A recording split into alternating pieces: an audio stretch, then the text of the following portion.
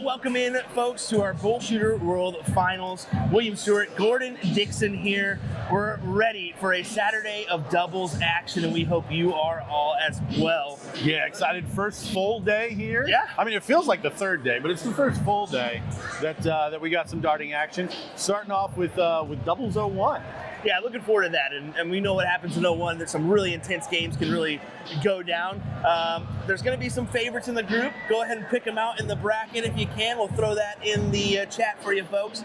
But let's get into last night. We had some really great action last night in the Top Gun singles, didn't we? Oh my gosh, we already talked about it last night. We probably saw the best court of the entire event already between Chrissy Grimmel and Karlina Ratajski. Yep. With Lisa Yee ended up besting Karlina in the final of the Top Gun event. Yeah, it was quite the phenomenal final, going to that last leg decider, and yeah, Lisa Yee pulling off the victory in the long run, and then it was good on the men's front as well. Yeah, I mean the rounder comment in the middle of it, hanging around. Yeah, like she just stuck around, took her chances. There was a poor shot there at the end, but yeah, I mean, and then the Mike Maloney, like it's becoming a classic. Mike Maloney, Ram Guevara. Yep. Like, how many 9 marks did we see just in that match?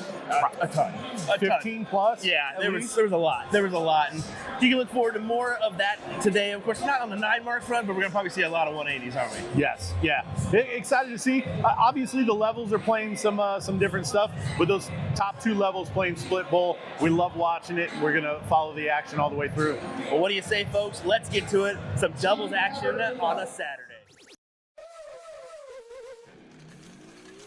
Look at that. We join right in here on Saturday's action at the World Championships BullShooter 40 XL in the beautiful city of Chicago. I haven't heard one gunshot, which is awesome. That's good.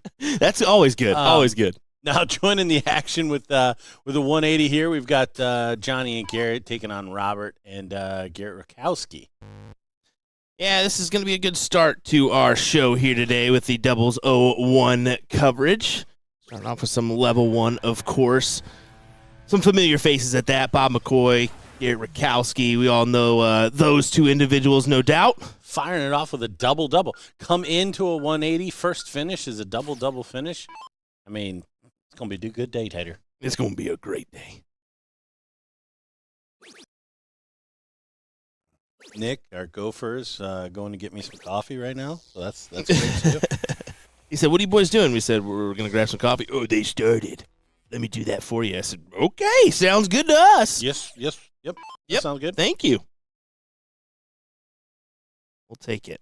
We'll take the royal treatment here in Chicago for the 40th World Finals here. Chicago. Yeah, big mile marker. Bunch of changes this year. Excited to see how they play out. Bob McCoy, after going double-double finish, does not get in. So all kinds of fun things in this event. We're doing double-double. We're also doing split bull. And then, of course, everyone's favorite, the freeze rule. The old freeze rule. What are your feelings on the freeze rule? I'm not a big fan just because I don't play it as much. Let's be fair, but to each their own. I mean, it has its place. It's been part of this game for a while now. Yeah, no, it's kind of a staple. Yeah, but yeah, a lot of terrible things have happened for a long time. Doesn't mean you need to continue it. We look over at Nick, who's I was just sparking. I was trying to spark a reaction. Double mute button from Nick. We got whacked. Solid. No, it does add another element to it. Yeah. It's just whether or not. I don't know. It's when it comes into effect. I don't know that it actually changes a whole lot in terms of like the outcome of the match, other than like somebody can't run away with it. Yeah. Which I think is an element of doubles. Like sometimes you got a hot player that can kind of carry you through, but the freeze rule definitely puts the kibosh on that. Well, I will say it. I don't want to do it, but you gotta make the statement where automatically half your audience is like, what's going on, right? That just tunes in. Maybe you're not used to it. Oh, But see, how are you? That's even a better angle. That's even a better angle. You want to, expand the. We're starting to see a lot of the international audience joining us on our streams, whether it be USC Darts or BullShooter and other events. So and now they're all for double. They're all for split bull, and then there's this other wrinkle in there. They're like, what the what? Yep. So it's something to get used to for that newer audience, seeing the 4 score lines instead of just the 2. But just give it a little bit of time, you'll catch on to what's going on here. Big 180 for Bob, who leaves himself at 271. Gonna need to go to the 19s when he returns. Excuse me, Jeremy Byrne just randomly in our commentary booth pointing out stuff on our scoreboard that's wrong. Coming back to the scene of the crime. Yeah, this guy. I knew he was up to something when we were eating last night, and he's over with our server just whispering in her ear. I'm like, oh, this can't be good. And then all of a sudden, we get a chocolate lava cake, which really was good, but just very awkward. Yeah. You're like, all right, bring me just two bring spoons. me 2 spoons. I mean, 1 at the minimum. All right, getting down to the business end here. Garrett, 74 left. When he comes back, how much pressure can it be under? And Johnny, we're talking about the freeze rule. Johnny's got a little work to do, too, to make sure that 74 can go. Well, Bob got lucky there. I said previous, you should look to the 19s on that 271, no matter what position you're in. And the reason why is because you can hit 1 triple and take a look at the bull to leave yourself at a 170. Granted, he hit the 140 to leave 131, so can't really talk about it now, but I did.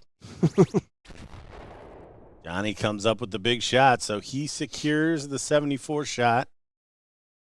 Garrett Rakowski going to try to bring it down. In case there's some shenanigans. Maybe an opportunity to go 2-0 in this one. Oh, and he's going to maximize his opportunity for 180. And another Garrett stepping up.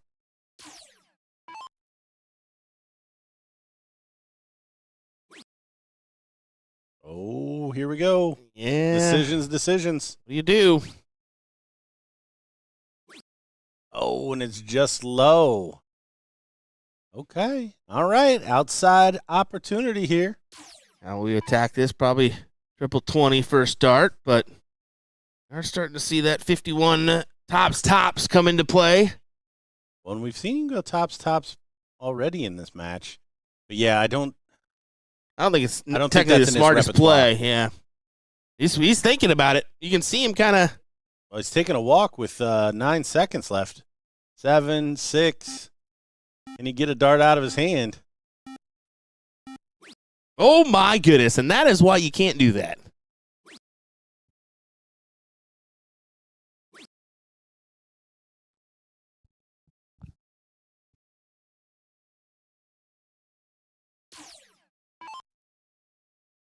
All right, 1, 2, 7. And now, freeze up for grabs. And not. Okay. I mean, the 31's frozen. I don't know if that was in his head. Yeah. But that's how it's going to work out. It's working out here. Yeah. I mean, tries to go 42 to bring it down to 18. Unsuccessful. I always forget how these soft tip 01 events go for me. Oh, yeah, right? It's like, Solid shot there from Garrett. Quickly gets down to 2. I do like the 4 there, but I think that's a preference. Plus probably academic. Garrett does polish off the double 10. Make it 1-all.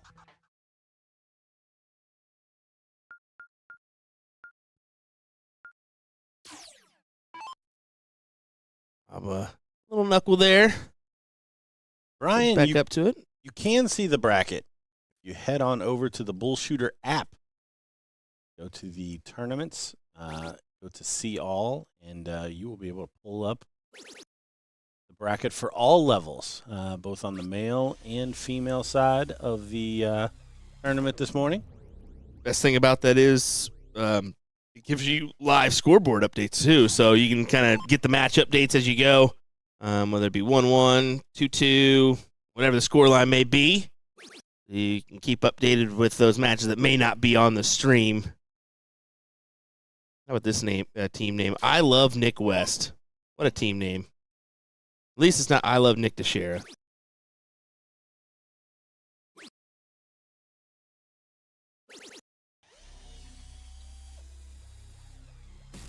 Garrett always get on double 17? Is that his thing? That's Porky's thing. So he takes from Porky on that one. Those Wisconsinites tend to fall in line with each other. We got to be more responsible with our youth. I'm telling you, right? Can't we just have them just go hanging out with Porky? I mean, that is the truth. That is the truth. They have some interesting ways of attacking there. I know, like even Matt Graff last week going double 15 in. It's just like, why? Yeah, well, he's hitting it every first start, so it works. Yeah, no, I don't mind the corners. I mean, I don't know why you would ever go to like a double 12 or whatever. Yeah. But, yeah, I wasn't always an 18 fan, but knowing that it limits you, I mean, you don't have a shot at the perfect game. And I think just Garrett prefers that route rather than attacking the 20s. So tries to at least give himself a 9 option, but well, yeah, in these games, getting away is very important, let alone how big you get away. We can't all be Ram Guevara and start with 160 every time. Yeah, no kidding. Literally automatic 160s, it seems like, for Ram.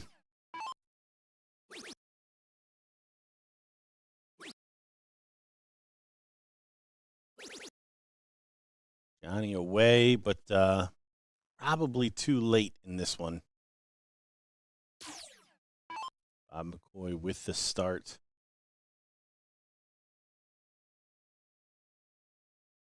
Couple of troubles. He be down to a finish. Well, not that one, Bob. Can't be that one. You know what? That one's on me. That one's on me. The commentator's curse. We'll call it that. Talked him right out of it.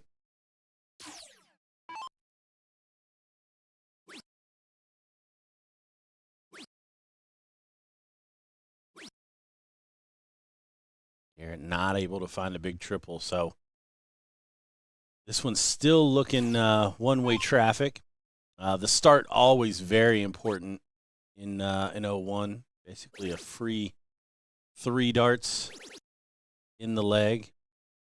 Still have to utilize it, but you can get away with a lot in an 01 leg going first.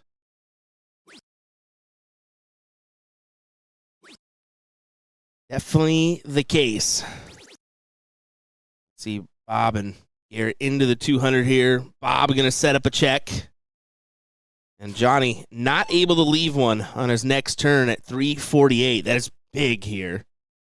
Yeah, that's another thing that we've seen popularized at the highest levels is making sure that you leave things like 347, 344, 350, so that 180 counts. Yeah, for some of you players that are mid-level, maybe even lower level, it's massive to do that because you're automatically, if you don't leave yourself at that finish, you're taking out the chance of anything lower than a 15-darter. That's it.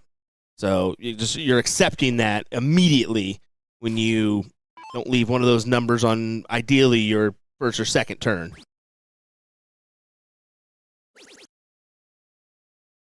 Didn't stay there. Yeah, should have maneuvered over to at least leave the check. Come on, Garrett. Single 18 there would have been valuable. Leave a 164. Again, maybe positional. I don't want to harp on it too much because I'll harp on it. What are you doing, Garrett? Obviously, Bob McCoy at a finish. The two opponents really just not at the races here in this leg. How dare you, Garrett? Had a chance to hang out with Garrett, I think three years ago. that the last time that it was in Rock Hill, the Invitational, and we broke bread. We shared a barbecue meal on the way back to the airport. Really enjoyed chatting with him. A luscious meal. You're welcome. A succulent meal. Oh. What a clip. Yeah, we're not going to talk about our fancy evening last night. Come on now. Well, I guess we kind of mentioned the Yeah, cake. we're probably going to talk about the rest of the weekend. Oh, my. All right, so opportunity already here for Mr. McCoy and Rakowski. Yeah, now we're in the fumble city because we had Carolyn last night, which is Ratajski. Christoph's Christoph Ratajski, if you caught on to that one. So yeah, I think that that makes it a little bit, because I caught myself doing Rakowski last night too. I was like, whoa. Get the right consonant sound in there. Not that I'm known for my pronunciations anyways. Right. Johnny away. Does not catch the triple.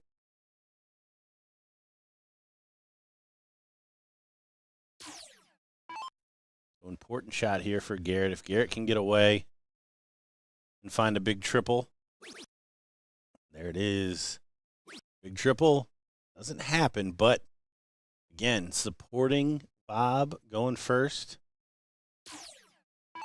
Well, going second, first for their team. Going to be important.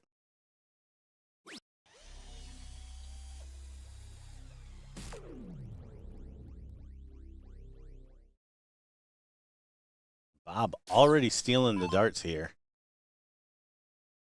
Yeah, this is good positioning for him. Tough positioning there, though. Yeah, you see him looking down. He pops it. I had to transfer down. Fortunately, leaves himself in a position where he'll still need 2 triples when he returns to leave that check, but I will mention it again. Garrett leaving himself at 343. You just got to be aware of that one.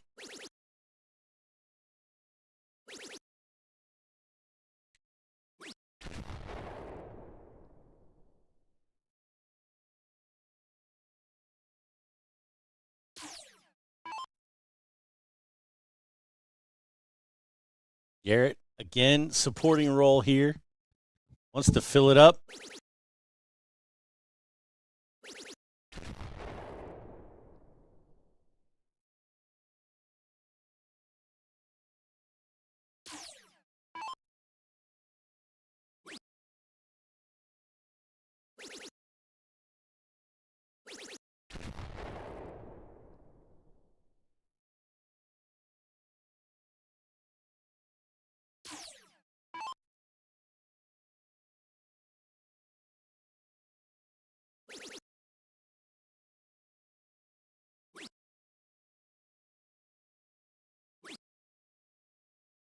All right, little minor difficulty. I think I was stepping on the Wi-Fi cord again. Johnny Lane can set up here from 301 and really needs to, and that is going to hamper that opportunity. But Rakowski can fill it up to leave a finish as well. This one coming back into view for Garrett and Johnny. Needs a good setup shot here.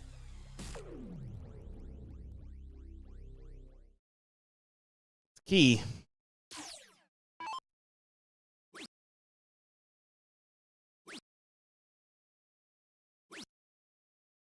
Just can't find the triple there on the 20.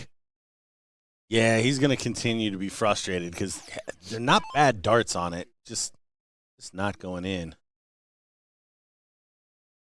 So 204. Good first start. You build off of that. Find another triple 20. He will. Good find to leave 64 there for Bob. See the acknowledgement there from Johnny. Johnny just needs one big triple and to stay straight. Have an outside chance. Ooh, a balk. You know, sometimes You're getting darts is like baseball. Yeah, you're getting an extra runner. I heard that today somewhere. Heard that today somewhere. Wonder where. Great last dart. Ends up finding the big triple. Shanghai. But may not get a whack. 150 could be frozen. It is. What a shot there for Garrett to pick up the last dart triple. Yeah, not even an option for the 150 to go. And he's got to be careful that he's not going to freeze the 120 even if the 64 doesn't go. Let's be real. This 64 is going. Yeah, Bob's looked pretty stellar on these shots thus far. Trouble in the setup. I knew that. I was about to say he's going to go double-double to do it too. His second double-double of the match. Let's go. What an opener there. As Bob McCoy and Garrett Rakowski get it done. Our first match of the stream. We got a couple of ladies. Jillian Phillips coming on over here. So, matchup on board at 90 will be coming our way here in just a moment. Folks, don't go anywhere. This is our coverage of the 40th BullShooter World Finals. Can you believe it? 40 years. Incredible. Chicago, Illinois. Has it been, how long have we been here? I do not know. That is a Nick question, and I'm sure he's not going to be able to tell you either. But sweet home, Chicago. He's going to say it till I like it. We're gonna keep going. Hey, good one. We'll be back in just a moment, folks. Don't go anywhere.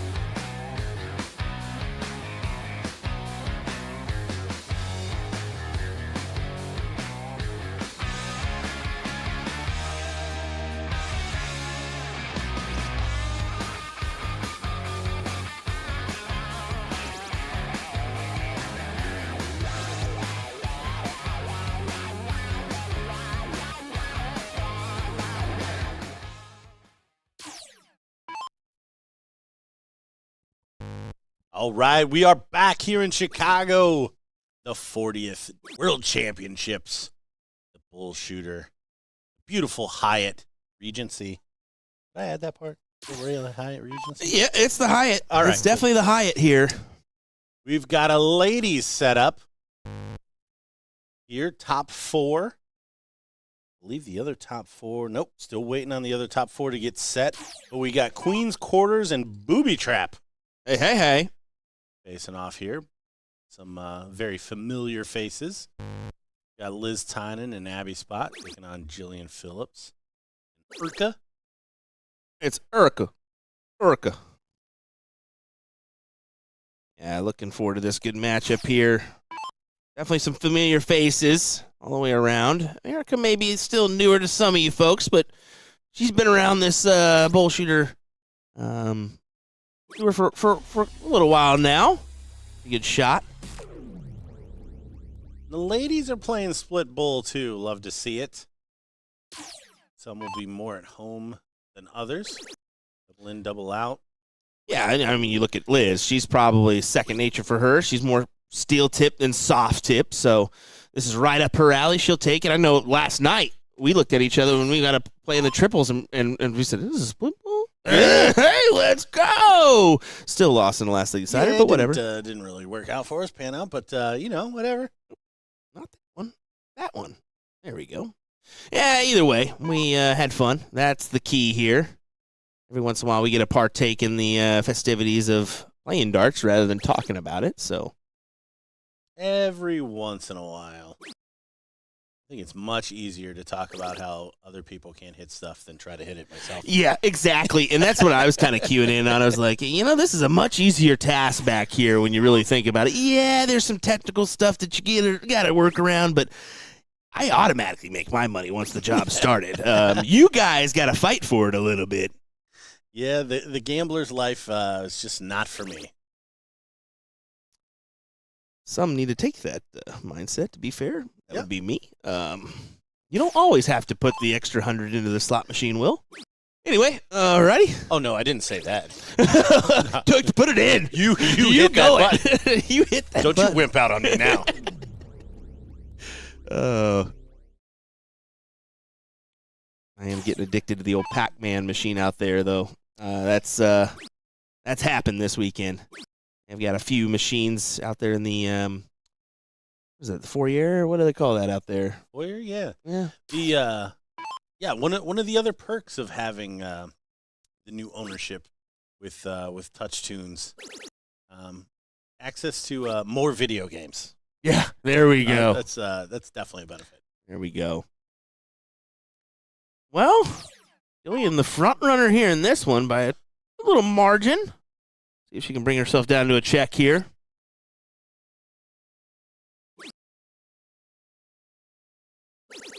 We'll say the ladies moving right along. These are top 4. The men's side, I believe. The whole event's cruising. I mean, it's only 11:50 here, Yeah, bud. Like, they're in the top 8. That's mad. Got some matches held that we'll circle back to. Mike Porterfield and Benny Dersch playing together. No, that's Mike Maloney, surely. What? That's crazy. No, I think Maloney's playing with Ram. Yeah. Yep. Can't beat him, join him. You know what I mean? Well, Benny found another Mike that's just as good. Hey, can the Jet just backpack for a little bit here? I believe that's Smash or Pass. That's the team. Yep. Team there. I will say it is good seeing Benny back at it, back in the mix. Such a quality shot back in the day, and trying to get back to that point. And he said it's a long ride ahead, and there's no denying that once you take some time off. Well, yeah, I mean it's really just getting back into the groove of competing. It's not necessarily like trying to figure out your throw or anything like that. I mean, I feel like Benny's probably a natural enough player that that's kind of the easy part. But I saw somebody early asking if there's a way to train for these all-day events. And, I mean, other than just doing it time after time, I don't know that there really It's is. It's tough because you go down and you practice on the dartboard, right? But how often do you commit to a tournament style practice? 20 minutes on, 30 minutes off, 20 minutes on, 30 minutes off. I mean, that kind of routine. You never do that. I suggest every once in a while, if you have the time on a day, try that to really force that kind of tournament flow, right? Because that's usually what it is. 20 minutes, you're playing, you're probably going to rest for 15 to 20, 30 minutes afterwards before you even get to your next matchup. So, rest for a second, go up and take a few darts, rest again, get ready for that matchup. I think it's key to try. Yeah, I was a psychopath. Like I would wear the same shoes every time I practiced. Really? Like I did all that stuff. The other thing that I always did too, just to like practice throwing out of rhythm, is go set your darts up by the dartboard or like, I don't know, 10, 15 steps behind you, throw a dart and have to go get it from one of those places and then throw another dart just to throw you off. That's a fun one. Get another rep in being uncomfortable or not being in a rhythm. Because, I mean, believe me, throughout a day, you're going to have something like that kind of come your way. Another one that I do before a tournament is I actually take a couple days off beforehand. Nick always gets after me for this one, but I want to come in hungry for an event. So yeah, no, I that wasn't mine, but I certainly understand that that mindset. For me, it was reps. It's always reps. Yeah. Well, Abby needs a little help here. Look at this. Look at this. And she finds it. The 180 to bring it back into focus here. What a play there. 75 is frozen.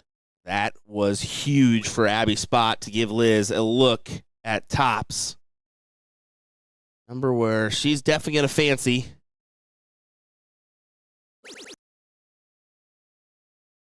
Big fat 10. Probably best case scenario here. Oh yeah. Nuts. Can't do that. You can't bust there. Yeah, I don't know what the aim of the second dart was. I'd like to see maybe a trip 16 to go to 8. But double 10. Ooh, doesn't happen. Just on the inside. Yeah, I mean, no real danger right now, but Erica can definitely turn up the heat. Yeah, unfortunately, the 168 not a checkout, so will not be able to go.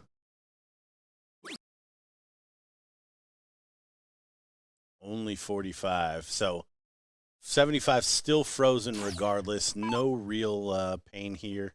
I need to do something because I have to point her out that she is real. Folks, Haley, the CSC producer, is in the background there. If you can point her out, she has a massive PPD logo on. Abby. 92 finish for Abby Spot. Well done. Good collection indeed.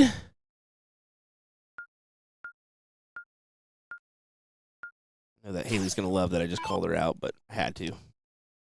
People think she's fake at this point. Good job capitalizing on that 92 for Abby. Just to make him pay for, make Jillian pay for that critical bust. Let's be fair. 272 and 6. Yeah. Is that right? Yeah, I think that is. You were right. You are 100% right. 180 into the 92.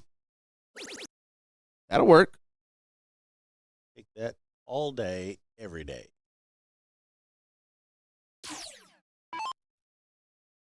Ryan suggesting meditation or preparation for an all-day event.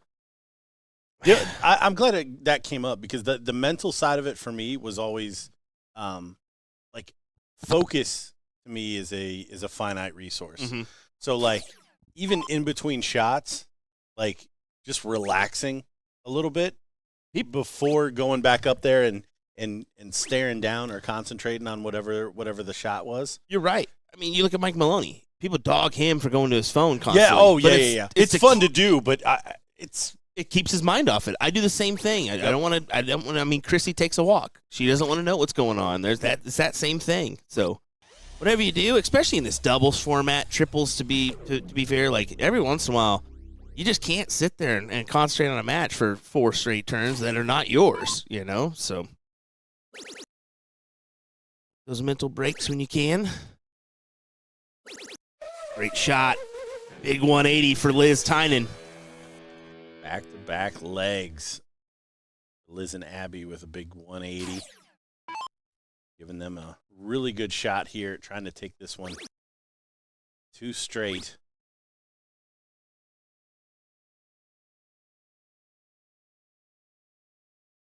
Just a reminder, later on today, we do have a little bonus action for you. A new event at MVP Showdown going to take place on 4 o'clock local time.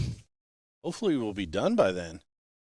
Oh my gosh, we're going to be done by then. Yeah, we're definitely going to be done. These brackets are flying. They are rolling on the river. How we screw this one up? Is that Fogarty or is that CCR? No, well, you can go multiple ways. Oh, you can go CCR. You could go. Yep. Ike and Tina. Come on, now. Yep, You can go Tina. Yeah. Either one of those are okay with me. Fair enough. In this instance, definitely Tina. Come on. Oh yeah. You gotta okay. go Tina. You gotta go Tina for this one. All right. Well, 216 leave for Liz, but Erica really the factor here. Needs to pull this down. And just a little bit more needed here as Abby will step in. She's a little far back as well, but she has the advantage where she's coming in at 379 to pull this down to potential 200s.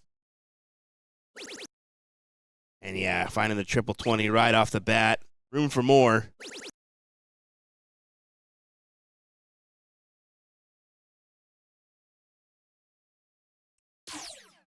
A lot of love for Fancy Pants. Miss Jillian Phillips here in her dress that she always fancies on the stream and in tournaments.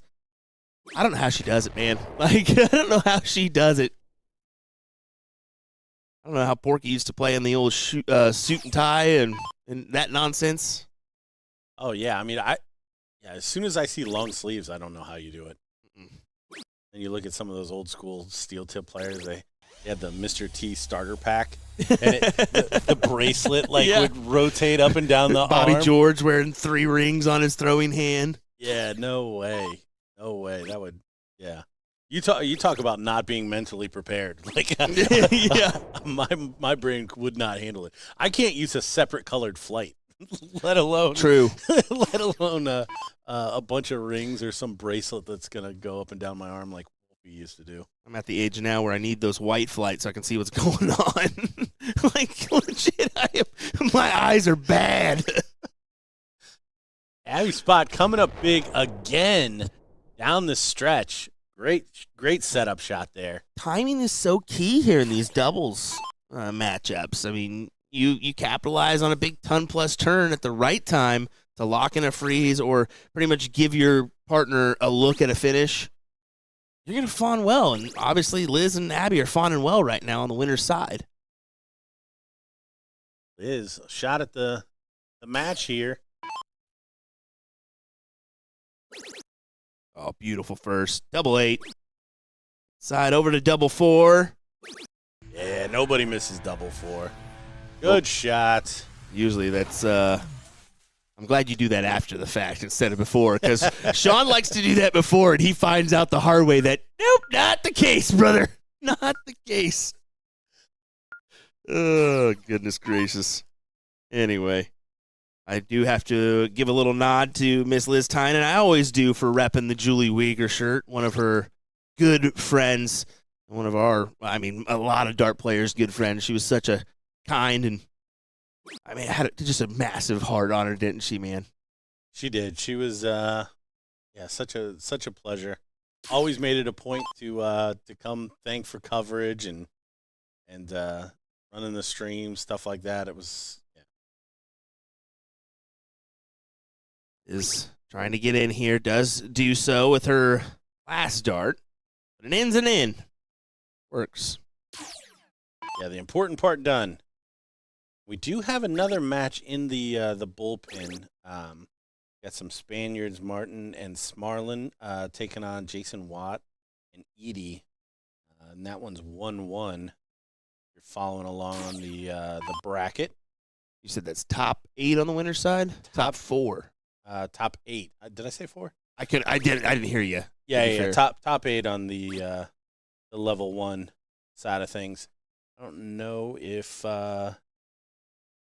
probably need to unhold Couple of those, yeah. Yeah, some of those because we're getting down. I mean, that's your call. I Getting down try to avoid that one myself at all costs. What's that? Unholding stuff on that. Oh, really? Yeah, no, I don't like playing God with the bracket. Nope. So for the shows, obviously we there's a little bit more coordination that needs to happen. We need matches for the stream, but I'm running a tournament. If you got a match, you're playing it. I don't hold anything. Look at that. Erica with a big 180. She takes a bow after that one. We did get away on her first turn. Look at the follow-up here. Abby and Liz both hitting 180s. The second and first leg.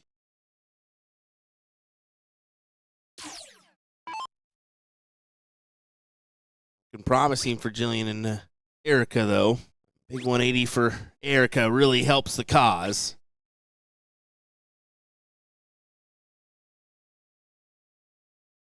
I want to say Erica's New York. Is that right? New York Regional?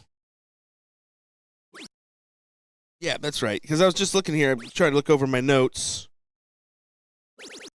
Yeah, Erica Mardeau, she was the New York female MVP at that Niagara Regional. Such a great place for a regional, by the way. Gordon, you really missed out on that one. Did I? Yes, you did. Yes, you did. Time you're around a wonder of the world.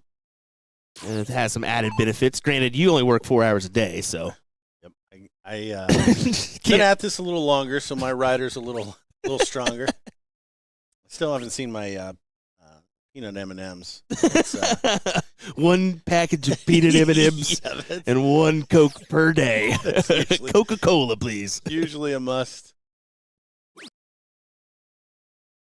Jillian trying to play support here now after the big shot from Erica earlier in the leg. She will have first crack at it after Liz here. And Abby in probably the worst position of a leg so far. Yeah, just haven't quite hit the mark here. I mean, you're looking at averages 21 and a 14. So, yeah, just unfortunate circumstances. But Jillian, I mean, she's mixed in the middle at 19. It's just Erica that's, laying it in right now, right? The rhythm's flowing for her. Well, it was flowing for her. Yeah, left herself with something to do, but we've seen some big setup shots or late pushes here from Abby. That's the late 180s is key here. Oh, and I thought she was about to do it again. Just the wrong side of the wire on that third one.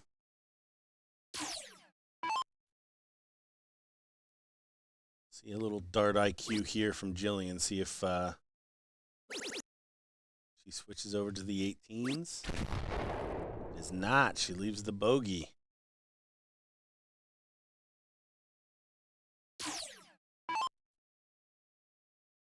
Liz just needs to stay straight here for setup.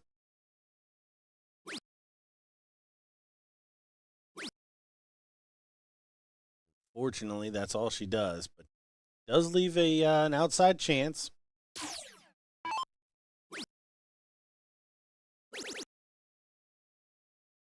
18, 14, all kinds of options here.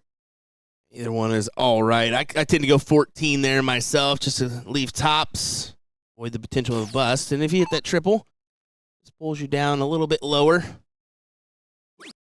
And honestly, that's one of the things that I always have to keep in mind in this type of a format.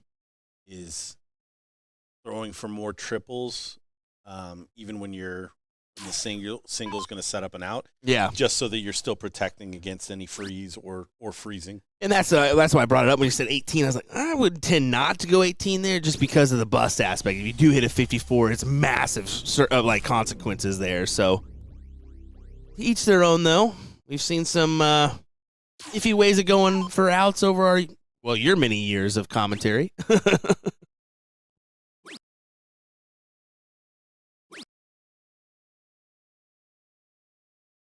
Only 40. So this is one of those cases where the freeze is on, and it's going to take a lot to really get a shot at this one for Liz and Abby.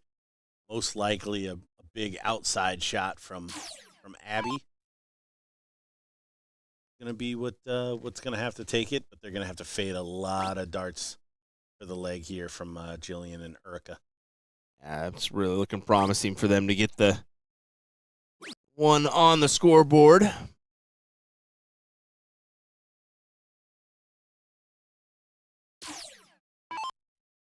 Nice, comfy little 68 here for Jillian Phillips.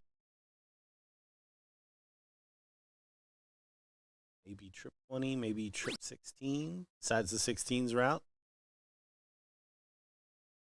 12 tops, 20 double 16. And again, this is one of those, do you throw the 36? Oh, That was close. oh. That's what we're talking about. Yeah, you've kind of got to go 12s there, maybe triple 12, and maneuver over. But gets lucky, does leave a double 8.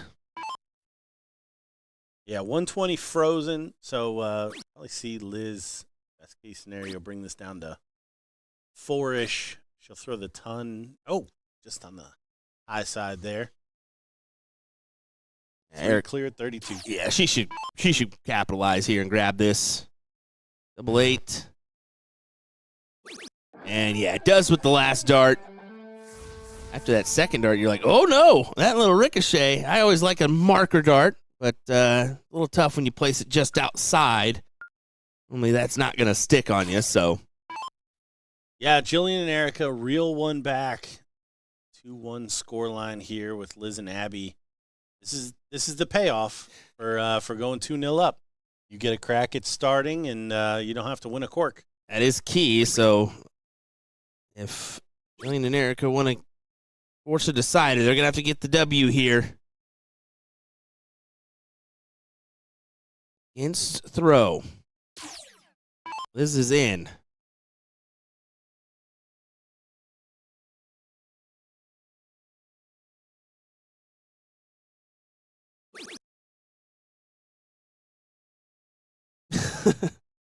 Good luck. That's a keeper. That's a doozy. All right, we do have the other top 8 on the men's side kicking off. Doesn't look like we're going to get any more of those. We may flip over to the men.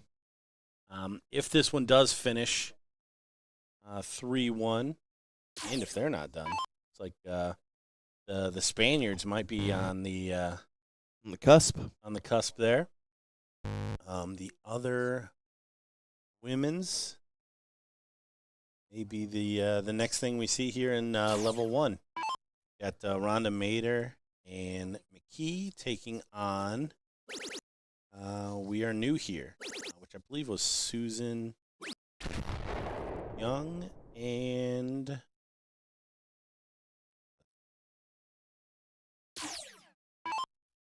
her partner. Yeah, I mean, those are pretty. I mean, no matter what, those are 2 MVPs, which I think that's a funny one. We are new here for Suzanne Young because she's taking a dig at us. That is really funny, considering she had success last year and it just didn't ring. I mean, we do so many events, it's just sometimes you forget about those, right? And this whole year we've been like, Suzanne Young, she's been on a charge. Well, really, she's been on a charge for quite some time now. It was just a secret assassin. Suzanne, the secret assassin Young. Thank you. Appreciate it. That's a good one, isn't it? You can use silent assassin, too. There we go. because that girl does not talk. Like, does not talk at all.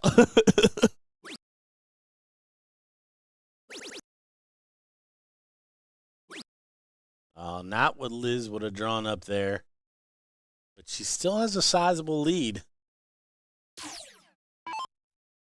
Jillian and Erica need to do something big here. Abby just in a support role at this point.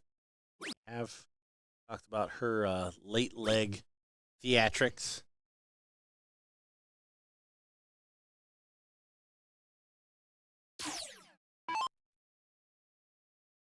Yeah, and for the record, we wouldn't switch away from this one in the middle. The idea was whether or not this one got finished and we flipped over. Yeah, exactly. We're going to start here. We're going to finish here, too. I mean, this is a little bit more important than the men's matchup anyways. Top 8, top 4 here. So usually we take precedent on the match closest to a final.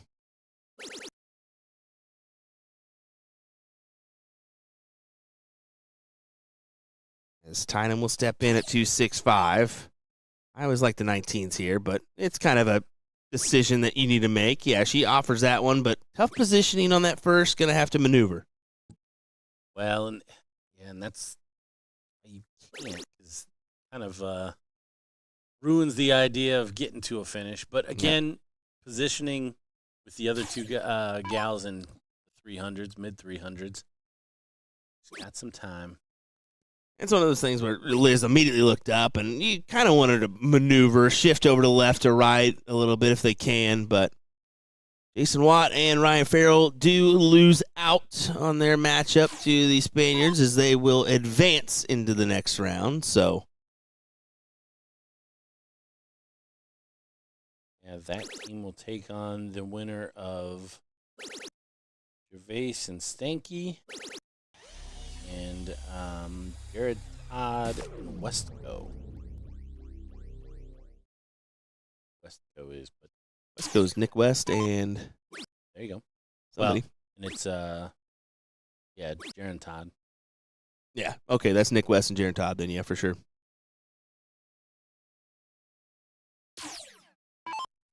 If you want to follow along and you know your favorite player's team name, you can go over to the BullShooter app, head over to tournaments, click on See All, and you will be able to follow along. The boards are all linked up, so while we may not be showing your favorite player, you can follow along with their progression in the bracket, regardless of level. All levels, open and female, in there.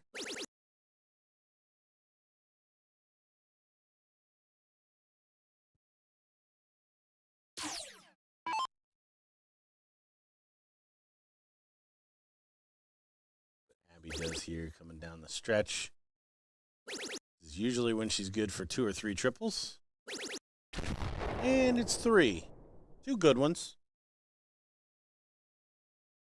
This match all about over. Yeah, it's just looking promising for Liz and Abby to get this done here in this leg. It's going to be quite a few misses on their front in order for Jillian and Erica to keep themselves involved here. Make it 2-2, so have to come back on that loser side. 14. Yeah, good dart. Solid dart there from Liz. Yeah, never been a fan of Liz's follow through, but she floats them right in there. Yeah. It's kind of it's kind of the same as like Callie West, right? I always kind of see her where she's almost the double, exact same. It's a double clutch. Yep. But I mean, I've said it so many times. I mean, Callie has had a run of like 10, 15 years in the top 10 of the ADO rankings, so it obviously works for her. I think sometimes we do elaborate on that follow through a little too much, but hey, I'm the guy that could use a little more follow through in his throw as well. So I don't know if you can harp on it too much. Just because, I mean, you look at the highest level and, like, maybe a Chisnell. Maybe you can say he doesn't I don't know. have a We got follow-through. bested by a guy that looked like Dave Chisnell last night, my guy.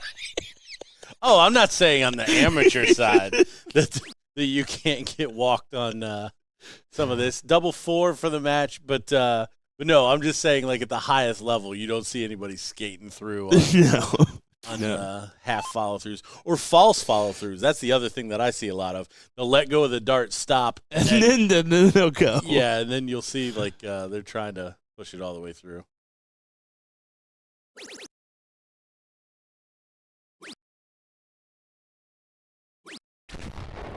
And finds a good solid ton there, but Abby for the win.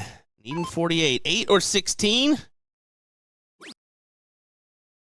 That was real close to the 48 segment there. There it is, double 8. 48 checkout. Good match there for Liz and Abby as they move on in the winner's bracket. They will move on, to the queen seat. They will now await winner of Rhonda Ader, McKee, and then we are new here. Again, Susan Young and Her partner. Find out who exactly that is here in just a moment as we'll cruise on in to our next matchup, folks. Don't go anywhere. We will be right back with your coverage of the BullShooter World Finals.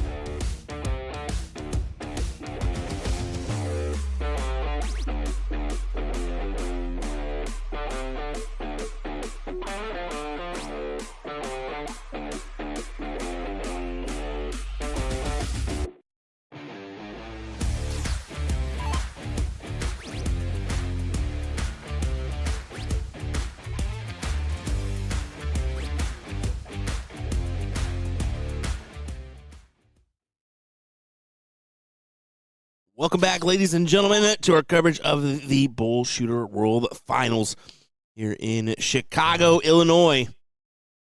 Got another matchup for you. We're going to start in the top 4 of our women's level 1 bracket. We've got Susanna and Madison here of Team We Are New Here, and Mater and McKee, in the other side. William Stewart, Nick DeShare here on the call.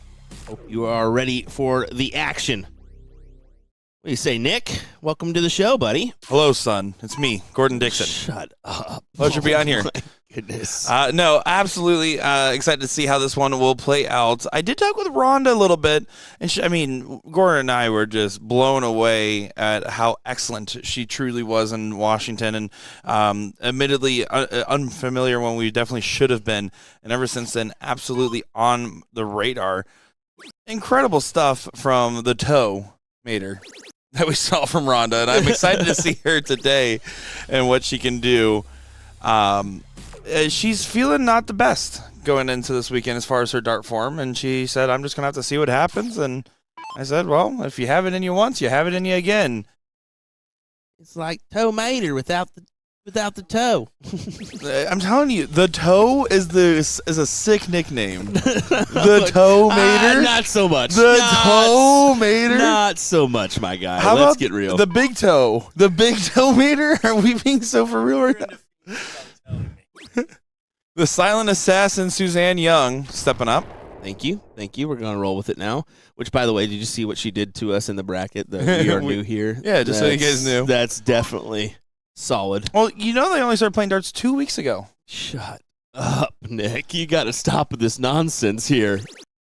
Oh, my goodness. Looking forward to seeing how this will play out. Big shot incoming. Almost nails a 180. Gets a 140. Hugs that top wire. Yeah, good shot there indeed. Leaving the 247. We'll walk on that third dart, but we see it all the time with Abby and Chrissy. We will be seeing Rhonda and Suzanne later in that MVP Showdown. I see Sarah Sass that's in that event as well, and Jillian Phillips sitting in the background. All the participants have checked in. All 24 names on that list. We inch closer and closer to that happening. I look forward to seeing the action from that new MVP Showdown. That goes live at 4 p.m. About 20 minutes before that's when the bracket reveal happens, where you get to see the pairings. We politely asked all the players, once they get made aware, to not spoil it. So if they tell you something in advance, let us know, and we'll ban them from the tournament. Well, I will just go ahead and say, Jillian Phillips and... I'm just kidding. I thought you were going to rip it. I was so ready. No, it's going to be... Just looking at the names, because we did have the access to a bracket a little bit earlier. Fantastic lineup here that we're going to see for that MVP Showdown. So... Yeah, I'm looking forward to it. Yeah, thank you. No, you don't have to say oops, my bad. The whole point of me doing that silently was that no one would have known. They're going to notice. They're going to notice. No Zero matter comments. What. They're going to notice. Zero comments. But now they definitely did. It went from maybe a couple to everyone. They're going to notice. Either way. Madison, do you know much about Madison or no? I feel like every time I've seen her play, I've said that I don't remember her, and then she does something cool, and I'm like, I feel like I should remember her, and I haven't retained the memory as well as I should. It's not a fantastic throw. I mean, setup is picture perfect. Yeah, I do like how McKee, is faring in this matchup so far. Easy for us to get lost in the McGee with Meredith. My bad. To be fair, Meredith McGee was my honorary prom date. That's weird. No, it sounds weird when I say that. There's a lot of inside jokes. Very much weird. No, it was but in a kosher way. Don't know what that means either there, bud. So that was a swing and a miss, as they call it in baseball. Darts and baseball, a lot alike. Do you want your dad back? Paul Nicholson dropped that on us in the PDC commentary this morning. He said, baseball and darts are a lot alike. Gordon and I looked at each other like, what? Yeah, they're basically the same thing. Leonard Gates can't do math in either. Trying to get down to a finish. Needed to get a trip on that last start, and no from Madison. Rhonda needs to make sure Sam doesn't get frozen, though. A decent scoring turn should be able to suffice that. So brutal. I'm so telling him that later. No, you're not. Yes, I am. I'm going to show him the clip. Anyway. Love you, Lenny. Suzanne sitting at 129. I'm going to bring this down. In fact, we'll bring it down. You can't freeze. She's double checking. Rhonda did get underneath Madison's score line.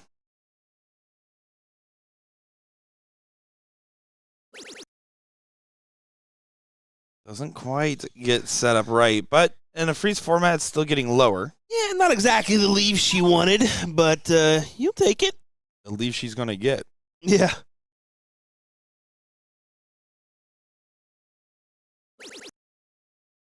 Interesting, though. I mean, that little faint, like, movement on the pullback. You see that? Like, she kind of sucks her hand in just a little bit towards the face. Yeah, there's a little bit there, but it seems to be firing right now. Finds the double. Yeah, playing well. I mean, 27.83 overall average there for her to get the first leg in her favor. 0 for them. See what Young brings to the table. Started really firing after a while. Using that left side doubles. I know you guys were talking about optimal and inoptimal double ends. I mean, she really. So I am a classic double 16 unless someone opens perfect against me, then I go for a double 17 or double 20, depending on which one. If my double 20s aren't going in, then it's double 17. So I normally go double 17 is what I'm saying. If I miss that first start, I do typically like to go higher. She just starts there. She's like, you know what? I'm just going to get in. I miss vertical because I'm good. I don't miss horizontal. I think she can get a little bit more confidence in throwing those perfect legs, though. It's all about that release, too. I mean, some people are more prone to have the left or right because of where their hand finishes and their follow-through. I know I tend to drift into the 5 because I kind of have the baseball tendency to fall across my body. Yeah, you'll go a little across. Yep. But to be fair, you just have a lazy follow through. That's true. We just talked about that. I have the success stories happen from that. And I have too dramatic of a setup for my throw. I get it. We have our Brother, things. the twister is real. The twister. You know, you can say what you will about my dart stroke, but at least I have identifiable branding. Dyed hair and a twist. You are not lying there, buddy. What a statement. Can we do statements on Nick, please? Is this a thing that Nick said or not? Jeez Louise. Did Nick or Caleb Heron say this statement?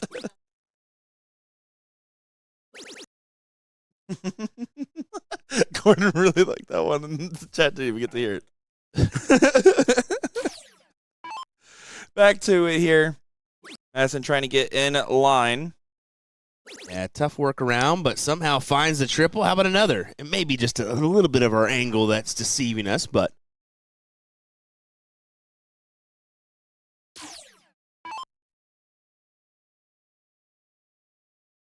Cheyenne says, I literally saw that twist for the first time a month ago. Why did I not know it was that exaggerated? Well, let's be honest. It's Nick, and exaggerated is his thing. That's true.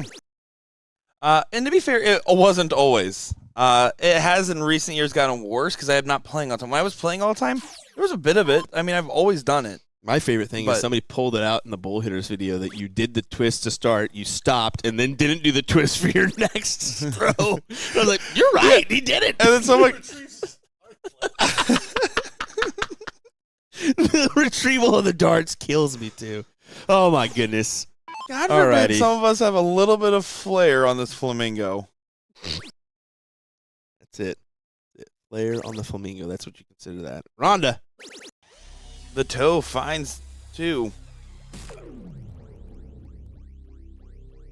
It's not going to be a thing, Nick. Stop trying to make it a thing. I gotta ask Rhonda if I'm okay. No, to I continue guarantee you she does not want to be called the toe. on. Like capital T. Addison really liked another triple 20, of course, there. Just to kind of keep even as possible to Suzanne's scoreline.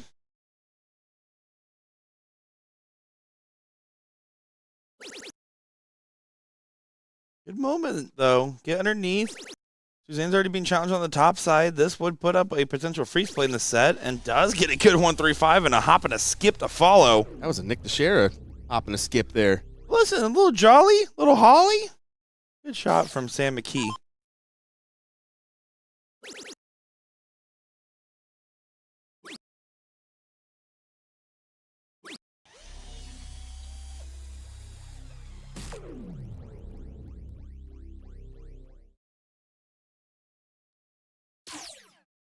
Oh, here we go. Kevin starting to back up again with the baseball doesn't transition into darts well. Oh, no. I had my one joke about that, so I can't Oh, really. That was funny once. he'll continue on until his fingers give out. I'm not even going to start with him. Addison. Important moment. Yes, it really is. You need a good score line here. Well, there's a good chance 1-3-5 just doesn't get a shot if Madison doesn't find two trips. Because she's going to find two trips. That's solid. That is a solid recovery, especially from the first start into the single 12. Sam has to get to 63 now, so it's safe. 135 will get a shot.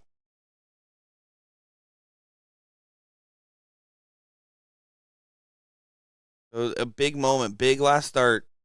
Young will get an opportunity, and I really want Young to use some board management. Now, that doesn't mean this turns a wash. If you're going to miss by 2, trip 12. And then does cover to the 18 and does get underneath the Madison. So 104 will also guarantee to get a shot if 135 doesn't go.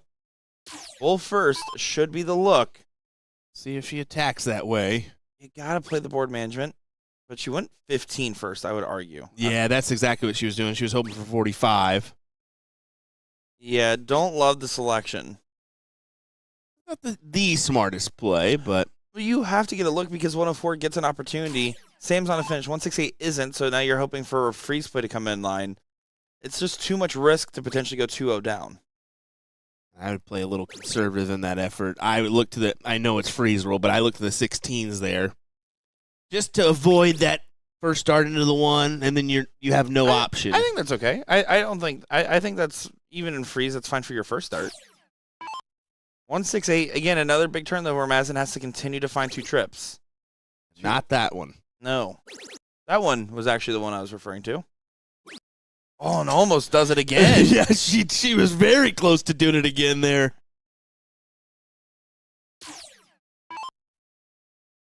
You get to 56 to freeze. So 100 points will do. Just hit a low ton. Tough on the wire. And so the freeze won't be on. 80 will get a chance. And right now, 28 more likely will not get a chance. Good chance for We Are New here to prove why they are here.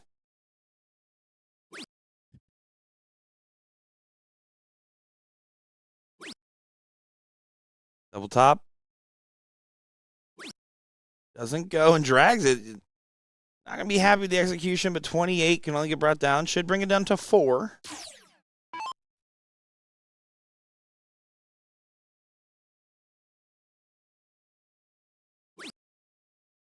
Ronda settles for 8. Don't think that's enough right now, but at this point it won't matter quite yet because Suzanne's at 20. You just want to pull it down a little further. Like you said, 4 would have been ideal, but may not matter.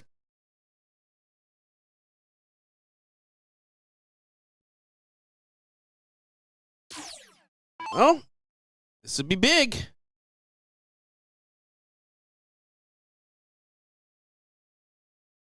19 should be the look. What a first start. Here we go. 54 for Bull. And that 54 has been free for her. What a shot this would be for a 2-0 lead. Never been a huge fan of the backing off, but this one may pay off. Oh. And just doesn't quite get it on the last. Unfortunately, really needed to try to grab at least the bull to have a better chance at a freeze on a bust.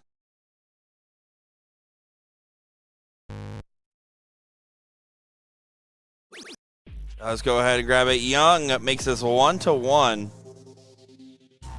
Gordon's throwing chairs in the background. Yeah, he definitely threw a chair, but I think he was happy. I think he was happy for the route chosen here. He was, you know what people do when they're so happy is throw a chair. Well, he was just upset that, That's what they she do. didn't get the end result Oh, of you grabbing kicked the chair? bull. Rhonda to get in. Rhonda to get in on double 7. And then finds that 19. 19s are a friend. She is a 19s shooter. Once in a while, if the triple 20 is not hitting, it's for down. That old reliable double 11's been working, and you know what they say: double 11 to trip 20 transfer, easy peasy lemon squeezy. Whatever works, brother. Whatever works. Trip 20 is like a double 11, but just to the left or to the right and up. Whatever way you want to think of it, Nick. Whatever way you want to think of it. Sam didn't get into her third dart on the last leg. It's on the second this go. And a reset after the hit dart. Didn't get too much value out of that last. I think that is one of my double bad habits. Is I'd like to go double 16, but still go up to the trip 20 after. I do Instead think of transfer to 19. I think it's just smarter. I think it's less of a transfer.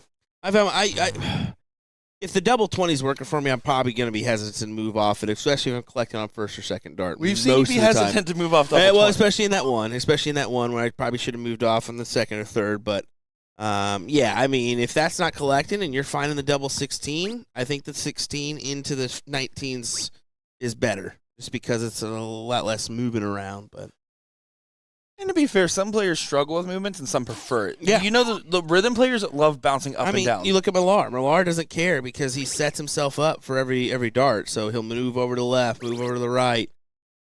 Boys, how are we still not playing on board 91? Come on now. Millar, by the way, sharing a room with Brian Bigham. I was talking to Bubba last night. He's like, What a pairing, by the way. He's like, yeah, I'm going to have to wake up at 5:30 in the morning. I was like, oh, are you like an early riser kind? He's like, no, Millar is, and asked me if I'm a sleepyhead. Oh, that is not good. We would not. Yeah, Millar, you're finding a new room, buddy. I like my beauty sleep too much. I do appreciate that Bubba's been working on that mustache to match the one that Jen had. Yep. Pretty cool. Very much so. Pretty sick. I didn't say had. I had to be careful about how I was wording that real quick. I stopped myself halfway through. I wonder if Brian got a hold of his West Virginia thing in turtle racing last night. I asked him if he came from a fishing tournament. He looks like it. My favorite thing about like Bubba is you look at Bubba and you're like, man, that is a good old boy named Bubba. And then like you talk to him, he's like, yeah, I really liked old school RuneScape. And I'm like, and he's talking to me about like dragon armor and stuff. I just appreciate that he's a man of like dexterity. Yeah, I appreciate once you get in a convo with Brian, you really understand life and just like he's just It's just he's better. a hoot, man. He's a hoot, and I would argue even a holler. These guys really feeling the support right now. crazy that you reference West Virginia guy like that, huh? Suzanne leaves 119. Clearly the front runner here in this one, but Madison has not got in yet. Was it So duplicity, was that the word I was looking for? you've had a few swings and misses so far today on your small On my one match? conversation of coverage. Well, Madison's going to hope to recover. Got to play perfect from here on out to try to save this leg. Not going to happen.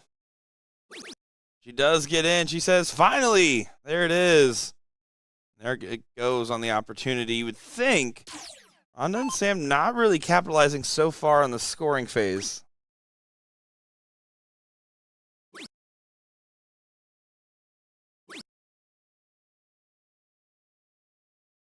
The 199 gets set up here, and because only 45 for Ronda, I mean, there's a real opportunity that Madison not getting in doesn't punish. If Young might get a shot still. That last start needed to be down. She needed to go 19s there. I just can't. It's so rare that someone would miss 8 darts at the end and it not affect a freeze. Sam needs to hit a big turn to try to turn that statement false.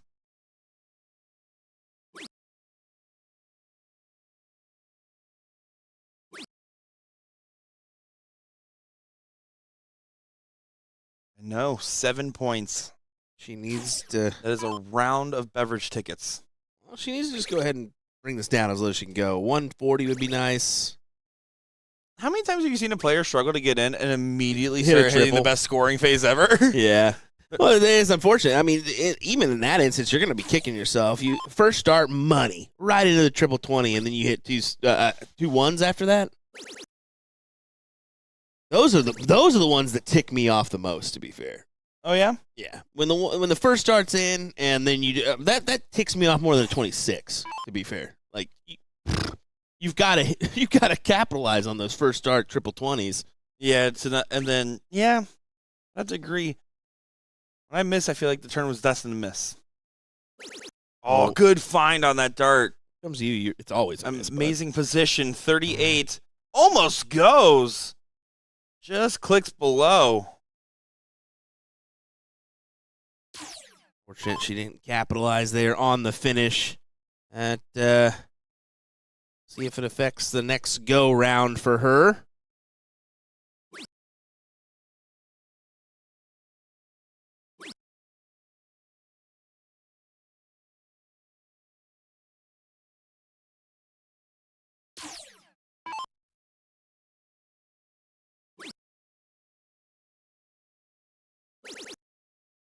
Gotta be careful.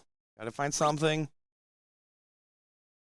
Ronda is just in range with a 180, I believe. And you can see the choke from Madison. She's going out for it. Just trying to do that off camera. Joke's on you. We have eyes everywhere. Literally everywhere.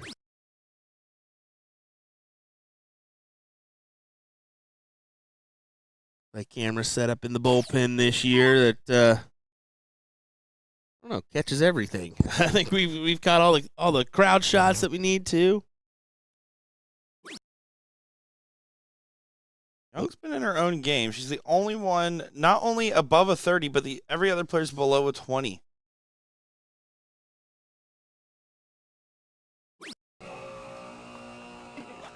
As I was trying to hit a 7.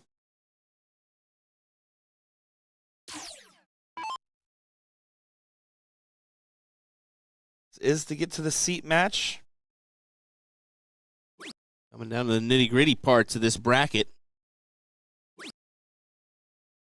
I mean, coverage is going to be quick today. It's on our doubles front. We mentioned a little bit later on, we'll have the MVP Showdown. Woo! There we go. We'll get it out. Papa was struggling with that one. Yeah, a little bit. 4 o'clock is when we get underway with that. So, yeah, and we'll be probably going live straight through for that one, folks. It'll be close. With all these levels might finish right in time. Be close.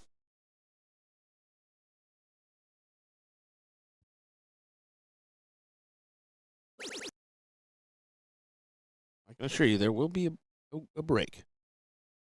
You want a break. At least 10 minutes. That's what I was saying. Gordon needs his tacos. That's what this time is for now. Go find some. And his M&Ms. What are you doing? He has not got his M&Ms yet, Nick. His peanut M&Ms. Somehow Young is not frozen still. And she splits 38. And she does go ahead and take it after busting 38 the previous go. And now it's 2-1 lead. But the break doesn't necessarily matter in this format. It only matters if they make it matter. That's it.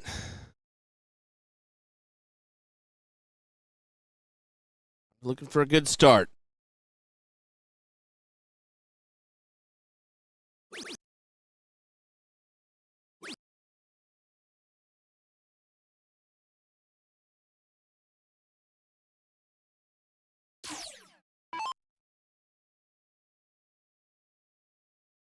Young double 11. Doesn't find it on the first start this go. Does get it on the second. As well on the transfer.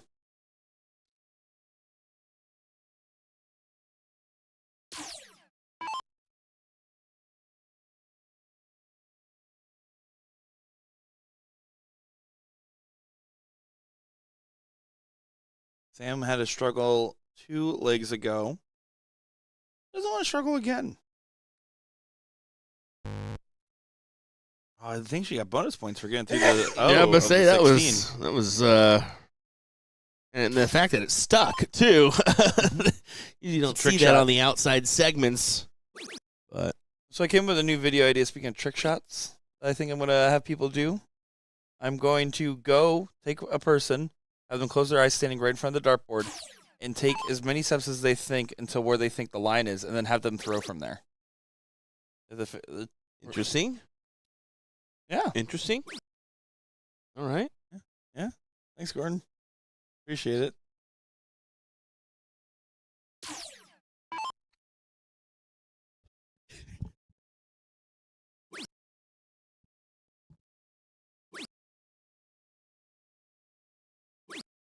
Is this a work computer, Gordon? All right, cool. I want to start typing in some stuff. Nick's like, what can I do to punish him right now? Enough. Well, you need to find your end. There you go. Triple would be big, and she finds a triple 20. It's just reassuring. I mean, it kind of adds a little pressure to Madison's throw here. And when that just 3 singles puts her still behind the scoreline of Sam. So preferably 2, not at least 1 triple. Uh-oh. Just 3 steady. Not necessarily an uh-oh, let's be honest. I That, mean, that was quite a few, strong but uh-oh. That out was a of you strong there. uh-oh for that. I was like, it's less than 20 points Yeah, separating it's the less than bottom 20 score. points, and we're still in the 3s, so it's all right. I think it's fair to say all 4 of these ladies not going to be happy with the standard so far. Yes. Young has definitely played the best overall. Rhonda's had moments, and so has Madison and Sam. But the standards dropped, and no one's really pushing each other the way they should. There's no world where your partner misses 8 darts in the end, and you're never frozen, and you get an additional, 9 darts for the finish. These ladies are all thinking, we got to do better because this seat match is coming up next, and we want to be in it and win it. And Queen's Quarters aren't going to be messing around. No, you're going to have to pick up the pace a little bit for Liz and Abby, no matter what team comes through. Just based on the performance that they just had, they're looking pretty good.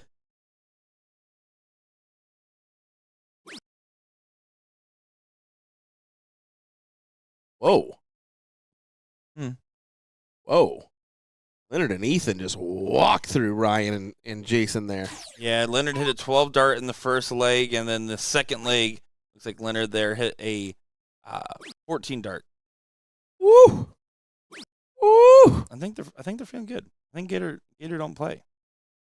Come on, Gator. The top 4 of the open bracket, Benny and Mike taking on Rob and Scotty. Be on the stream board. Scotty Miller? I would assume. Scotty Miller Light.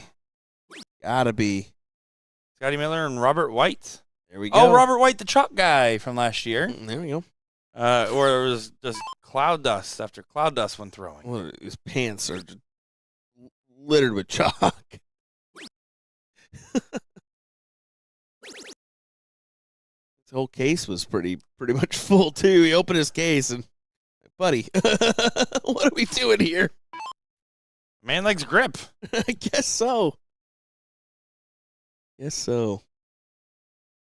Sam, love to bring this down.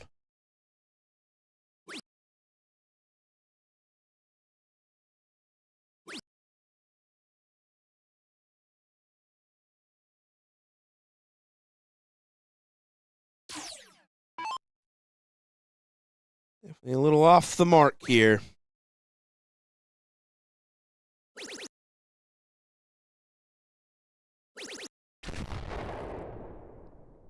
That will work.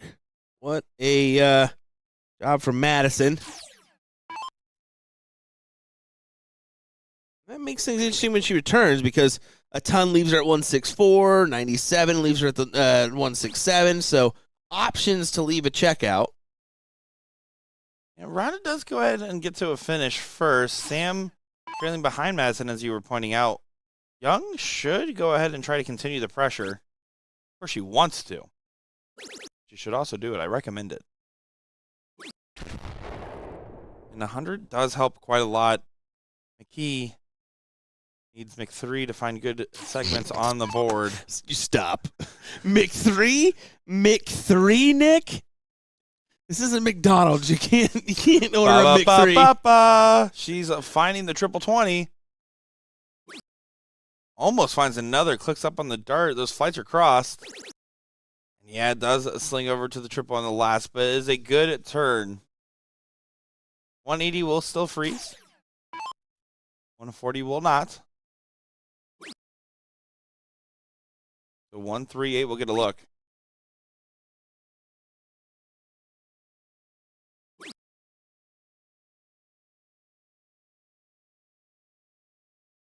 This is tie us up at 2 apiece.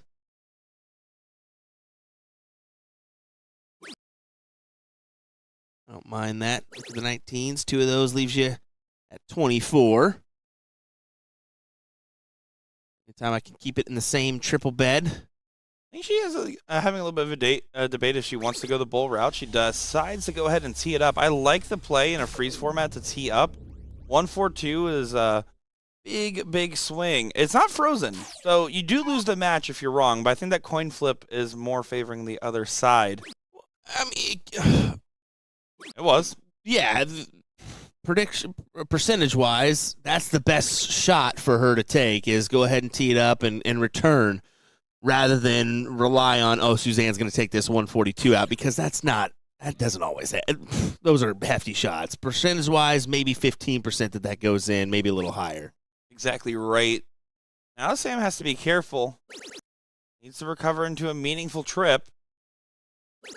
And does do so in the last. It doesn't leave a finish, but that wasn't the point of the assignment. The point was make sure Rhonda gets a shot at 8. Madison now has to dig deep. This has to be a biggie. Preferably 2 triples. She has to get to 85. She won't be able to get to 85. Rhonda will get a shot. Rhonda, 2-2. Rhonda, stop calling me the toe mater. 7 up to the line.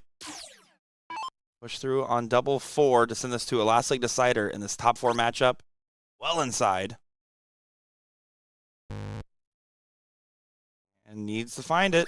And does get it. So we will be going the distance in this matchup. Yeah, good shot there to cover from the 2 first darts to grab it. Force this decider.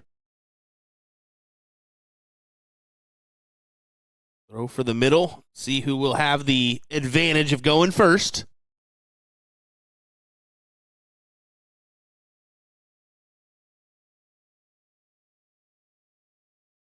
Inside the bowl, just by 1.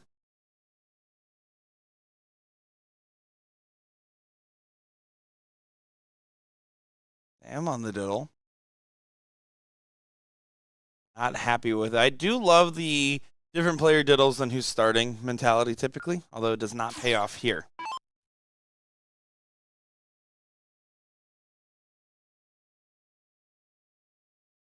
We'll chat before we get underway with this last leg. And stepping in to start us off. Have to get in first round for all of our players here, you would imagine. That's a good, valuable turn.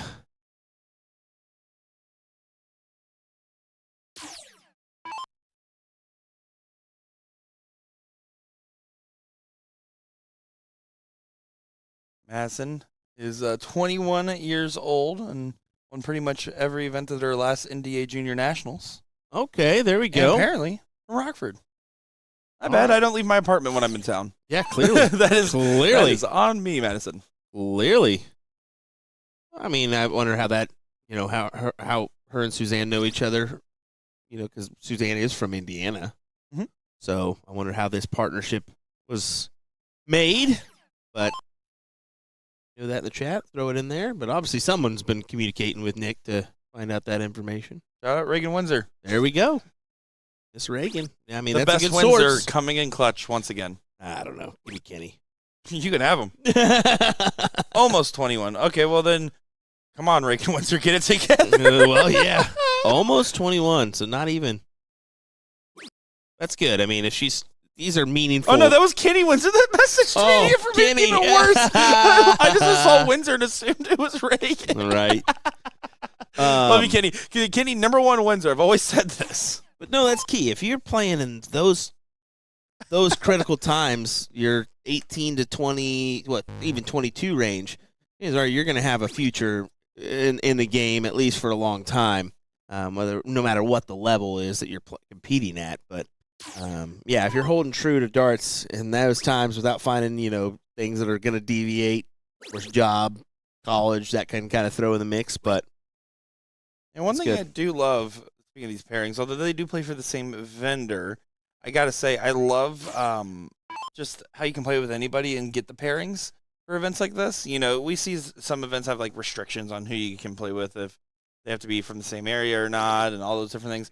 I love that you just see mashups and you see these cross country teams really get together.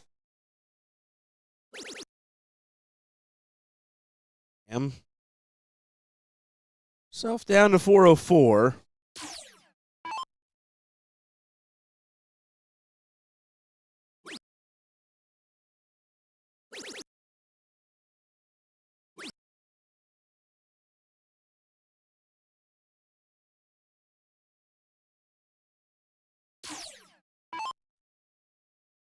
I'm doing a good job pressing the advantage, pushing Rhonda to collect 2 trebles.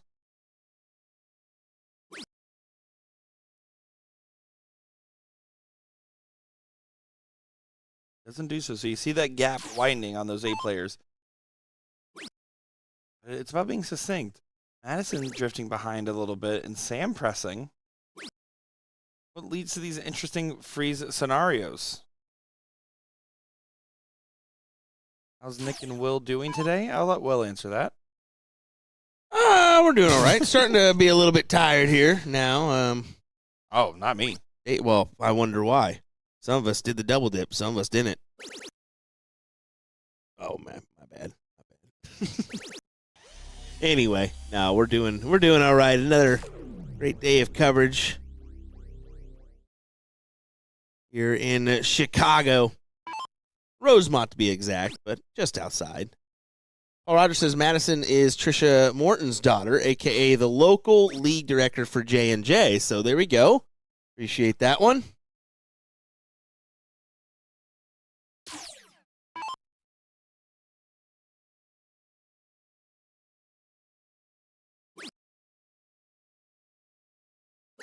The other top 4 matchup in the level 1 open doubles is going to be going on. Get to that seat match. Players are just not getting over to the board to log in.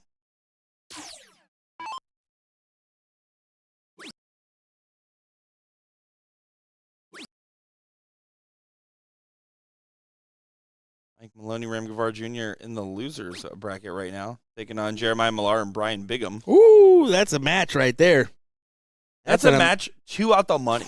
That's a match and a half right there. And yeah, 2 out the money kind of is a stinker. So Team Benny and Mike is not what I thought it was then. Nope. That's Mike Porterfield and yeah, Benny Dirsch. we talked about that earlier. I did not put that one together. Yeah, because we were like, oh, you think Benny and Mike, that's going to be Mike Maloney. No, not the case. Benny found a better Mike. Good for Benny. I did tell him about my comments I said about him and Randy Van Dersen yesterday on the mic, and after I told him everything, he was like, you're kind of right.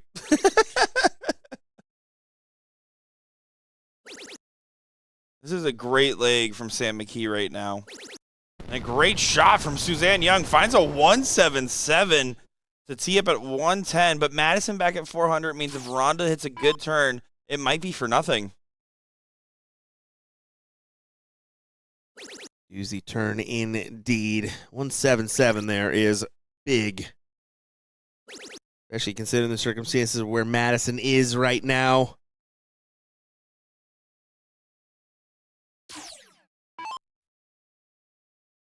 Madison needs to collect right here, right now. No, 1 and a 5. This is a nightmare leg. That's an averaging an 8.33 and not happy about it.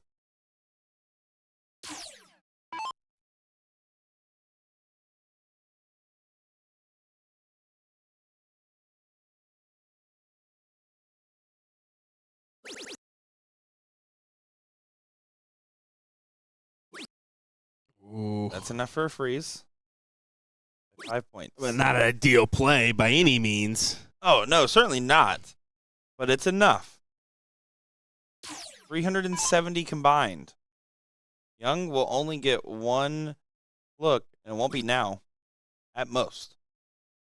Whittle this down as low as you can go. If you can grab a triple here, that would be ideal shot, but can't find it.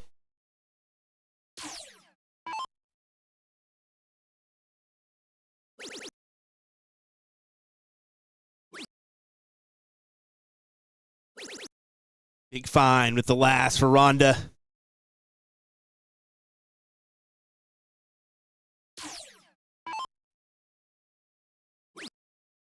Madison trying anything she can to find a valuable triple here. Moving down to the 19s. Even that. On the outside looking in.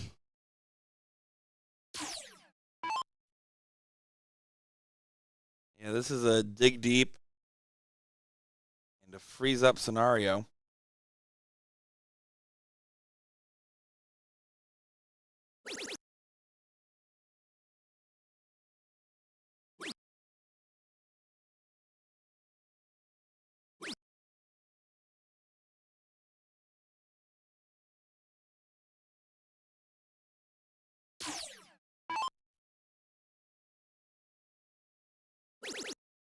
Oh.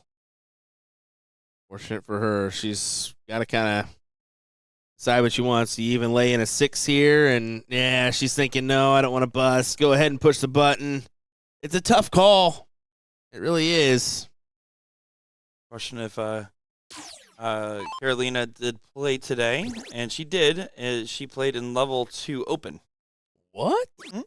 with Lezik. Well, that's probably why. I mean, your partner's average factors in there. How about a 118 check from Rhonda Miller to get that win? Rhonda Miller? Rhonda Miller? Wow. The coming next, Scotty Miller on the live stream. As you can tell what I was looking at while I was talking there.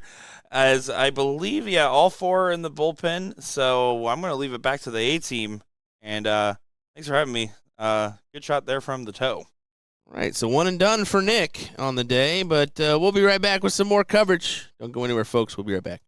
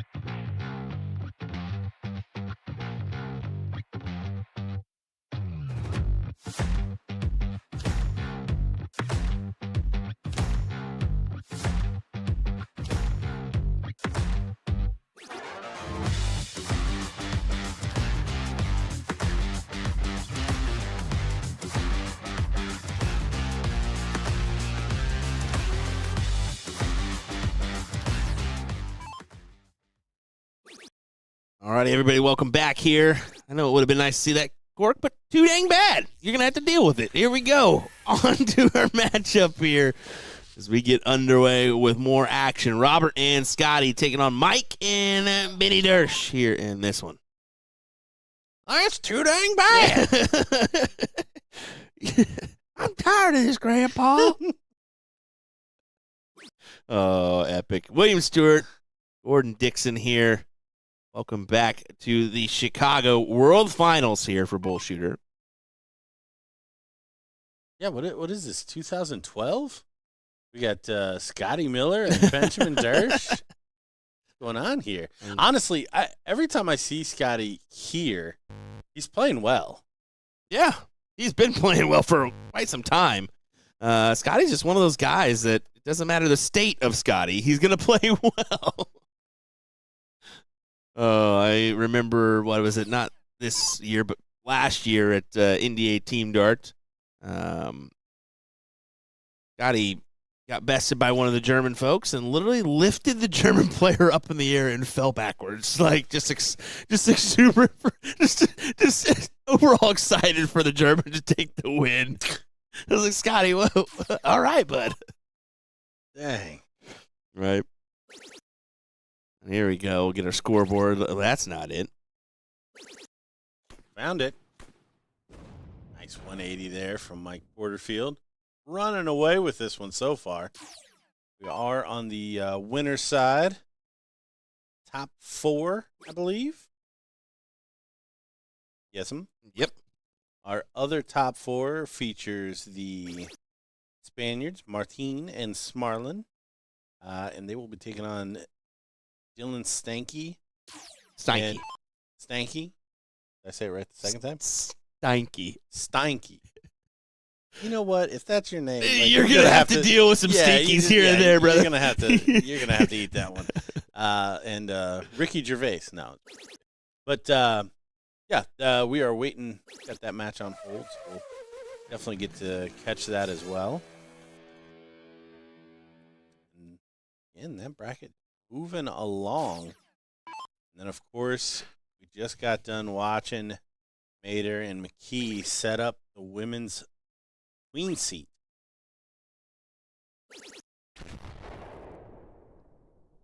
So that will be coming our way very shortly as well. Yeah, some good matches still to come. Does sound like we'll try to whittle into some of those lower levels as well. I think we're going to have to take a break, to be fair, with this. Just looking at the bracket of the MVP Showdown, I think we're going to need the full. I think we go over 8 hours if we just kept it on. So that's a no-no on Facebook land. That's for a Nick decision. Nicholas?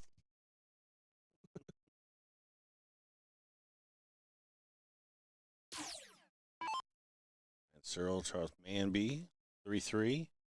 Sorry, wrong match. Oh, hey, that's fine. That's fine. I'm going to need some of those new target kites for Charlie. That's for sure.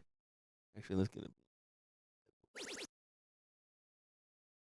Oh, of course they haven't released him yet.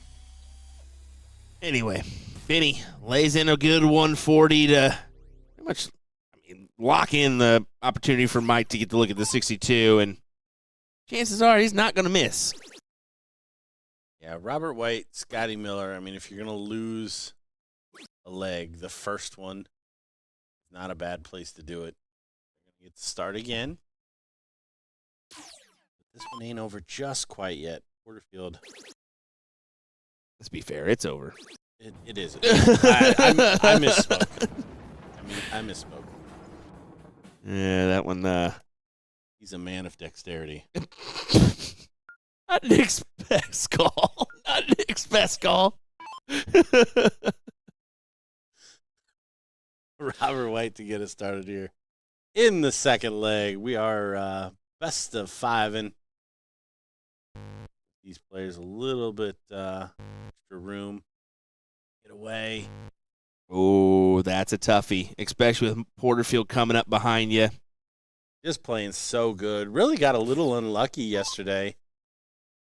Losing in the fifth leg to Ram. And yeah, gonna make the best of it. Big 160 in.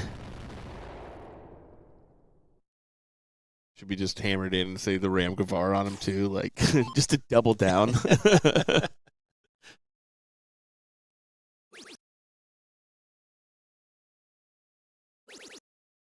Miller trying to follow. And he does. Nice shot. And leaves the possibility open if Mike fumbles it here. Benny took a couple of darts to get in that last time. Not that it mattered with MP in front of him, but could cause some issues.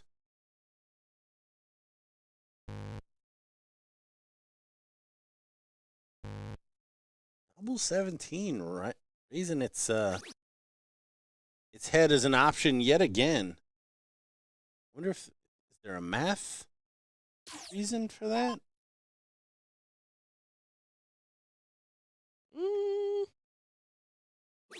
And Trying to figure that one out, huh? yeah. I know he's made fun of Barlow for doing the double 19.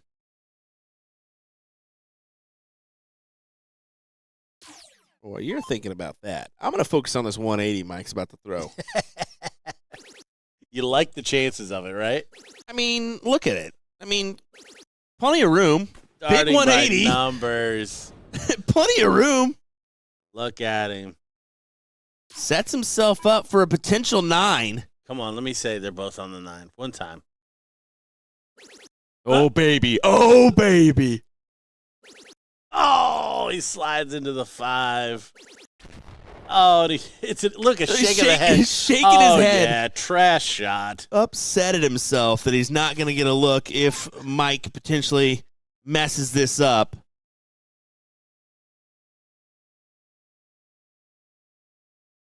Yeah, Connor, I know 17's one of them that leaves the 9, but I'm just thinking like on the where it sits on the board. Oh, and here comes Benny to back him up. He's upset after that last dart, but I mean, you just look to Mike and say, "Take this out, bub. Yeah. Take this out. Let's see it." See one on the stream. I would really mess with this though. Go triple 20, trip 15 for 36. Just, why not? But let's see it. What's your phrase? One time? One time.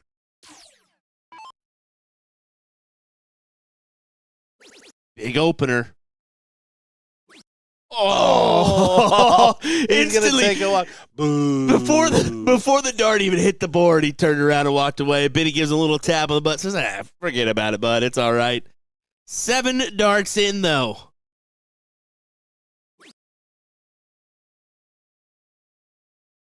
Good whack at it. Good whack at it.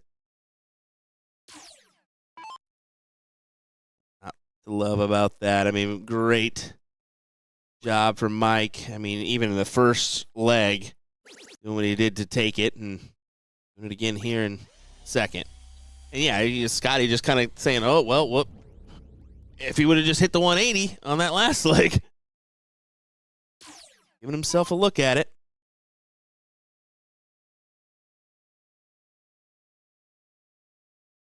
Comes Benny. His supporting role. It's the Porterfield show here.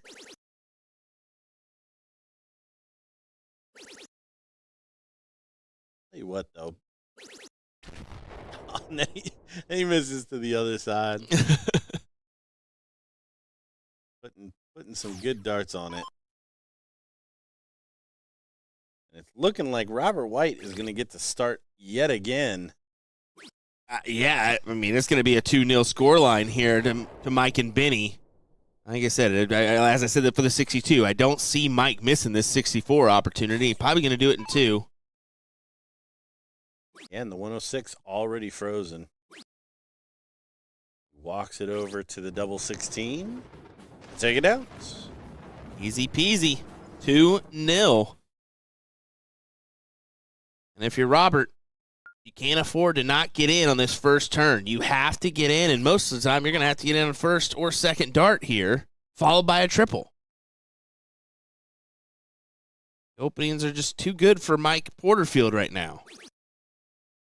It's an in.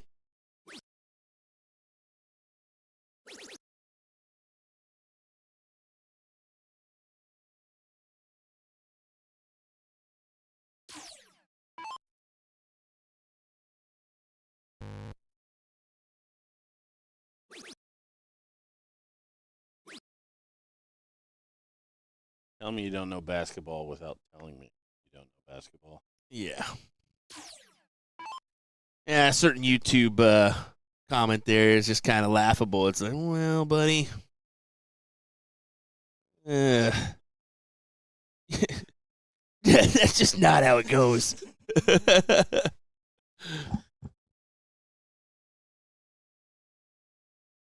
Benny.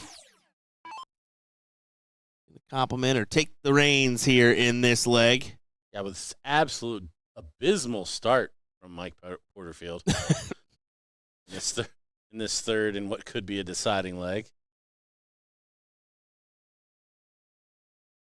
Transfer? Oh, he commits to the 17. And he does collect to the last. I was wondering what the placement of that first, if he'd be able to maneuver without taking a step over.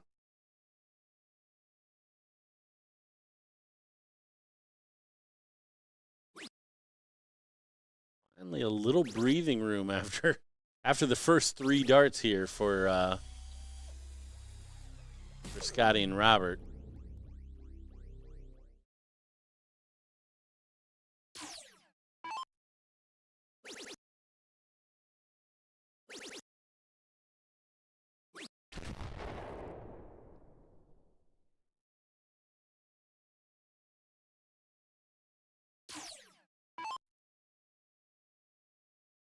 Cheers, Josh. We're just having a little fun. when you talk for 12 hours a day, we have to. We have to sprinkle in a little laugh. Yeah. Yeah, I mean, not me. I don't talk for 12 hours a day. That's Will's job. I also tape lines and do the whole production, apparently. Oh, my goodness. I am now writing in my contract, though, I need immediate 7 coffees a day and 3 packs of M&Ms. Good gigs if you can get them. I haven't sent you the contract for our next gig. Oh, no, here we go. I reminded him. Need you to sign off on that before I need $100 in gambling allowance every day. If I hit a hot craps table, I'm not coming to work, Rob. Don't walk away. That's part of it. Part of it. I can't walk away. The stream we'll have to wait. Anyway, Robert just struggling to find any valuable triples there, and you can't continue to do that without some form of consequence from Mike or Benny. Well, and at this stage of the day, too, it's even more frustrating because there's no way this was the level, up until now. And you got Porterfield just piling them in. So it's easy right now. 42.22 for him, and he leaves the 1-2-1 checkout. And he's got option when he returns. He could very well go bull first dart here.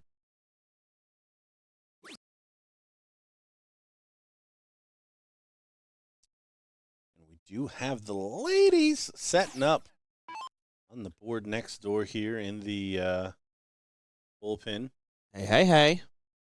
So queen seat match incoming. First look at queen's quarters. Is that true? We did get both semifinals. Mm-hmm.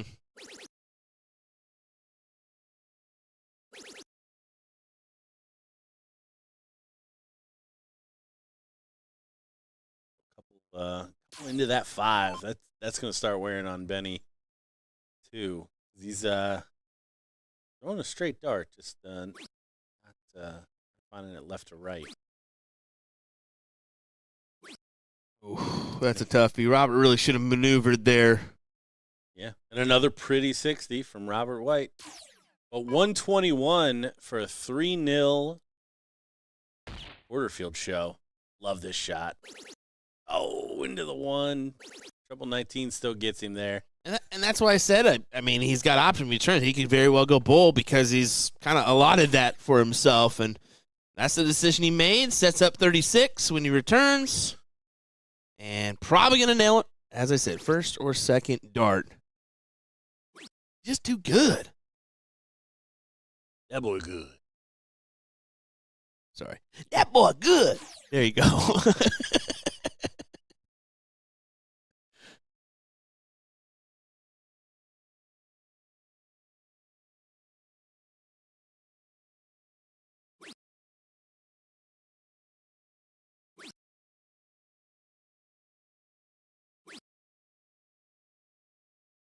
And he's, just talking to himself, knowing that, well, he wasn't much help to Mike in this matchup, but sometimes that's okay. Just the backpack instead of the person. All right, 36 to take it. 3-0. Over to the ladies.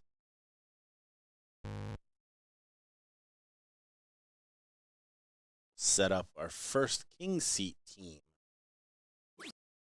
Oh, way inside. There it is, Mike Porterfield. Running the show there on board 91. Yeah, I mean, just really, you said it right. Running the show is correct. He really took full advantage there of every opportunity, but you didn't hit the 9, dang it. Come on, step your game up. Yeah, right? Anyway, we'll be back with this ladies matchup here in just a second. Don't go anywhere, folks. We'll be right back.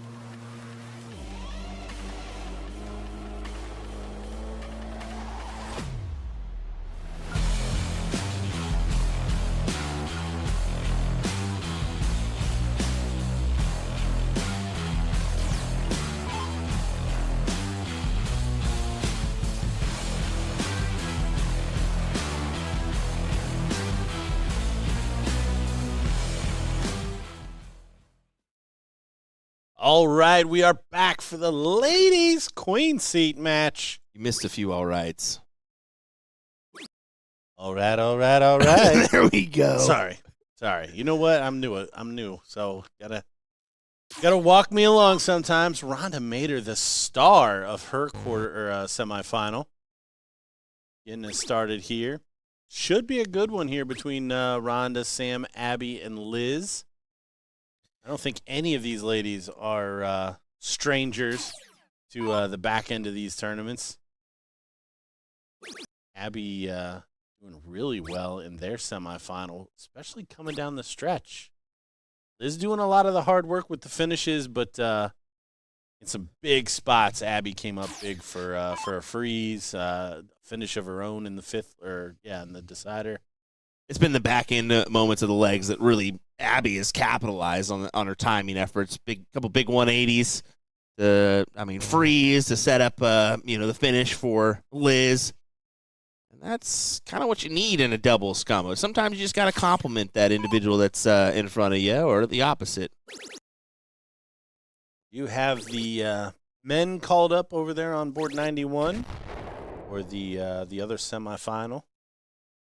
They're there taking on Benny and Mike. It looks like we are here. Did best relish the moment on that loser side. They're going to be into the 4th place position. Got a couple matchups, a matchup going on at this 6 to decide we'll meet in that 4th place finish. So, yeah, definitely level 1 ladies will finish up first here. Yeah, Mike and Guevara still fighting in the losers bracket. Trying to do a number. Fun to see how they end up.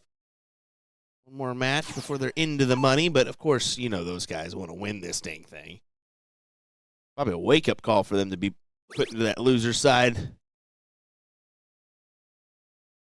really early in this bracket, especially for the 2 individuals that took 1st and 2nd in our Top Gun singles yesterday.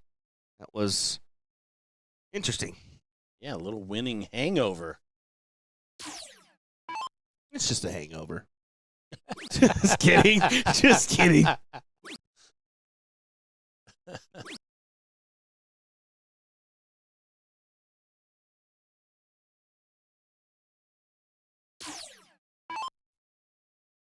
got to imagine there was some type of a split for those guys.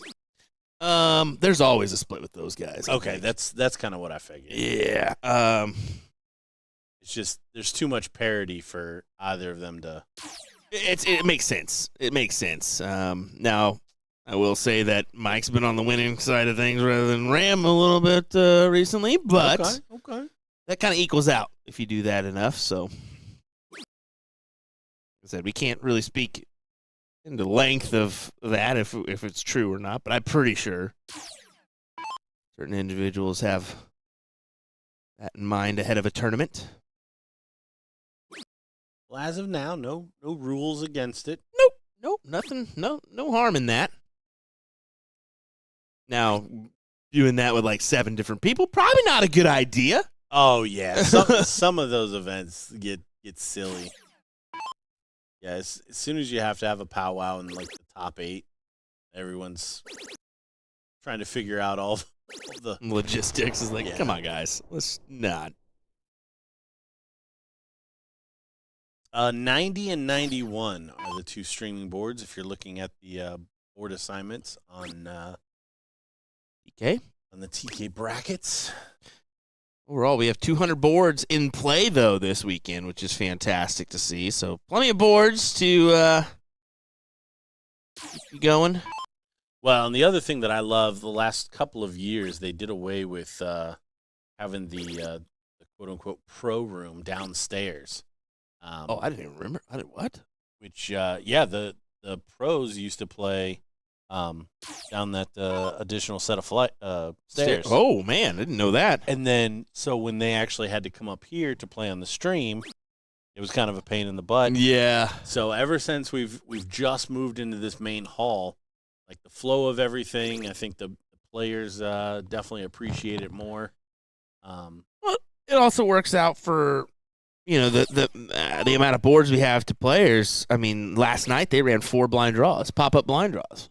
So, I mean, if you go out early, you can jump in one of those and still hang around the dart hall, still compete, have some fun. So, Yeah, the pop-up blind draws and like consistently being able to play darts. That's one of the big benefits to playing here in Chicago. Honestly, they've kind of instituted that at the regionals too. So there's always something going on.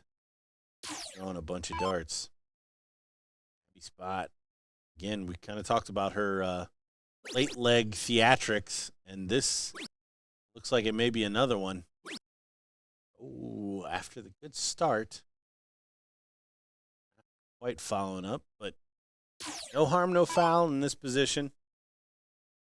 Sam and Rhonda, 200s. So clean shot for Liz kind of coming up here. could have a couple looks if she really needs it, but why not get it done here in this one? 1-0 advantage on your score line. Buries it. First dart, Liz. Kobe.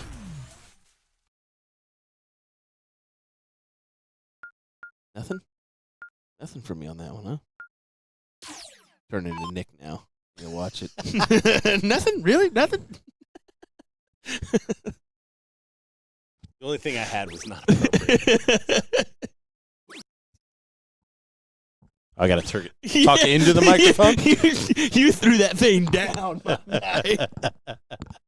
I was like, that ain't going to work. Wait till you guys see what I do with a table.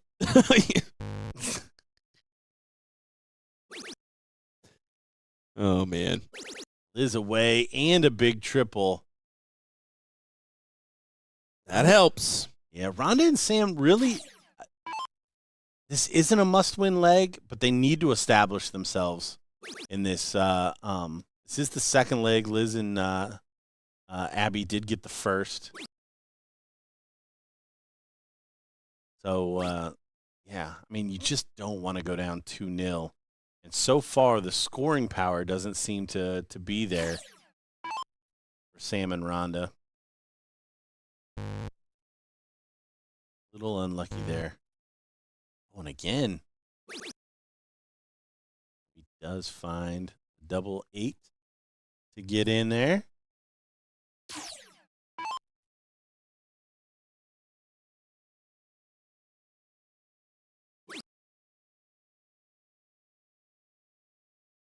Choosing.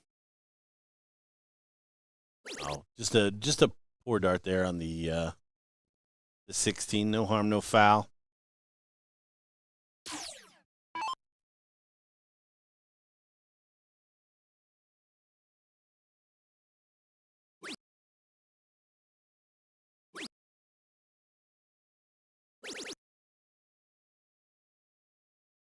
Liz is looking very capable today.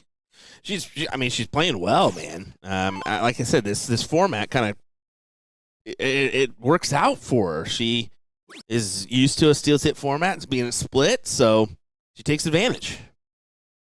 Well, I'm just mean like even her misses, like she's not missing by much. There's a lot of positives that she can take away from pretty much every leg.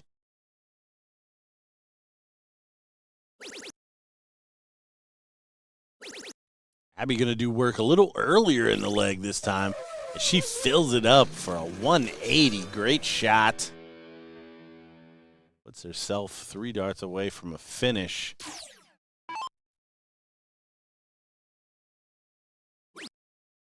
And this is what I mean. You just get the feeling that there's just a little bit of an edge scoring-wise. But good find there from Rhonda.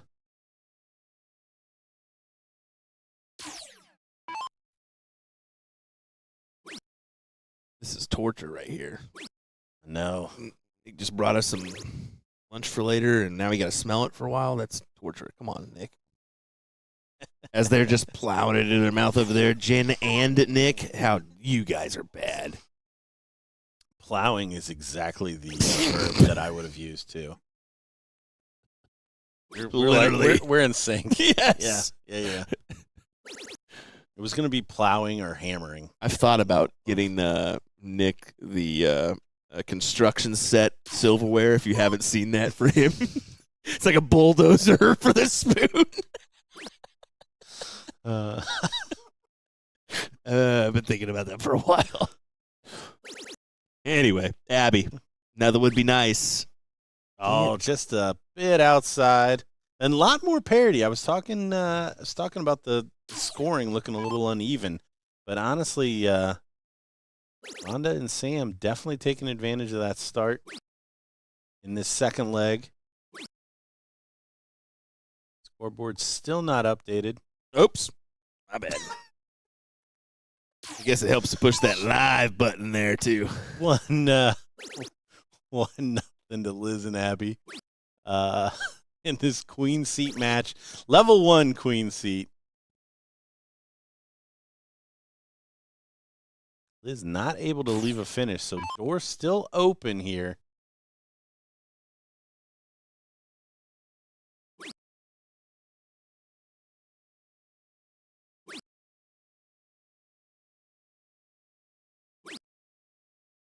Oh, that's an unfortunate go. Really needed to capitalize on that turn, because Abby could really take a good chunk out of this.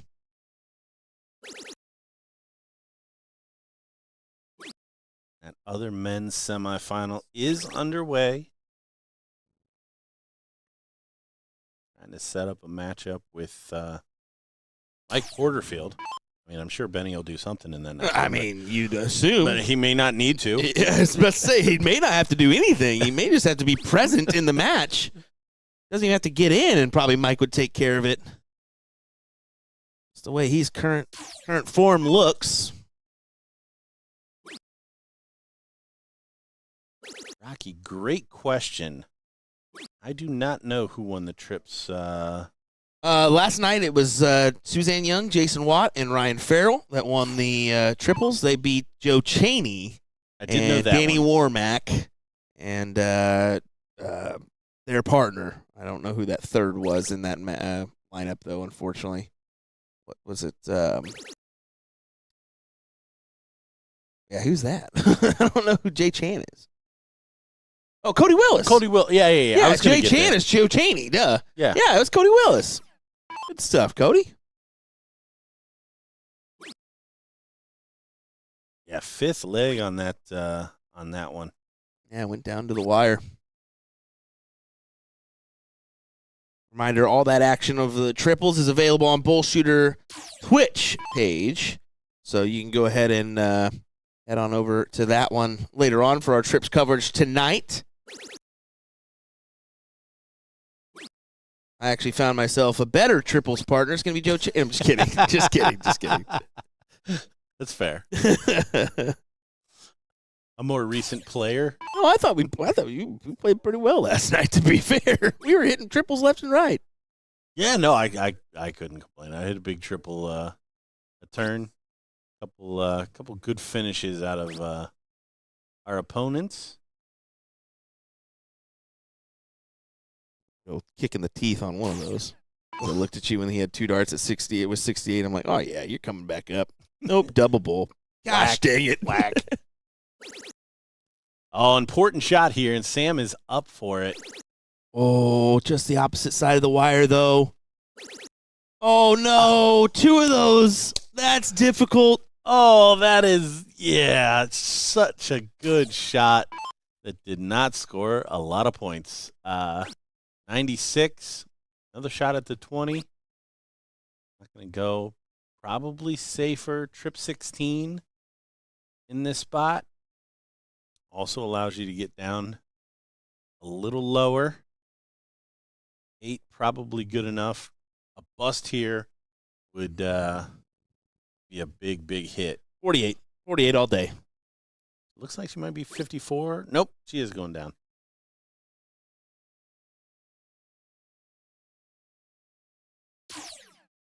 Now, good news is that locked out this 116, no option to finish. Rhonda going to bring this down as far as she can, maybe 48 for her as well. It was. Doesn't quite find it, but double top for a 2-0 lead in this queen seat match.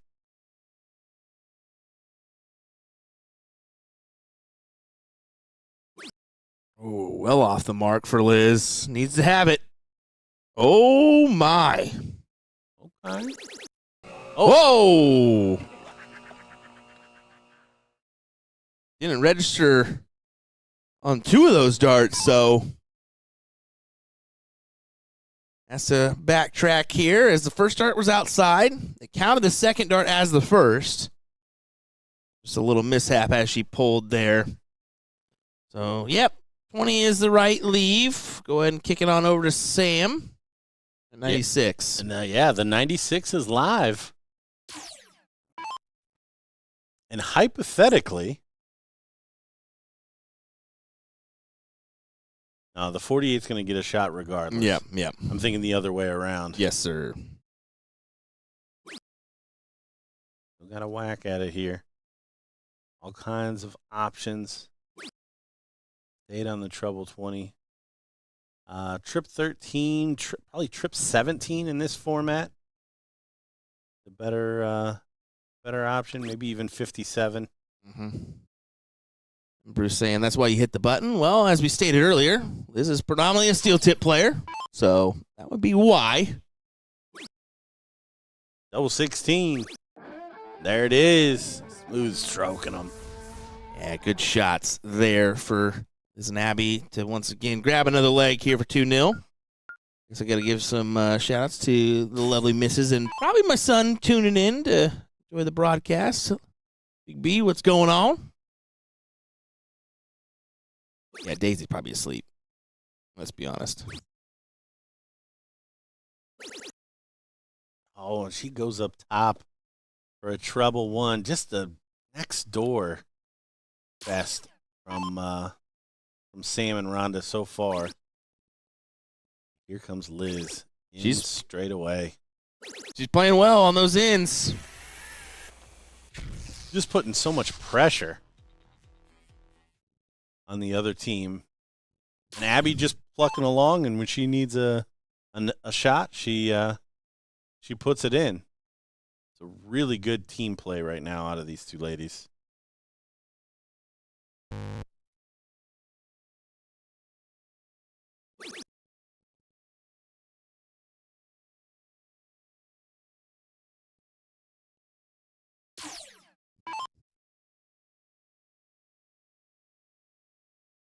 Be trying to keep in line and get in herself here.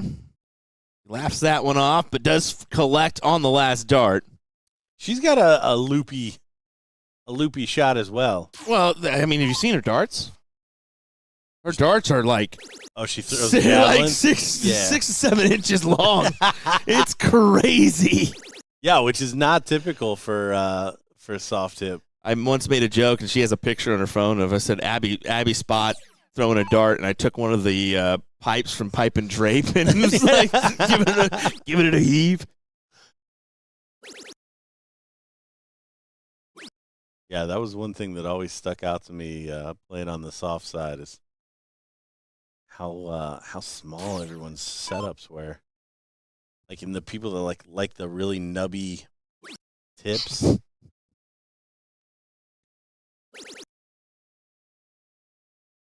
My son is doing true 5-year-old things. Bryson is walking on the street in his fire suit, feeding the birds. Sounds like a proper What a 5-year-old afternoon. What a play.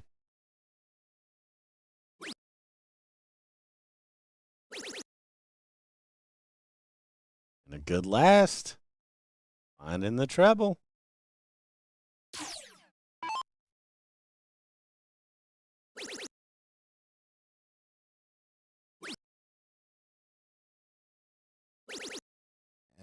Oh, tough last. I thought that was into the trip 19 myself, and unfortunately into the trip 3. So Liz will just continue to truck on ahead here, trying to leave a finish. Will do that. Well, I should watch it before I say that one, but that could have been a single one, and we would have definitely changed our tone there. But luckily, She leaves the 110. Options when she returns. I'm really liking the 19 route on 110 these days. Keeps you in the same neighborhood. That's it. Single leaves you the 51 to tops. Whatever you fancy. And this is really where Abby has kind of stepped in. This has been the times where she comes in clutch, right? Finds a triple, finds two. I mean, really just brings it back in within touching distance of the other team, and that's all she needs to do in that 2 spot when your partner is running down the board.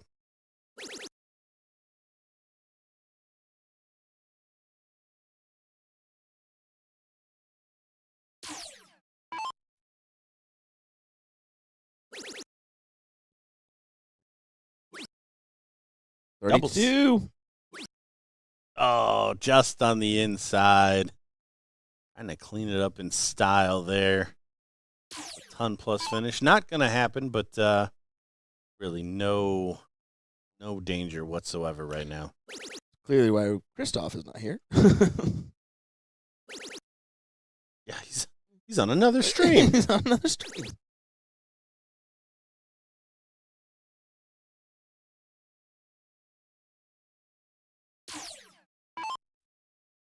Abby just looking to compliment here.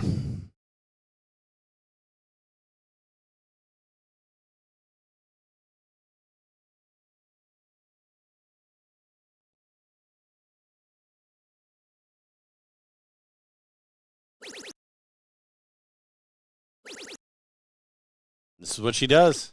Just timing, man. One big 1, 2, 3. Hands it back on over to Liz and says, hey, keep with the trends. You take it out, we'll keep on rolling.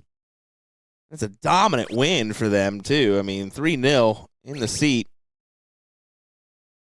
Yeah, and you see a little bit of disappointment there on Rhonda's face. It looks like, yeah, Murph and Chrissy out to Booby Trap. We are new here, and Booby Trap facing off in that 4th place match. The loser here will take on the winner there. You gotta like Rhonda and Sam's chances of coming back. I don't know. Do you roll with momentum on the back end? Do you roll with... It's a tough call, and that's what makes a double elimination bracket so interesting. Yeah, they already got over We Are New Here, which I would tip in that 4th place match, but that's why we play it out. Yep.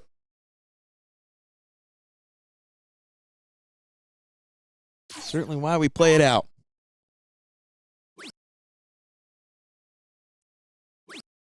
Looks like the Spaniards are down 0-2 to Steinke. Is your face?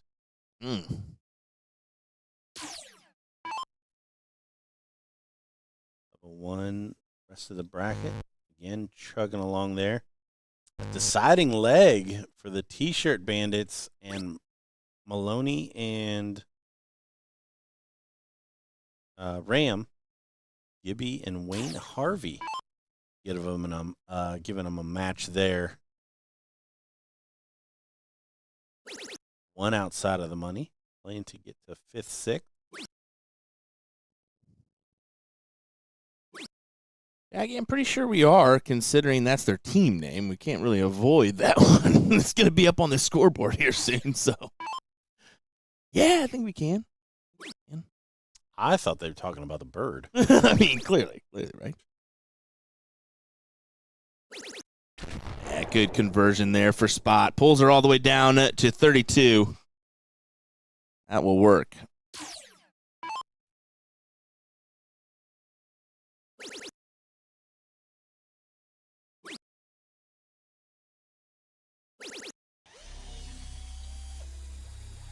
Now they're finding some collections here. It's just a little too late.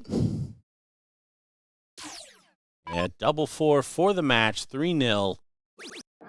And there it is, Liz Tynan and Abby Spot Your queen seat holders in level 1 here in Chicago. Yeah, big collection there. As we're going to go ahead and transfer on over to our secondary commentators here for this next matchup. I'm just kidding. I wanted to see what he would do. We're going to go ahead and head over to this matchup. Ryan Gervais and Dylan Steinke taking on the Spaniards in Marty and Schmarlin. What a name, man. Schmarlin. Did you put an H in there? Schmarlin. Schmarlin. Oh, gosh, that's funny. Now, we've seen Marty a few times here in the past, haven't we? Is he a former, MVP or something here? A very, very competent current MVP player. of Europe? I thought I saw him on the BullShooter, overall list. I was mistaken. Eric Blackledge, who's that guy? I'm kidding. Clearly kidding.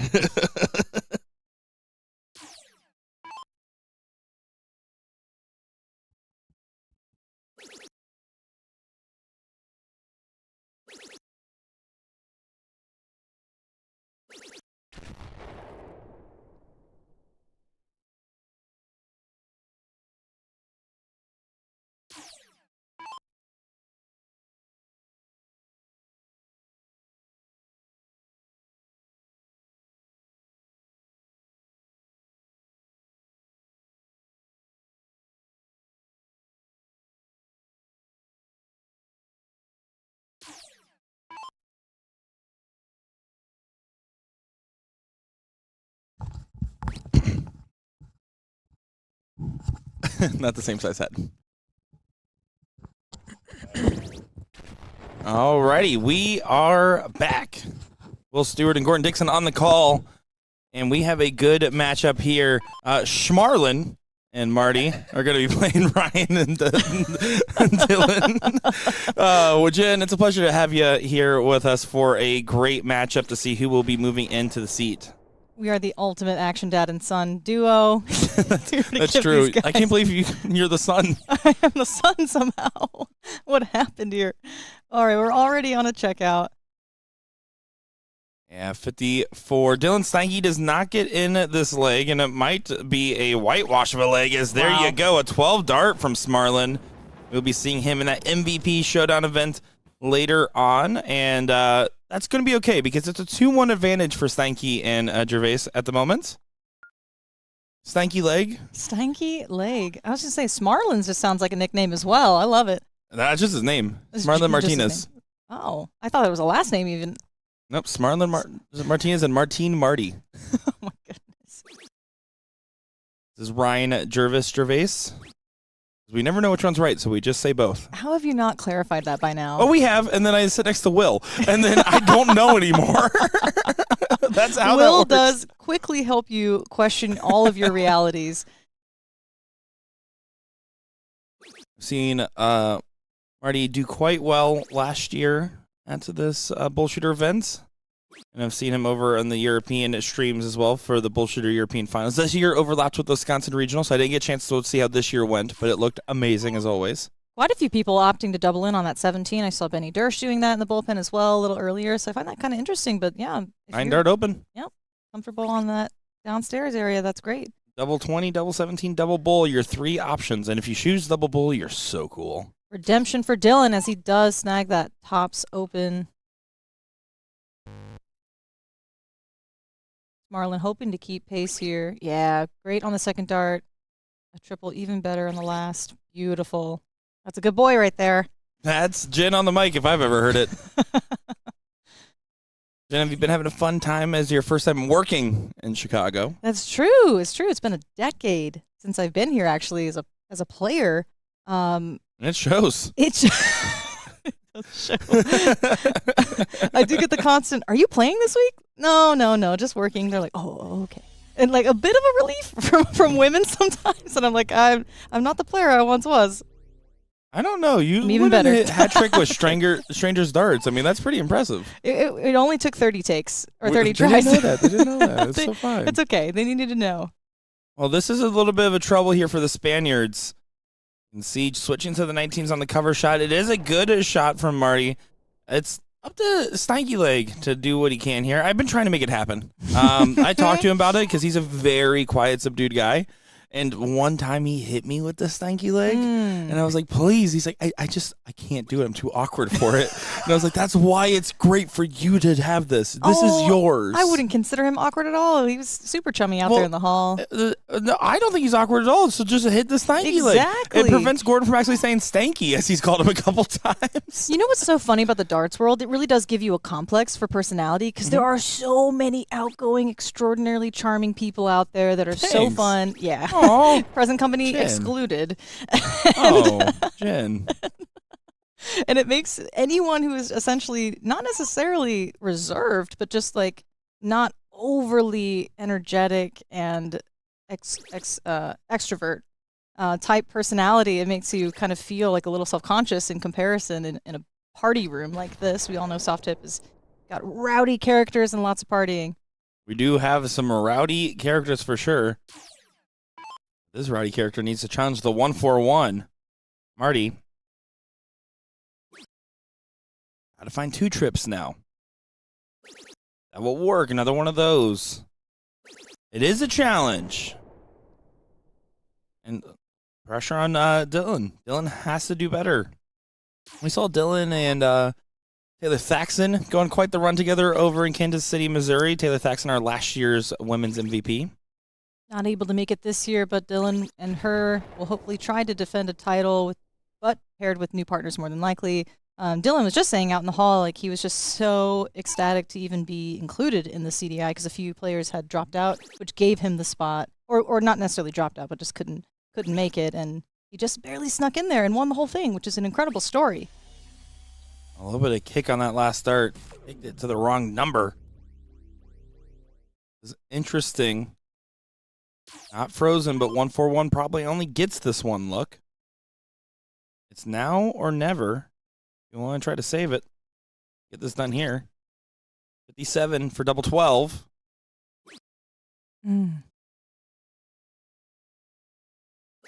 Decides to go ahead and tee it up. The freeze format, and you sometimes think, do you want to go a little bit lower?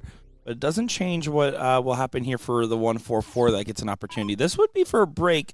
They were 2-0 down. This would be for a last league decider appearance. Not going to go. Oh, just on the other side of the triple bed.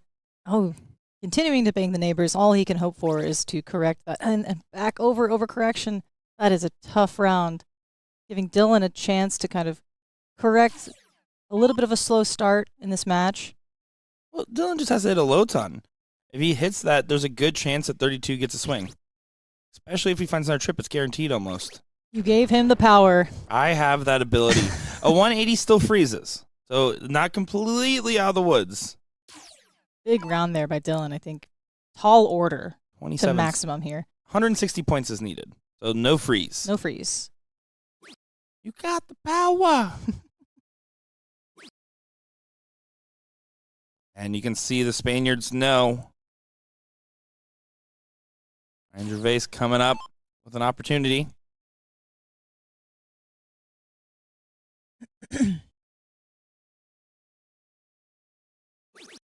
And he gets it done. Yeah, bang-a-rang for Ryan Gervais. Bang-a-rang. Yeah, we're getting Skrillex up in here. As our seat match has been set, and that will be what you're going to be getting next on the live stream. Seat match at level 1. That is going to be Mike, not Maloney Porterfield, and Benny, still Dersh. Dylan Steinke and Ryan Gervais are going to be into that seat match. Did you like that one? You're so fun, Nick. Thanks, Jen. You're a great time as well. Well, we really do just gas up each other a little much. I heard it there. Yeah. Will rolls his eyes when we do I this. do it intentionally. He's not even here to see it, unfortunately. No, I was just doing it earnestly, not even all right, super cool. And then we will be getting that third place match. Currently, Team Booby Trap up 1-0 over We Are New Here. So the winner of that match will play the third place on a stream. It will be just a moment, our first little break of the day. We figured we'd let those boys go eat as we ate right in front of them. It was delicious, wasn't it? It was. It's so much more delicious when someone longingly looks at your food. Well, let's go ahead and longingly look at theirs. We'll be back in just a moment here with the seat match. Don't go far.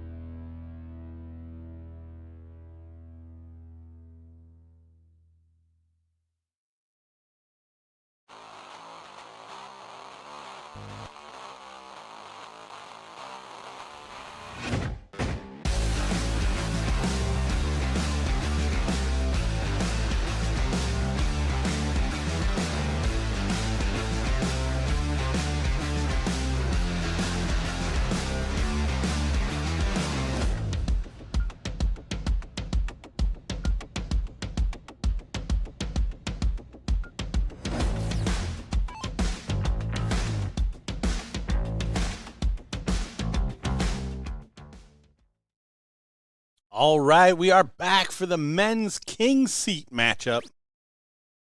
We've got Mike Porterfield and Benny Dersch taking on Dylan and Ryan. Didn't get a chance to watch that other semifinal with the Spaniards, but coming through at this level has got to be tough, as Ryan already has Cork here. And no start from Mike Porterfield. We haven't said that much. That's for sure. Mike usually in first round, pretty automatic, first or second dart, but not this time. Look at Dylan's face. He was like well off the mark there. Good recovery, though. One of those individuals that has had success in a couple big name events in the past. One being our Invitational. Did pretty well in that front. Unfortunately, just missing out on that top 4 position, but also, I believe, Tournament of Champions, winning a good combined chunk of money with Abby Spot. No, sorry, Taylor Thaxton.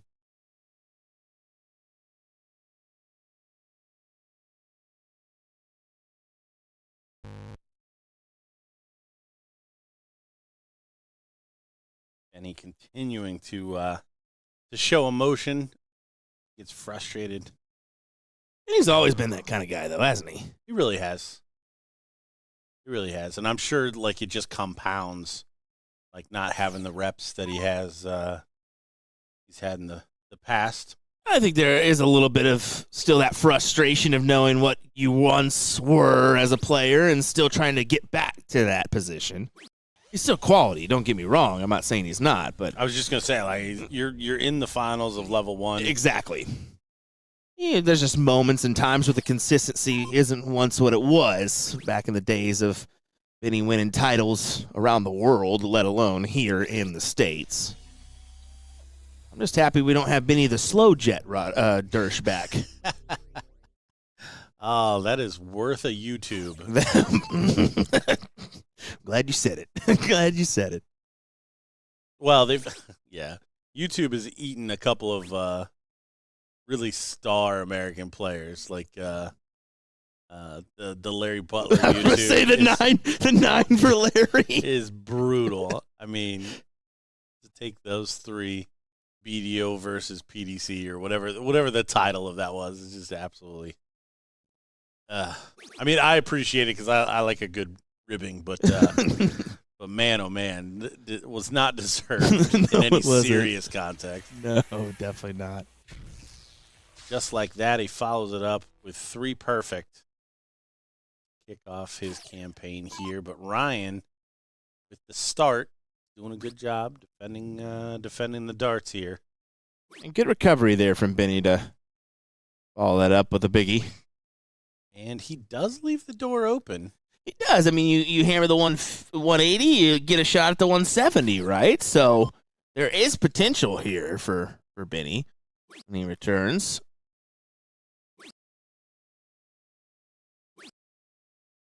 A pretty 60 from Porterfield after a dominant semifinal. I have a few stragglers here. I'm sure he'll kick it in gear for this next leg. Rob White and Scotty Miller into the 4th place match. Level 1 on the open side. Bottom half, it's Mike Maloney and Ram Guevara and the Spaniards, as you mentioned. Schmarlin. Schmarlin. Had the random H in there. Why not?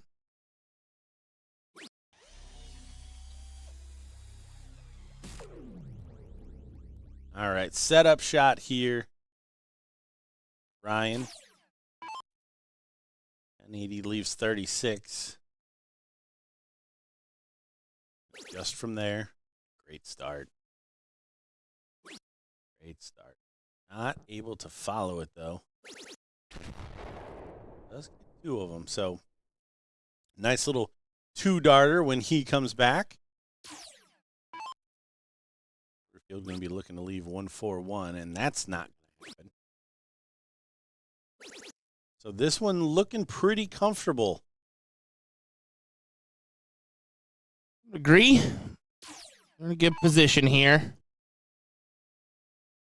Especially with Dylan yet to throw to get himself to a checkout here. Get yourself out of checkout here. Well, that is not a checkout. That's an opening. 2 big shots here. I mean, they're going to have to fade the 91 regardless. But after that, could get dicey with a big shot here from Benny Dersch. And it's a perfect timing for him to kind of jump in through the door and say, hey, I'm here. I'm here. The man still has timing. Probably not the total that he was looking for. Really needed to fill it up, but base 91. Probably not going the bull route here. Probably treble 17. Double top for a sweet little 2-darter. 10. There it is. First leg to Ryan and Dylan. Michael step up here and undoubtedly do better. Surely. Call me Shirley. I'll call you whatever I want to call you, Pops. Old man. Old man. Yeah, this is what I probably anticipated happening here. In with the first and at least finding a triple. One of the next 2 darts. Good recovery from Porterfield. Papa.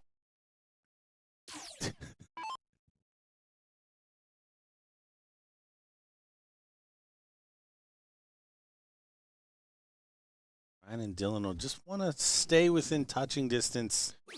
This is a really big leg for them. Again, a 2-0 lead is really a kiss of death in this format. It's tough to come back from. It truly is. Rarely do you see somebody kind of rattle off the back end 2 to force the decider.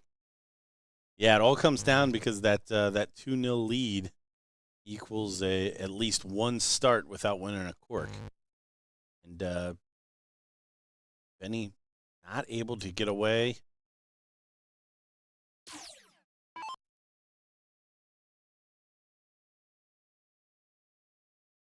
And then in straight away.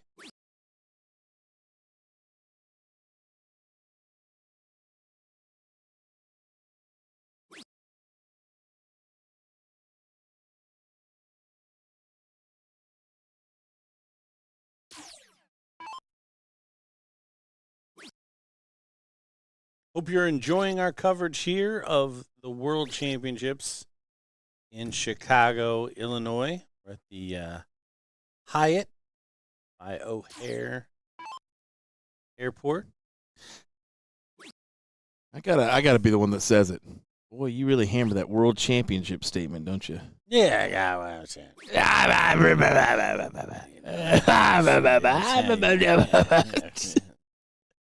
You know. That's what they call it. What an answer from Gordon. They hire me, I say the thing. I say the things. Only for about 3 hours, but we say the things. Oh man. Oh, shots fired in the chat. That is a statement and a half that is not true. The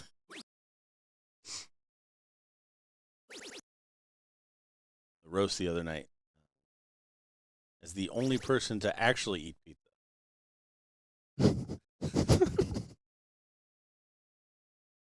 Oh my. Mike, tough first start. Gonna elect to stay. Only finds 1, but even that's a good solid turn. I'm surprised he even found the 1 there. Yeah, it was good to work around that.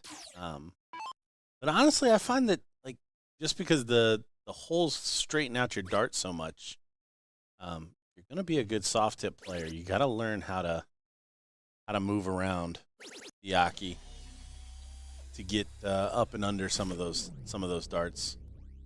I have to go back into this one. It's kind of funny who that statement came from, of all people. Like, that's the guy that you probably say, well, you're welcome, Gordon.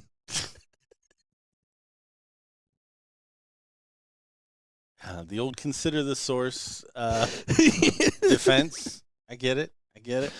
Works out in my favor.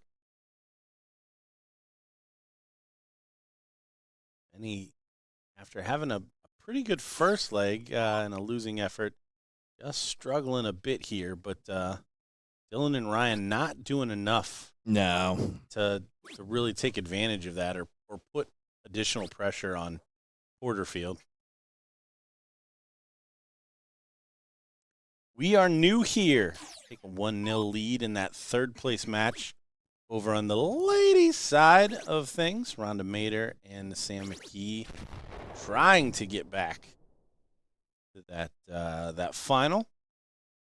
Liz Tynan and Abby Spot waiting there. Both trying to continue to put in their bids for MVP. Liz and Abby looking promising, man. They're just looking really strong here in that bracket. Tough for them to take the first dip, let alone a second dip.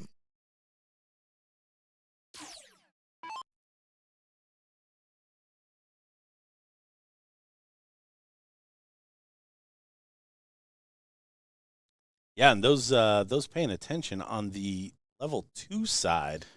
Someone we might recognize from the ladies' Top Gun last evening, making a pretty good run I'd say so. into the seat match. Carolina Tysky, her partner. Taking on Rowdy and Fishy. What a team name there. That's what it says on the bracket. What a folks. name. That's what it says on the bracket. We all know Gordon's thoughts on team names in the bracket. Good win for Mike Porterfield to recover from that first leg. 1-1 here. Everybody else, I mean, only one player barely into a checkout range there before Mike was able to capitalize and take it out.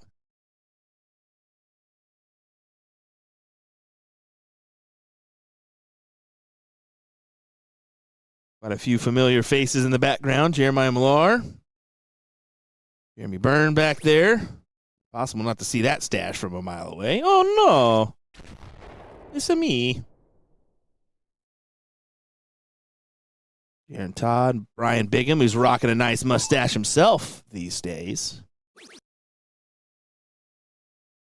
Yeah, rivaling Jen Mounts.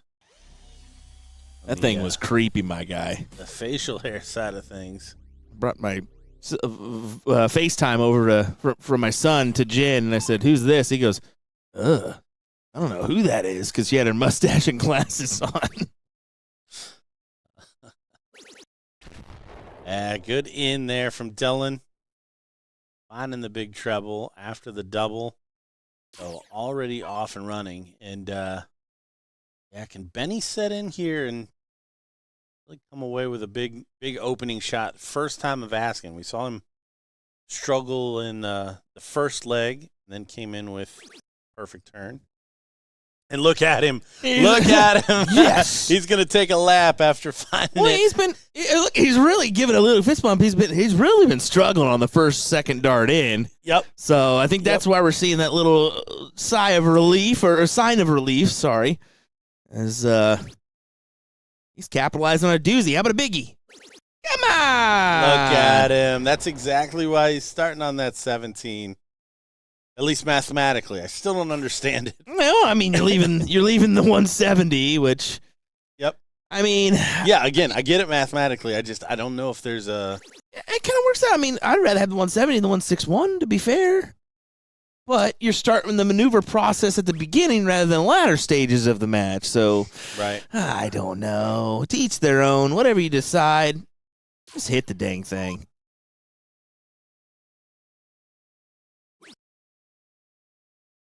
Porterfield looking for a couple of trebles. Looking for treble. And he found it. I knew you'd like that. That produced a chuckle from Nick. Of course. That was right down the middle for, least- for Nick. At least it wasn't. That was terrible. That was terrible. ERBL Turbo. Terrible. You got bass and you got turbo. All right, Benny. What do you say, bud? Keep us going here. Looking for a 180. One time on the one time. We having a chuckle before he steps in here. Very technical with his setup. Once he gets going, looks pretty good. Another. Oh! I'll just take it out. Place it in there. Nobody's going to care. Good laugh from Ryan as he steps in here. Well, at least there's a little bit of relief knowing that Benny's not going to have a look at a 9.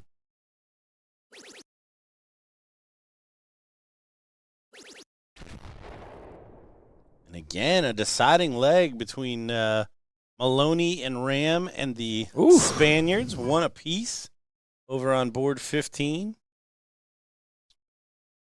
Still only one leg completed with we are new here. Susan and Erica. Rhonda and Sam trying to even that up.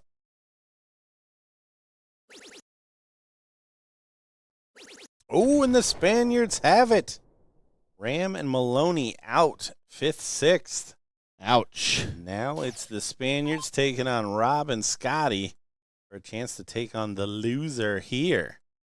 Just a little change going the way of Maloney and Ram, but not as much as they wanted to have here. An unsuccessful run for them in their eyes.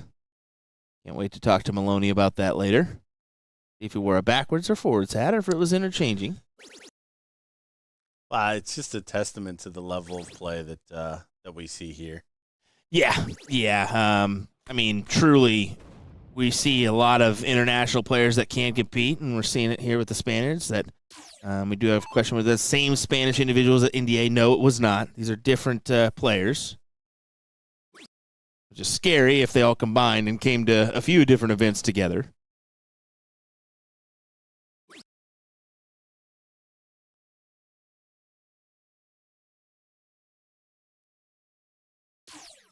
Porterfield at 101. This would be a nice checkout for him. 57 for 24. And yeah, gonna go. 2-1 lead. And pulling up the stats on the day. We've got the two Spaniards at 1 and 3 in averages. Ram Guevara at 2.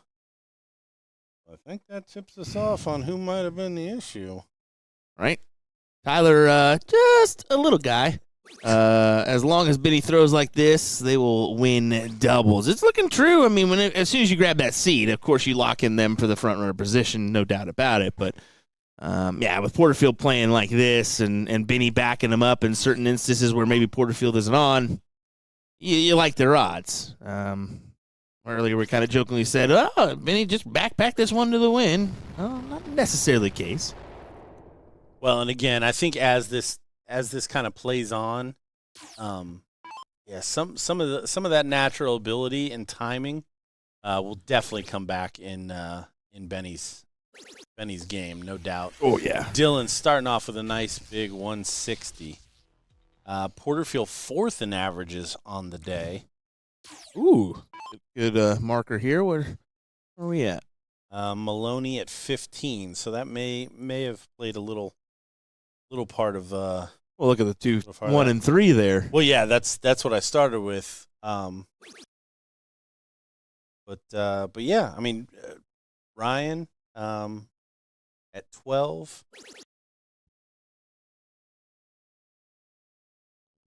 Stats don't tell the whole story, but they definitely give you a little inkling as far as what's going on. Ben Dersch down at 36 for the averages today, just over 30 points per dart. But if you think about it, it's a big triple a turn. After you get in, I think that that in is probably what's hurting the overall average. You see Ryan. Oh, I thought he was going to fill it up. Great first two. But really fighting for his life here is Porterfield. Fill it up, can leave an out, but at the very least has stolen the darts here. Well, we've seen him leave a 9-dart opportunity before. Will not be the case, at least in this one. Dylan does have an option. Dylan, do it. Oh, he's not going to follow up. Maybe even with Porterfield, which means an advantage to Dylan since they went first. This one.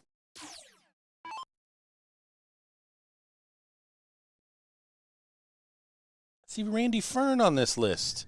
Yeah, he's in the mix. I haven't seen Randy Fern. Yeah, I saw him walking out of the hall earlier, and I was like, oh, Randy's here. Usually a red hat and a big smile. You can pick him right out of a lineup. Shot there for Benny after the first wayward dart. Correct.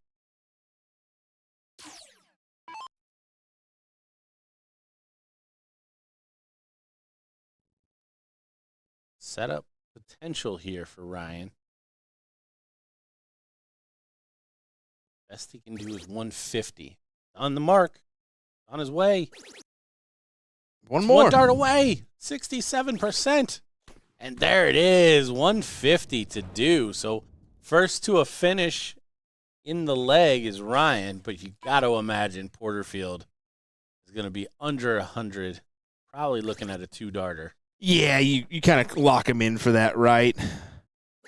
There you go. 61 is the leave. He's got option when he returns, whether it be 45, 25, whatever he fancies to get it done. But the key is Ryan has to miss on the 150 look. Well, Ryan's got to go 3 double bulls. That's what I think. No, absolutely. If you take a look at 3 double bulls, I'm going to go out there and punch him in his face. I am going to say, what are you doing, sir? What are you doing, sir? You heard it here. You heard it here. The correct answer is the correct answer is trip 19, trip 19. Okay, there's only 2 answers here: trip 19, trip 19, or triple 20, triple 18. I'd even in this spot, I'd even take 2 triple 20s, especially coming off the 180. It's going to be a good setup from Benny. Everybody, the triple 20's free right now. What a shot. Fills it up. Here we go. 3 bulls, and I go deck him. And he please go bulls. Don't you dare! Don't you do it! Oh. I will throw this headset down so quick. Oh, I couldn't tell. It was, you really right couldn't. You couldn't. It was like it's either 20s or bulls here. There's no way he's going 19s. Good shot still, though, as he leaves the 10. But, yeah, Porterfield coming up behind you. What do you think, 45 or 25? In Or this 39, 39. 39 is also a pretty one. I would say 45, yeah. Yeah. Yeah, the risk on the double bull is just not good. As he rings the bell on the finish. It was more like a bicycle bell. Ching, ding, ding, ding. Anyway, that's a great job from Benny and Mike as they pull the win there. And we're going to have, well, another matchup coming our way here as it looks like the finals is set for our ladies front. As it'll be Queen's Quarters taking on We Are New Here. And that one next. Don't go anywhere, folks. We'll be right back.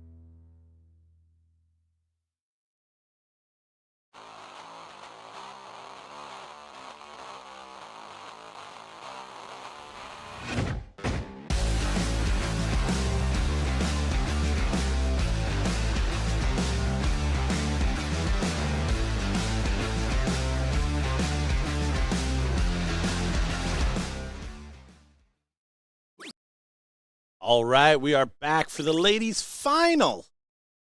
Got Suzanne and Madison taking on Liz and Abby. Madison change? No, Do I no. have my yeah. teams mixed up here? You got your teams mixed up. She definitely didn't change. Rocking the same attire. Might be getting her mixed up with Erica. Did have her mixed up. That's what I thought. That's what I thought. I think I said that in the in one of the run-ups. I apologize, Madison. That is A-okay. It's going to happen here in these brackets. It goes so quick. We can kind of blurs together all into one at times for us commentators. As you frequently see us like, oh, wait, who won that event? It just blends in with the next one, so forgive us. Sorry, not sorry.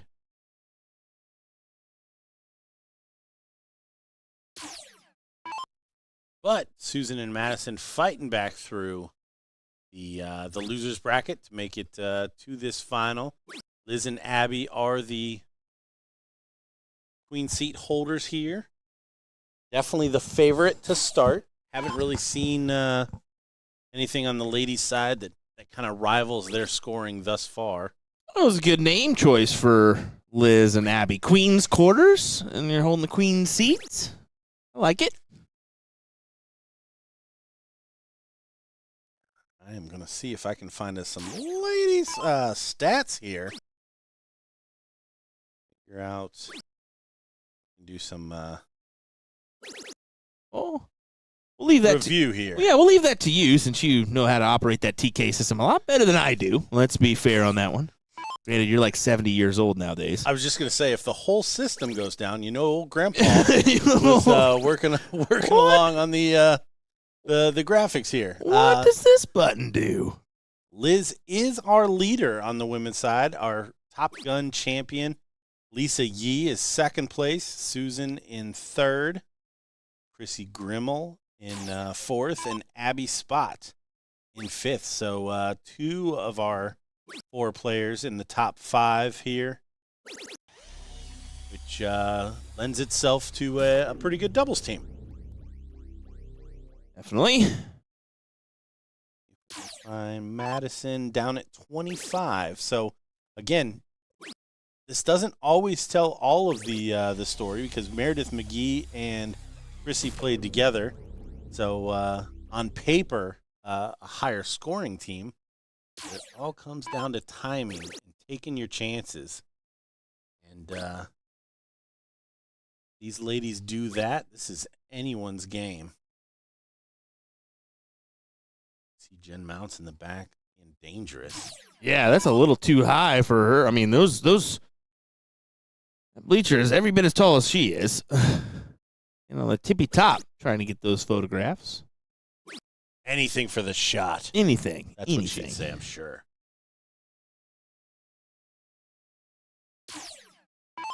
Suzanne won the cork. Feels so good to get this first one under their belt. She does find 40. Good turn to leave 178. Liz here, though. The attack does go for 20s instead of the 19s. I like the 19s there just because it gives you a miss. 4 mark the 19s and go back up. Capitalize on the triple 20 and leave yourself a finish. Well, we're to the part of the leg where Abby Spot usually piles in at least 2 triples. And that is a good mentionable. Because once she hits this point, the timing for her is, let's go ahead and make this advantage us. Should be maybe 18s. Not gonna do it that way, but does ultimately find the triple. So good parity here in this first leg. Setup shot for Suzanne. He's back in the treble already. Big 18 to leave tops. Partner nodding along back there. Schmarlin. Sorry for the little hiccup there for those that are tuning in. Got a little Bit of dirty air, it looks like. Common for Chicago. See what you did there. Yep, thank you. Thank you.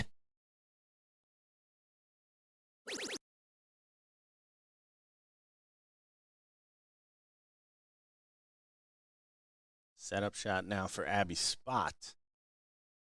Again, really, really good timing here at the back end of legs. Oh, would have lost money on a triple with either of those last two darts. Tops needed, though.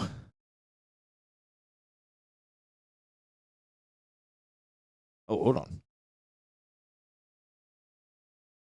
Gonna have to convert this down to a. Yeah, I was gonna say. Yeah, but say she's frozen. She can't even take this. Maybe double 19. Is that where that came out of? That could be double 19 or 36. Yeah. Yeah, I like the 36 option more there.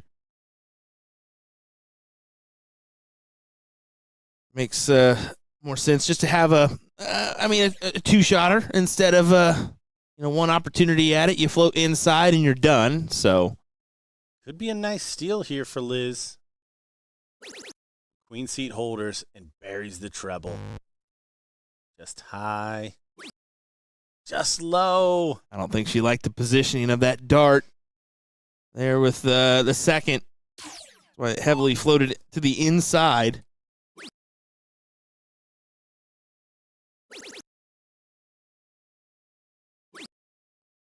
Madison does leave a finish, but way outside. So even if the 148 doesn't go, 4 still frozen.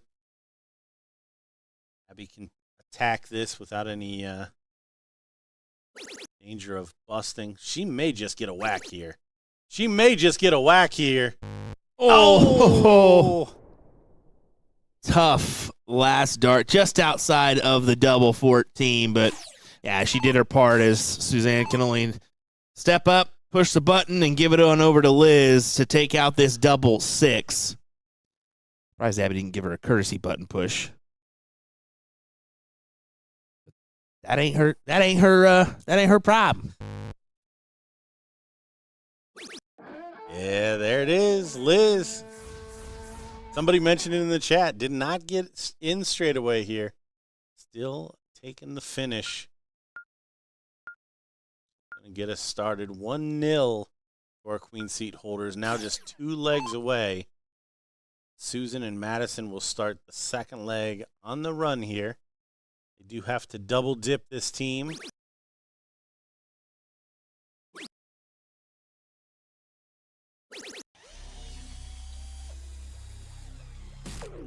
Susan really impressing though here. Doing a great job finding that big triple, getting away fairly quickly. Definitely see why she's in that top 5 of averages today. Is mark it a 0, Donnie. Fantastic movie. Let that one get Nick, do you away. know it? Oh, he's got his noise cancellation in. Never mind. Nothing. Never mind. You got your noise cancellation in. Ruins the point now.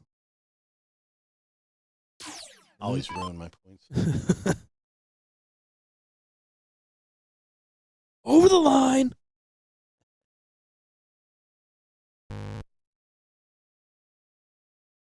There's something for the chat. Name your favorite Big Lebowski quote. Oh, PG it. yeah, it. PG, please.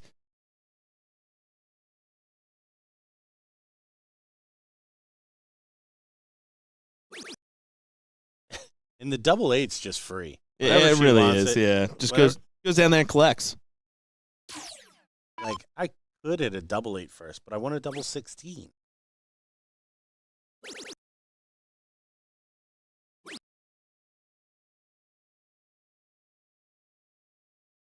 Maybe. You got the wrong dude, man.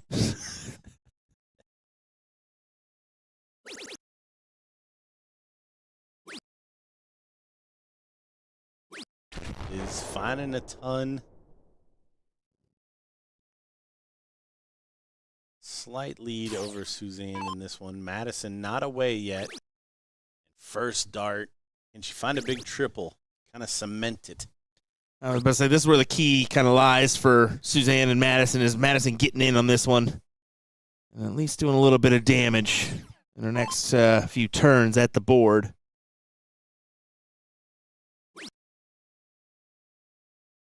Goal's going to be to stay out in front of Abby. And that's tough now. Big turn for Abby Spot. A low ton. Pull her to 360.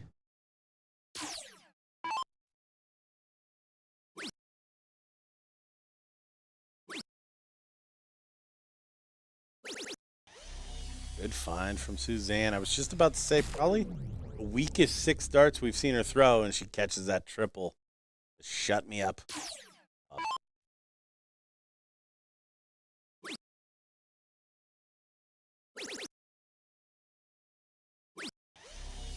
Liz is looking for 2 trebles herself. Over to Madison. Big shot here. Wants to find something. Make sure that this isn't a cakewalk for him. He does find a treble, but don't know that that's enough. A lot hinges on how big this shot is from Abby Spot.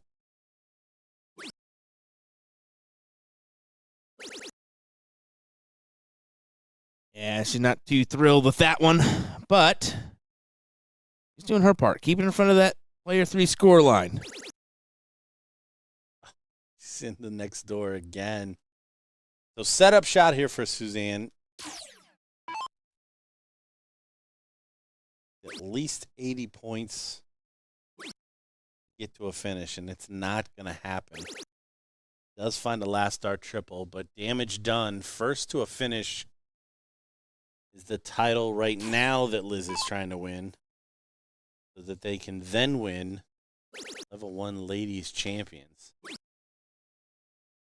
here in the 01.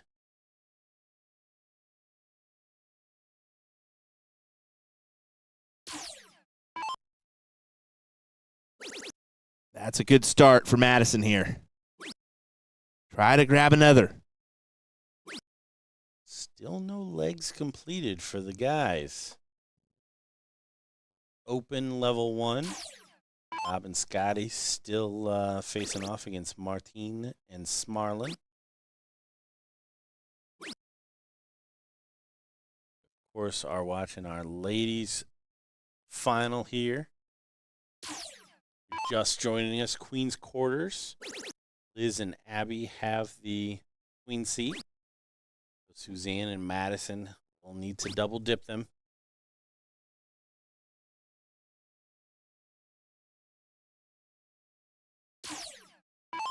Liz and Abby both in the top 5 of women's averages today. A testament to how they're playing. Liz for a shot at the bull, and the second leg just high. Does do some work for perhaps a freeze to where this 108 does not get a shot, but Madison going to try to do her part. Make that not come together. 2-2-2. 196 or lower for Abby Spot will freeze the 108. And there it is. how about another big one on top of that, though? Another big one at the end of the leg. Again, the timing. Every time for her. I mean, just count on it. And this is why you have to jump out to an early front-run race if you're Suzanne and Madison to guarantee you're even going to get a look at the leg. Well, I at least appreciate Kevin playing along with our chat game of Big Lebowski quotes. PG, Big Lebowski quotes. Yes. One of the 1,000 people that are tuning in, one person joined us in on that one. Garbage, guys, garbage. 5 to do for Liz. She does leave the 4. Again, in this format, probably one of the only formats you don't bust and go back just again to defend against potential freeze or to help the freeze. Even with 99, I mean, short of a bust here, Abby's going to freeze with her first dart.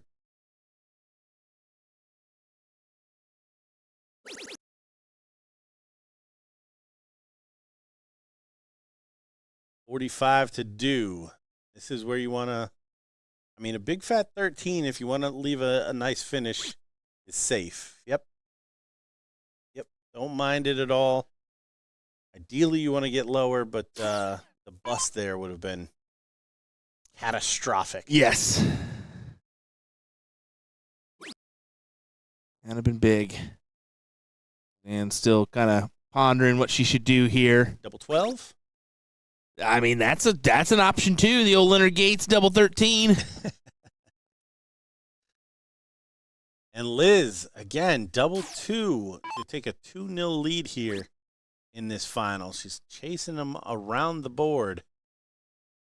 And getting into some scary territory where a big shot from Madison now. And this is how the freeze can get overcome. Yep. Is a big outside shot from the freezing partner. And that's what you're sitting here thinking for Liz. You know, should you miss outside there? You know, give it a little more of a heave. Won't matter. 32 for spot. Yeah, could have completely tabled the turns there.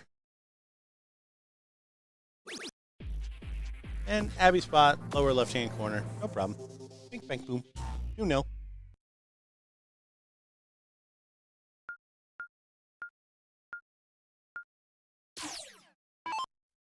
Suzanne to start the third leg in a row.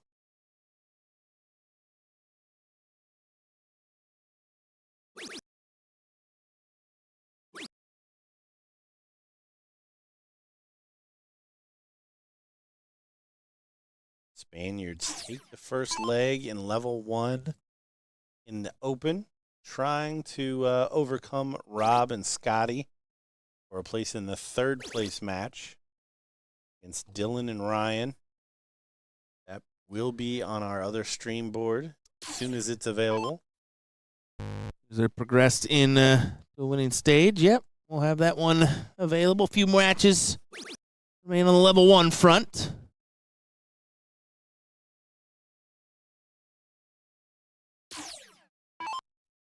At level 2, third place, so fourth place there. So kind of right in line with level 1. Yeah, and the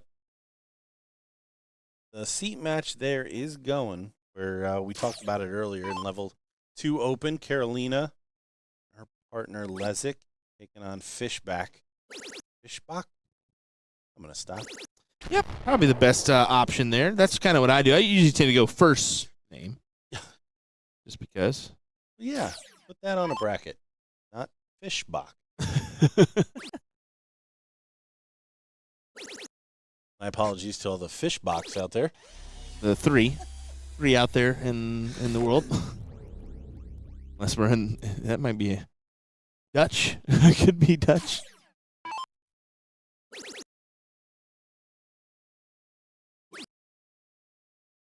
Fun fact, that is the prominent food there in the Netherlands is salted fish. You didn't know? Didn't. That's usually a Nick the Sheriff fact, but there you go. Will Stewart brought it to you this time. I was going to say I didn't really want to know, but Yeah. that's fine. It's fine. Force it into my head.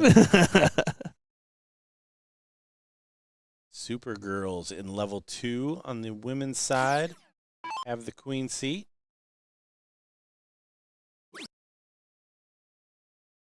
Us taking out Liv and Aaron. Liv and Aaron will fill out that third place spot on level 2. Still awaiting, still just outside that that match being assigned. And another one just outside of the 5th, 6th that is continuing.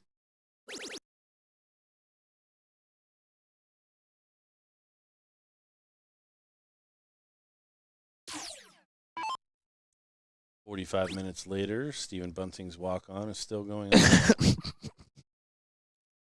Bulletproof! Oh, my God. We've done it for In the fairness, third time in a row. He hit it. He hit the note. Yeah, you can't even be mad. Back to the action. This is usually about the time when she collects. I was just about to say it. I mean, it's like clockwork. Usually a ton. Next one's going to be a 140, 180. She gets away, and it's kind of a meh. Maybe not terrible, but oh yeah, I need to start putting a little separation. Bing, bang, boom. Oh, Liz, you're messing around on the finish? Bing, I got it. No problem. A little international love as the bull hitters tune in over on our YouTube channel.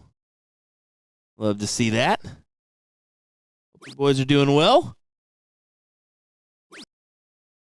This would be nice to grab a triple here. She does find one to leave the 164. Yeah, little dart IQ there, switching down. Able to find a finish. The block bed.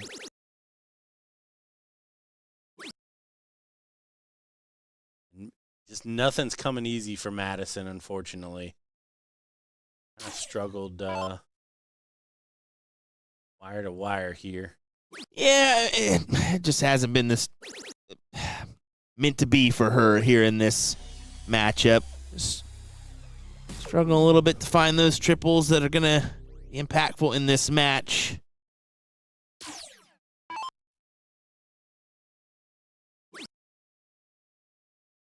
That's all right. They've made a pretty dang good run of this. Yeah, you can't get again with this room, the ladies competition. You can't get down on yourself. Everybody wants to win. You gotta take the positives. I mean, hell, they're new here. Yeah, if I'm that's funny. If I find myself top 4, I'm taking that as a win here in this room. Of course, you want to grab the title and lift that trophy or plaque at the end, but all right.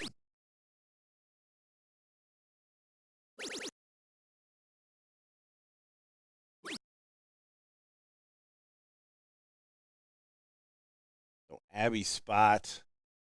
Freeze already in place for the 137. No pressure whatsoever. Could just bring this down.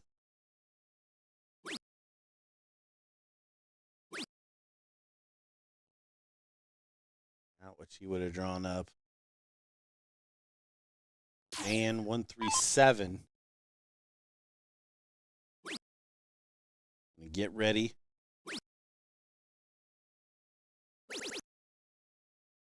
Right back downstairs. Finds it underneath the high dart.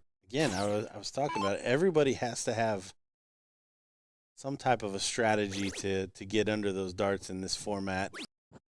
Double 32, double 16. Say double 32. Whew. Whew. That's too much. That's a different board. That's a different board. That's all right, though. They've set themselves up in prime position to grab this title here. Queen's Quarters. Not missing out on many legs this bracket.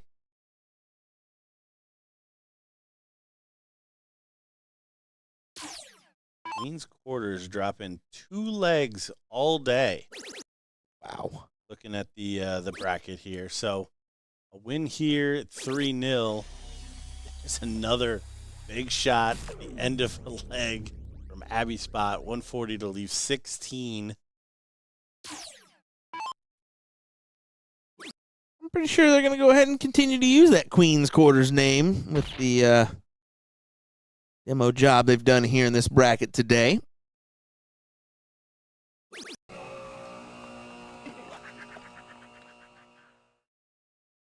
The bust. Suzanne.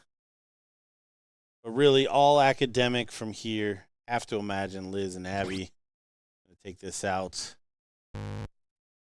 One more at double 8. Have it finish here. She goes inside. She throws her hands up. No real danger. Oh, well, the plus side is Abby's had the automatic double 8 today, so See if it's fitting for this end to this final.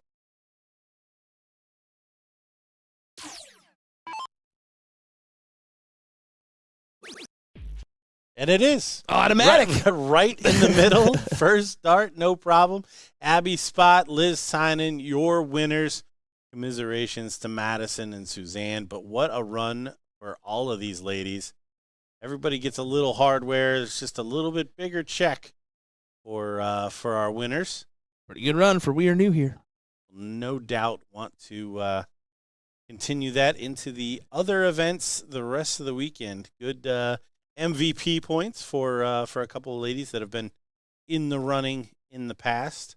Liz winning in 38 at the 38th, maybe 2 years ago. Ooh, yeah, I don't know. That's a good question. We'll go ahead and pull it up here. I think that's true. I don't know if Abby's ever won it. MVP? Yeah, 36th, 2022. That was Paula Murphy / Liz Tynan. Oh, 36. Okay, I was off. 36, so. Who won it in 38? 38. What? What'd you say? Yeah.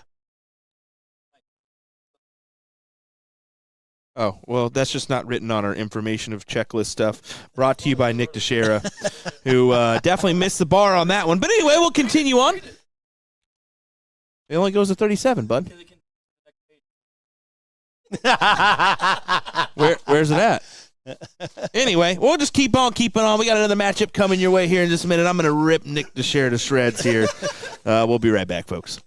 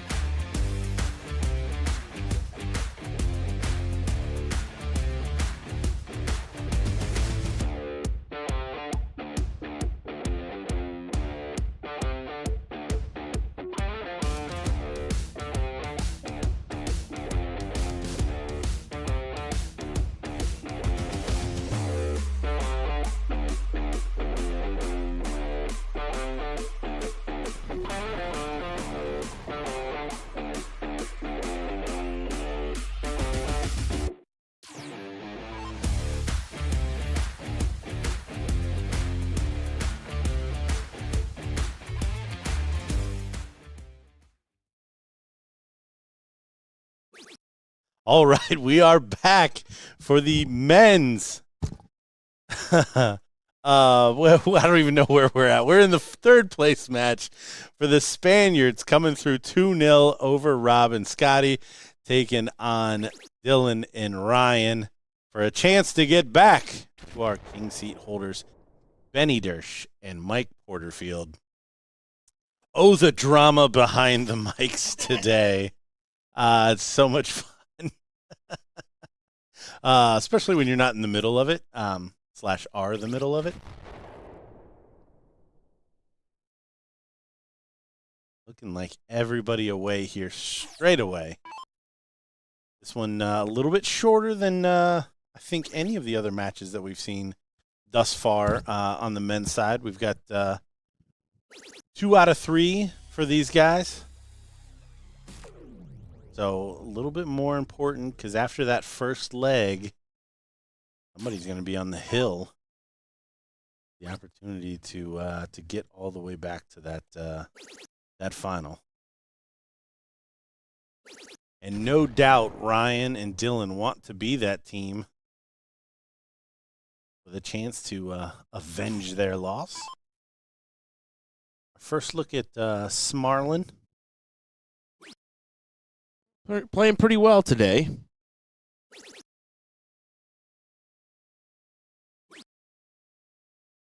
A rapid release on the back end there. Whew. Yeah, a little gitchy on that last one there. RT definitely off and running so far. Dylan been a solid provider here of triples. Not able to overcome Benny and Mike in that king seat match. Setup shot here from Marti. Plenty of space for more. A switch, he does. That's a perfect setup. Yeah, perfect switch too. I mean, go ahead and transfer on over. Even that 36 finish.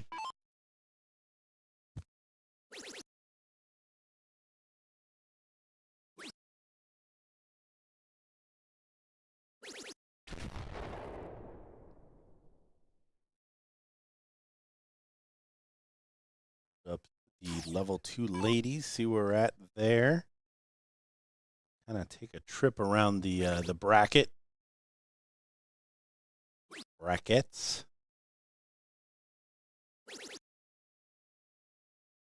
Currently level 2 open. Carolina and Lezik 1-1 against Fischbach.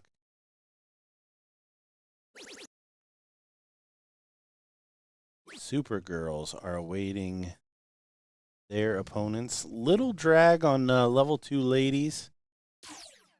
Got 1/5, 6th match still playing out before we get to those final 3 matches. 9 for Marti to take this one 1-0, and just like that, they are 1 away from headed to the finals. That was pretty dominant for Marty there. I mean, Marty averaging, was that a 45? Come on. Yeah, that's heavy. So now all pressure on Ryan here to get away and find a big triple. Well, check that first box. Check that second box. And he's away perfect. See what that means to him. Great shot there for Gervais.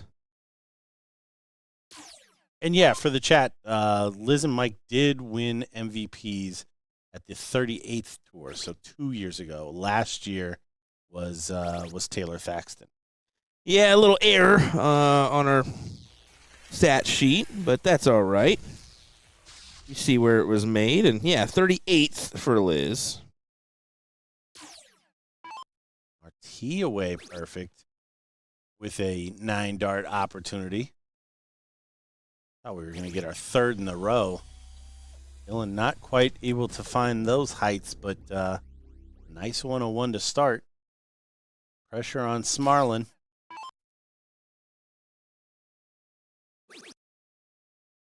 That snappy shot.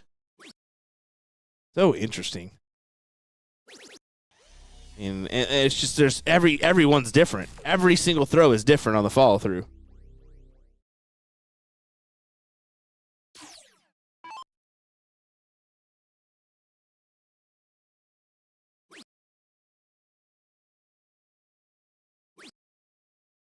Ryan needs to find a big triple here. Marty is on his heels. Marty, outside shot, still 6 darts away. 2 big triple turn here.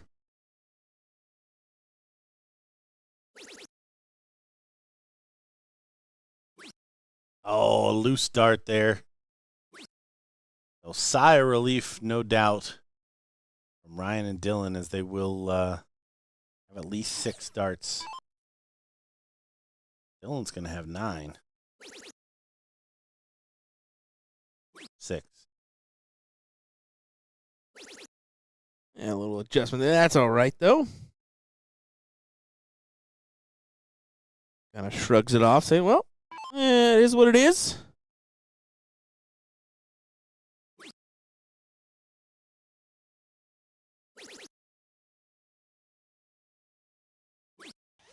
Oh, just low for Smarlin. 3rd. So setup shot here for Ryan. On at least 2 big triples. Did start perfect. Oh, he's going to have to find something now. It's not going to happen. Oh, and he leaves a 159 at that. Yeah, the switch was on the 2nd dart to keep the shot on. Marti, a couple of big triples. Still an outside chance. He's not going to leave a finish either. So the 159 of Ryan takes a breath. Yeah, gets away with it. Just a little bit there.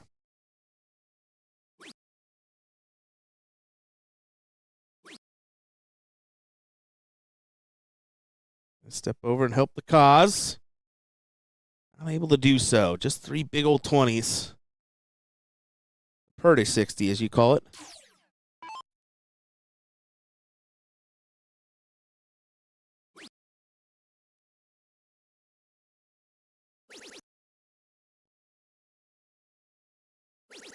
Oh, 2 big troubles for Smarlin.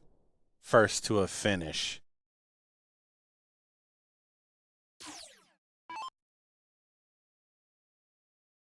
Outside chance for him. With a little work for Dylan and Ryan to do. To tie this one up. This is going to be interesting here. Coming down the line, Marti needs a big shot here.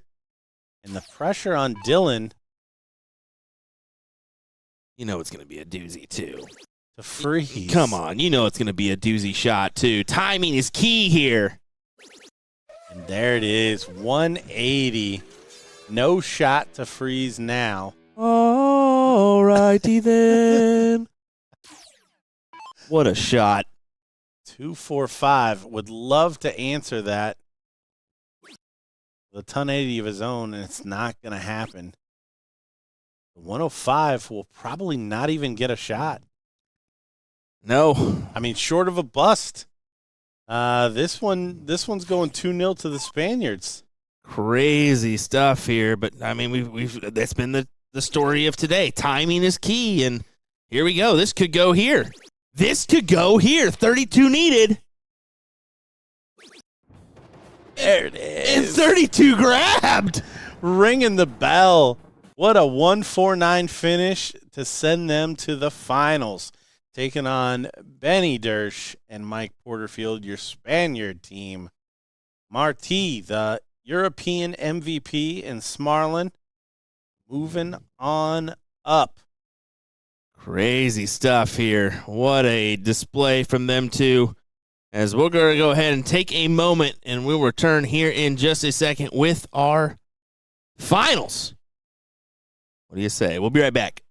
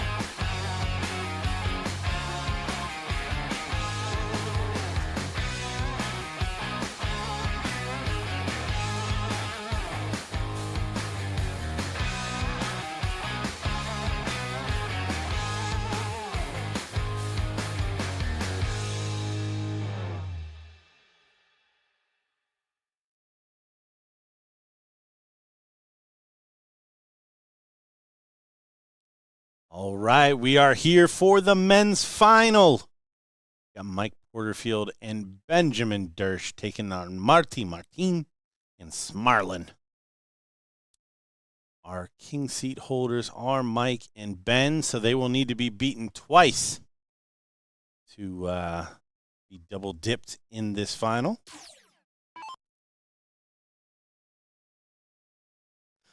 Martin and partner Smarlin just taking out our former king seat battlers, Dylan and Ryan, for this opportunity.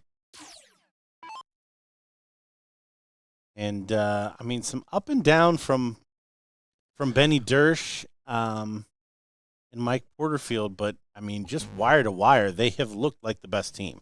Yeah, they certainly have. I mean, you look at Mike. Whenever he's not getting in, Benny usually takes the seat and does it himself. So, kind of the case here where Mike just misses out, Benny goes ahead and collects. But we'll see. I mean, they've had just a moment of wait, not very long. It could take a moment just for him to get back underway here. But Marty and Marlin will be riding on some energy here, especially at the 149 checkout to end that last matchup. Yes, Marlin really making his presence known with that second leg big finish. Just keeping you posted on level 2 open. Carolina and Lezik did end up taking the seat in that one. Fishback losing 2-1. So no doubt they will be trying to get back there. You may be wondering why we're giving you that information. There's some substantial stuff on the line for that one, especially with Carolina's success last night in the Top Gun event. She is definitely fighting for a MVP race here, so that's why we need to mention those. Speaking of MVP, the MVP Showdown will be coming your way here right after this event. We do have a little bracket show to start things off, so keep that in mind. Benny Dersch, big 180. Leave himself at 268, and this is what we're talking about with him and Mike. One's just a bit off, the other one's on. Yeah, we talked about this with Liz and Abby Spot. Good partner play. It's good partner play. Picking each other up when necessary. Got to imagine, though, Mike Porterfield probably not too far away from figuring this back out and finding the troubles with the regularity that we've seen the rest of the day.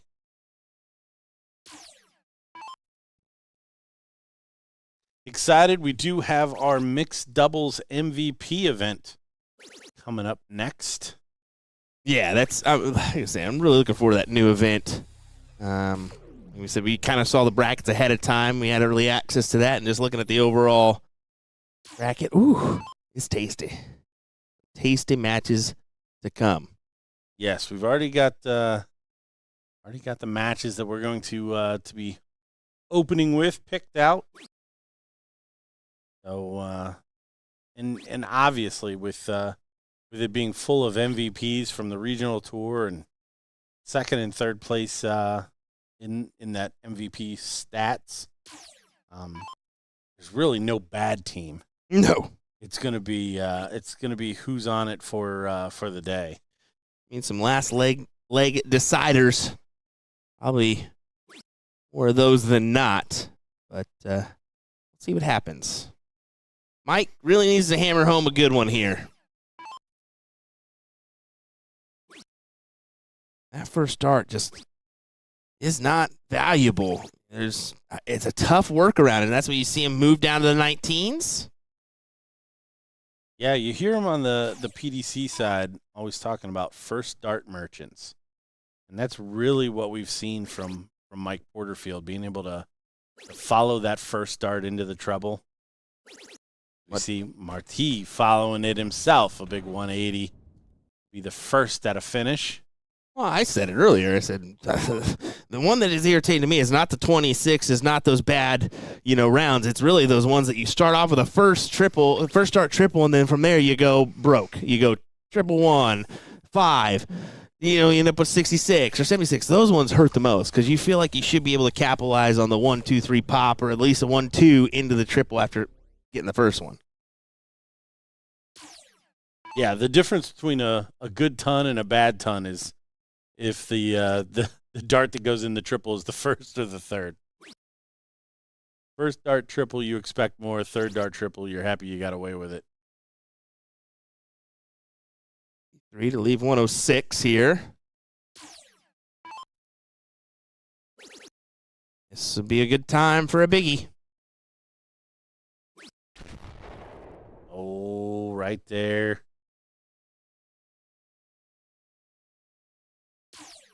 Now, no option to freeze here, as Benny is already less than Smarlin, so this goes away. 103 is in play. Goes away. Good shot. Oh, I'm looking at it backwards. I was about to say, I don't think you're correct on that I one, was brother. looking at it backwards again. I was like, Benny sure looks frozen Yeah, if he just gets after below the first 20. Start, yeah, after the first start, he's probably frozen. I didn't want to correct the big dog, but we're going to correct you, my guy. Nah, it's all good. It's all good. We talked about it earlier. And maybe that's why I don't like it. My frozen math is a little spotty. And right on cue, Mike Porterfield piles in. Perfect turn. Has been on a 9-darter, I believe twice. Yeah. Hasn't hit the 7th dart just yet. He's hit the 7th, hasn't hit the 8th. The transfer down to the 19s he's been off on. But we'll see. We'll see. We got one last year, I believe, in David Cameron popping that one for us. Let's see if we can get another. After he gave the cork away. Right? That was absolutely crazy. A bonkers match. Yeah, I didn't remember that until you just brought it up. But yeah, that was an incredible turn of events. I was kicking myself because, of course, it's the day after I leave, and I'm like, oh, come on. Like, he couldn't even wait till I was when I was in the building to hit it. And Benny not away on his turn. That could hurt. That could hurt here, pending what Mike Porterfield does. Of course, sitting in that player one score line, you like his odds to get it down, but never know. Well, and honestly, Smarlin has really stepped up. He really has. Not that he fell off at any point, but I mean, now the throw's still trash. I'm not gonna lie to you. Yeah. The follow through is just too iffy and inconsistent with all his darts, but it works. It really does. But he's got all of the parts lining up. The thing about those kind of idiosyncratic throws is when it's bad, it's bad. Mm-hmm. But right now it is good. So he's off and running. As Paul M said, the biggest part of your game is B to C, the point where you start the motion forward and the release. Whatever happens after that, you're fine. See a 180. RT taking control of the leg. Still not at a finish, so Mike Porterfield could still have 6, but he's going to need Benny to get away here. Needs to be a good turn. Preferably leave the 150. Sorry, 350.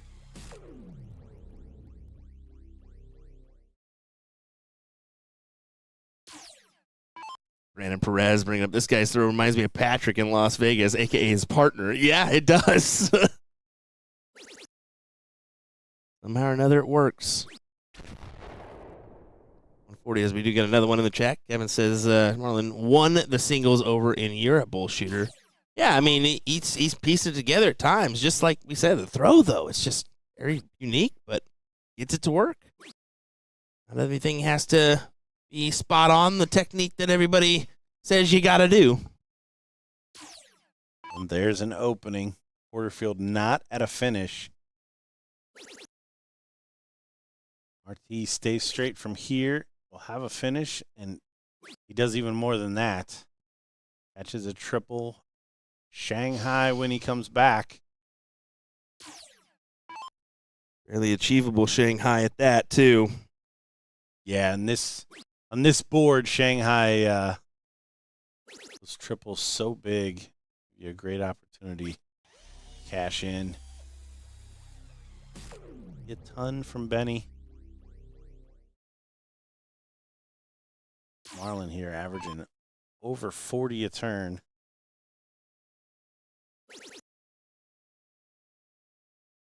Doesn't seem like he's in the mood. Stay there. Oh, surprising. I figured he'd go downstairs, but collects on the triple. So what do you guys know? Well, we do know a significant amount. If you would have hit that, you would have been on a bogey. So may not be putting the focus into that. Maybe thinking, Marty, go ahead and take this out. What do you say?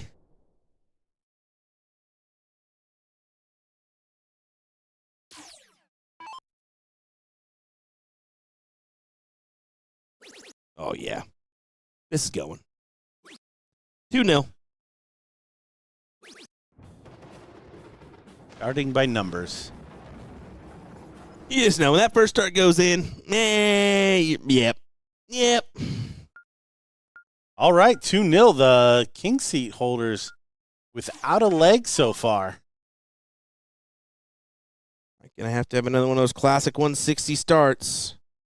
You see, in the last leg, it didn't even matter, the 160 start.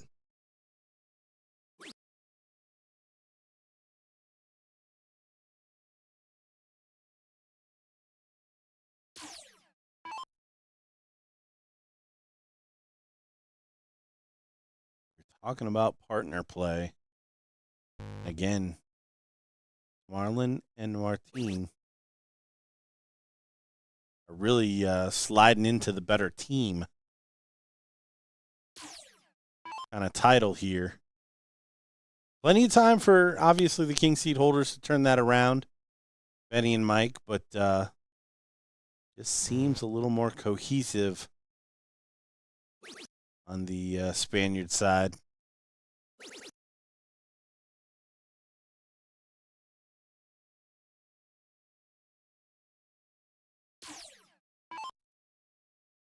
If Marlon could keep with the trends, you betcha. Easy in with the first.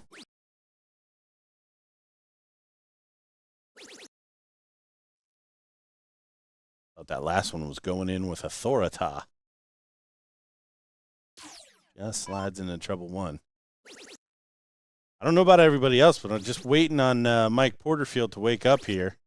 There it is. And there's a okay. Good morning. That's the wake-up call. Welcome to the final.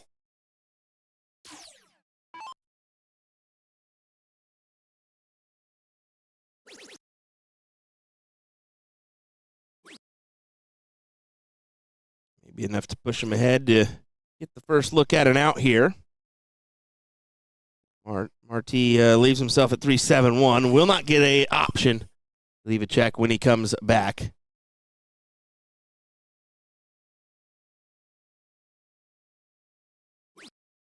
Yeah, so here, Benny, just relax. Find a treble or two.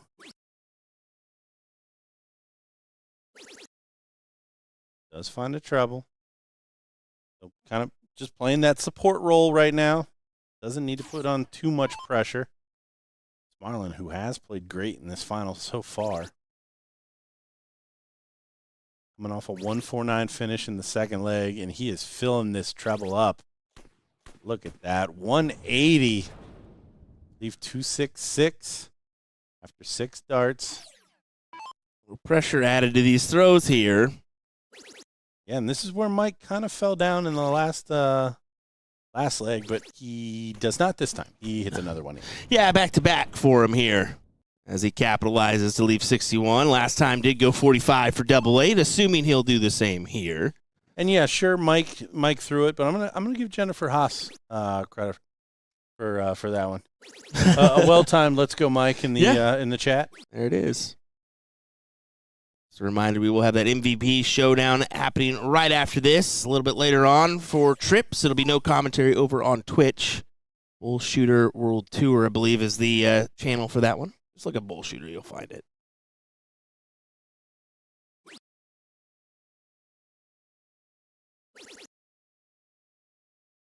Careful of the spelling, though, I will say that.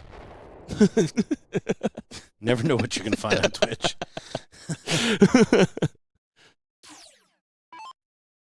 All right, steady leg from our king seat holders this time. Taking advantage of that first, but the work's all done. Marti and Smarlin going to get a shot in the next one, even if they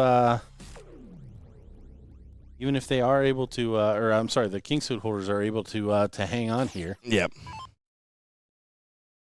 2-0 here, about to be 2-1 in this final.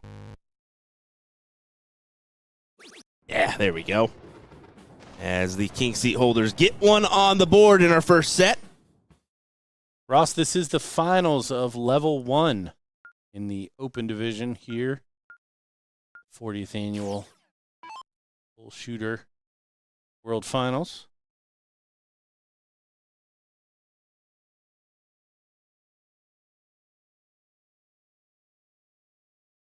So to win the first set, Marti serve it out. Oh, so close to being a perfect start for him.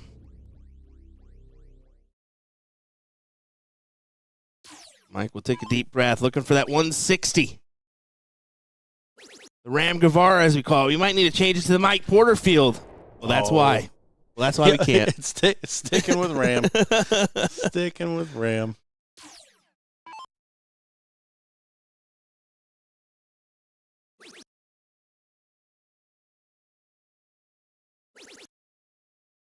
Marlin again into that double, into the treble. He's expecting it now. You can see just from the reaction. He's definitely feeling it. Feeling a little groove here.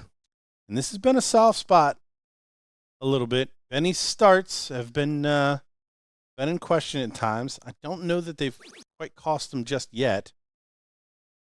But he's away here. Well, the clear reasoning for us saying that is, I mean, the excitement to get in on the first start previously, but looking to follow here. Big turn for Benny Dersh. Just when we start talking about the Spaniards maybe having a little bit better of a Position. a partnership, yep, Yeah. and play here, but they still are against the darts here in what could be a first set winning leg. An opening from Marti. Just how big can Porterfield go to bring this down? Let's keep with the trends. Another.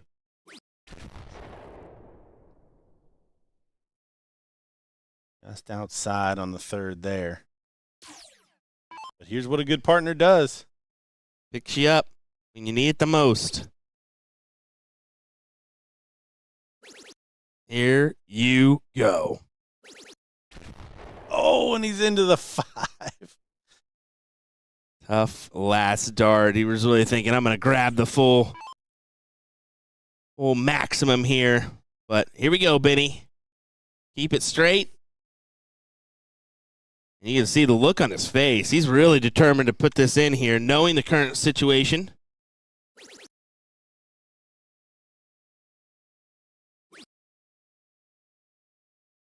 Yeah, little letdown there. Especially on that last. Yeah, super loose start there. This is the guy that's got to make up for it. I think Marti probably knows this shot. Yeah, 2 big triples on the 19s needed for the 1-3-3. And no, it will not go. Let's stick in there and find a finish, but maybe advantage Porterfield here. Big shot here. He's going to come to the board before Smarlin. The next time anyways. Oh, my. Yeah, not thrilled with that last dart. Oh, my. Looked a little lazy, to be honest, as it falls into the 3. Yeah, potential to set up the 1-4-5 there. Yeah, significantly lower, hitting the triple. Smarlin again with another 2 triple turn. Really seeing the power of the Spaniards here. Benny Dersch. Can he get lower?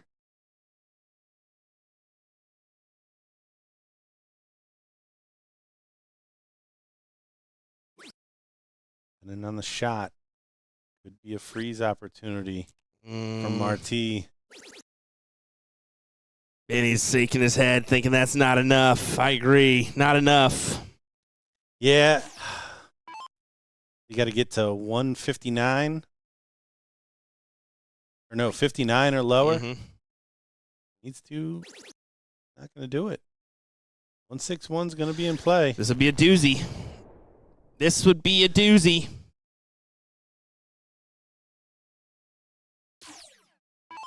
One 7-9, the combined score. So 5 points does it.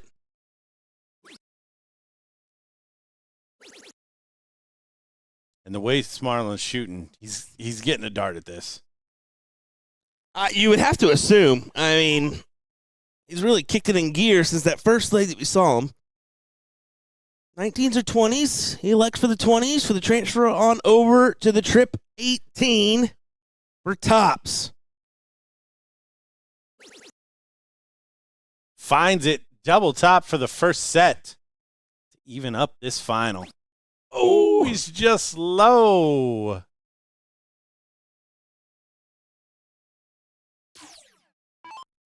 But no chance to freeze. So regardless, going to have to fade the 65 from Marti and get to a point where he doesn't freeze. So the goal is to get below 20. Tough task. It's impossible now. Yep.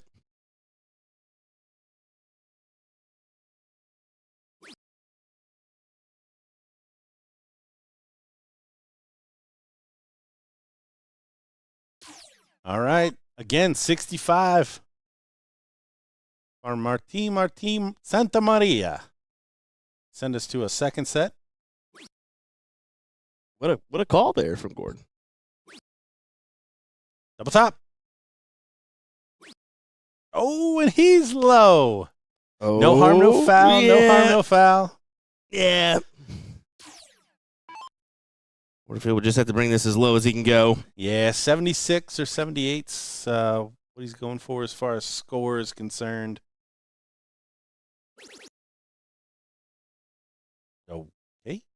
I was about to say, that's kind of look confused. I was thinking 54 there. I mean, maybe go push the button. He goes a little bit lower. Yep, fair enough. Fair enough. All right, double 10. Now it's going to happen. Yeah, right? surely. It's gonna Surely. happen. Tell me surely. I know, I'm telling you. It's like I want it to be your name. 3-1 as the first set goes to Marti and his partner. Maybe Marti is Smarlin's partner. That could be it. That could be it. All right, we're going to get another cork to start this second set.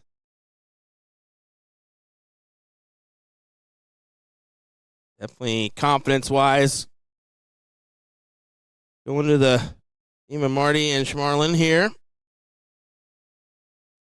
Oh, I think Porterfield got that. Nope, tied.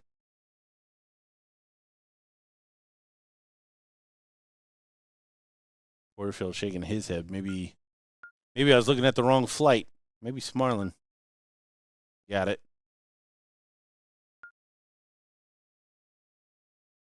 Uh-oh. They're looking to make a change? Oh, yep. Maybe. Oh, no. It was a mistake. Yeah, yeah. it was a snake. Yeah. The snake? Miss Snake? The steak? Oh, don't get me started on steak. Last night. Yeah, I just had to put it right. Mike to lead off. You need to go in second for that score line. All right, so now we're even. Come on, chat. Who you got? It's interesting now. Like I said, you got to give the subtle advantage to the team that just won that set.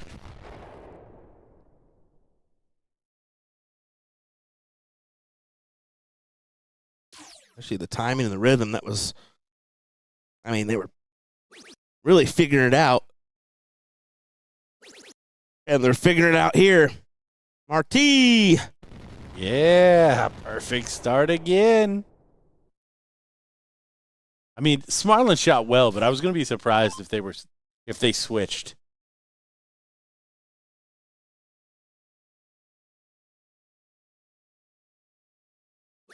That's where Benny's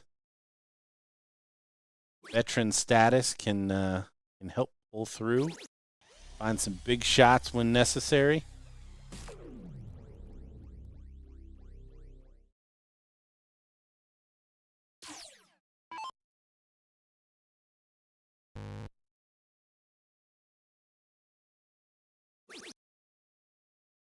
Covers off that first start off the board. They're always difficult. No marker dart to work off of. Yeah, probably the worst open we've seen from Smartland in a while. Got to take advantage if you're Mike. Take advantage, he does. Big 140. Yeah, they'd really like to lead this this match at some point. Never really having the opportunity in the first set. And how hurtful would this be? Oh, it's not going to happen.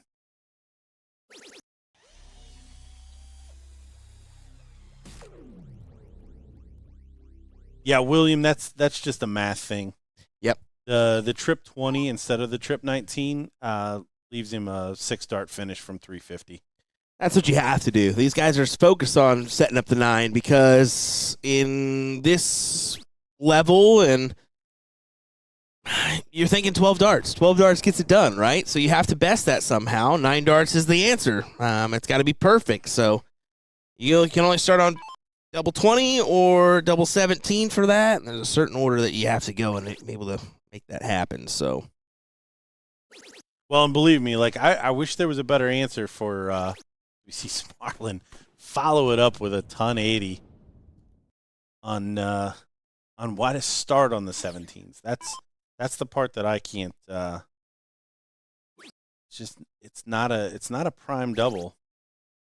So for people to utilize it in this format, again, I understand it mathematically. You can still throw the 9 with it, but you feel like that's not something that everybody practices a whole lot. Double 20 is that's I don't know why. Double 20 is the go in. Let's look. Why even look at the double 17? How often do you go out on that number? But hey, to each their own. I mean, however you want to do it.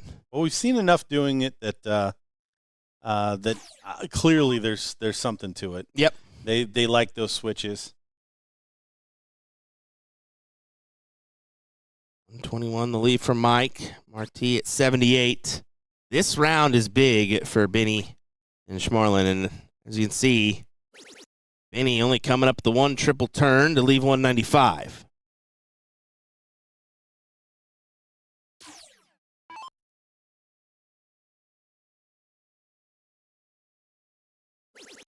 $116 or lower, and the 121 can't go. Oh man, fill it up. And it's frozen. No shot at the 121. Another timing situation.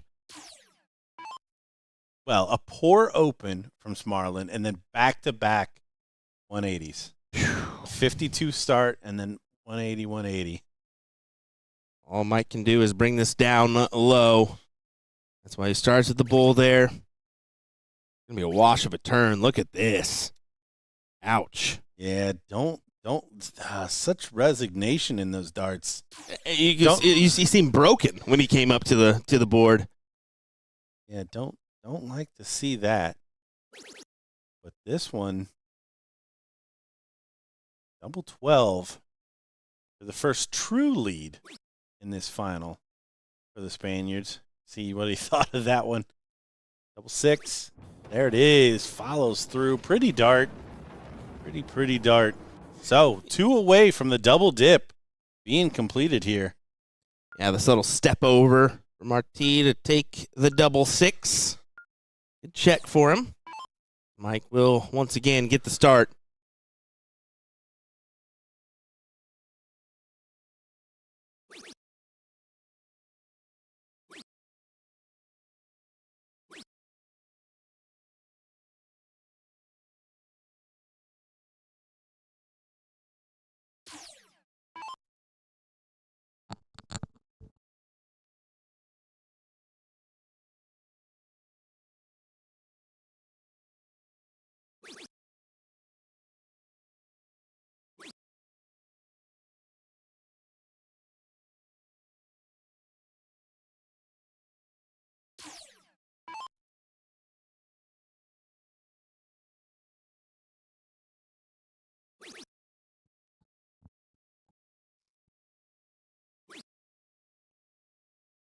Americans need to find something here. Yeah, I mean, they have to. Maybe push Smarlin when he's shooting. I mean, yeah, hold his jersey or something. Yeah. Maybe, knock the glasses off his face or something. Go to some tactics here. No, it's I mean, these guys have really earned this lead here. Playing well, playing the timing. Again, both players playing well in order to win a doubles. Go figure it. I guess we just expected so much out of Porterfield. He does put in the 180 right there after his, especially that semifinal. That semifinal was filthy from him. It was. It really was. Match to match, you're going to have your moments.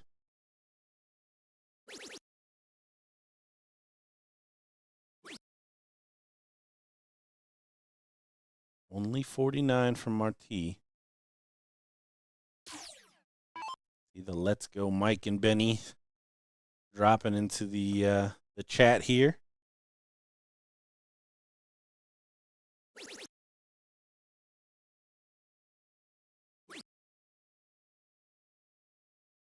You see the little wry smile, shake of the head. Yeah, I mean, advantage though, I mean, he knows that Mike's the front runner. But in the back of his mind, he's thinking, well, we've been in this position before. And the timing is key once again. I mean, round 3 to 4 shots for Marti and Schmarlin have got them in the mix. So, Porterfield, halt that. Come up with a 140 here. Clap of the hands. He does get to a finish, but it's a biggie. Knows could come up with some pressure. And the other problem is he's trying to get out before there are any implications of a freeze. So kind of pressing it on himself to do better. And anytime you're forcing it, probably going to go wrong for you. You know, that's usually why when you find yourself down and out, all of a sudden you pop that big 180. It's like, where's that the whole time? Well, you weren't relaxed. You weren't in the flow. And all of a sudden you drop that, little, I'll say, give a damn. And then all of a sudden you find it. Look at Josh doing our job. Good call. Honestly, it's a great call out because Benny has been making that switch over to the 19 very consistently, and we see him there, able to find a couple trebles. No, you just got to move around the board. Oh, he's going to be disappointed with that one. But again, we thought that was going to be impeccable timing again from Smarlin to get to a big finish. Oh, that was a trip. That was a trip 1, right? Yeah. So is that 169? He should have transferred down to the 19s. But hey, winner. Okay. As he puts away a tasty finish of a 158. 158 from Mike Porterfield to tie this one up. The thing is, he gave it a little go, too. The full can of beans, if you will. Those are Bush's baked beans at that.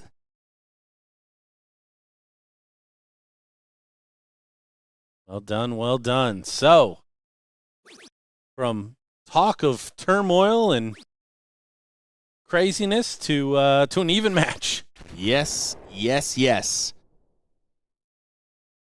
Anything can happen from here on out, no doubt about it. Porterfield not one that does that a whole lot either. I mean, we've seen a couple of claps and some frustration or whatever, but usually not one to do it. I think it's a little emotion release. It's definitely not. It's not a bad thing to do at times, but don't give it too much of a go, and kind of ruin the next few appearances you have at the board. You're able to recover, but he should be all right. 1-5 to Smarlin, continuing to impress here. Forces Benny to collect and leave the 350 again. And And then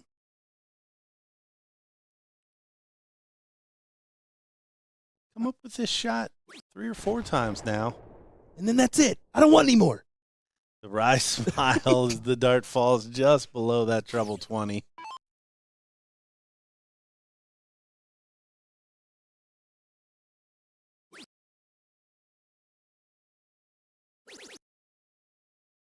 First down.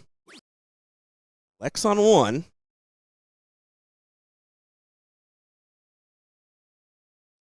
Porterfield continue to find that treble 20. Good marker. Lay the next 2 on top. That's exactly what happens. Josh answers his own question. Why? I know why, but still. Well, you have to go up, bud. You have to. Even with the big trip 19, you want to follow it in? No, the smart option is to go upstairs, try to leave the 350, and give yourself a 9-dart finish. You have to in that position. So, good move. Just didn't pay off. Now, is there a reason why he doesn't go 171? No. Yes. there is no answer there. It does look like he's looking up. Benny's a tall fella. So, definitely not taking the recommendations on the 19s, but he does find a treble 20. Glance down and back up there. Fills it up for 140. Again, I was waiting to see if we could if Benny's all of his experience was going to come out here in the last couple of legs, and so far he's kind of stepped up his game. Yeah, I mean, making the best of it, right? 41.83 for him. Front runner for him and Mike's scoreline currently.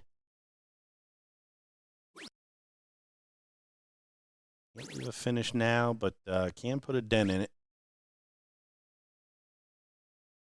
Kicks over into the 5.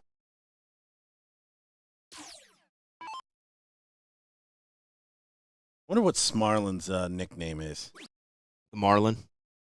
Marlin. You're welcome. The heavy thoughts there. It's a little on the nose, but you're probably not wrong.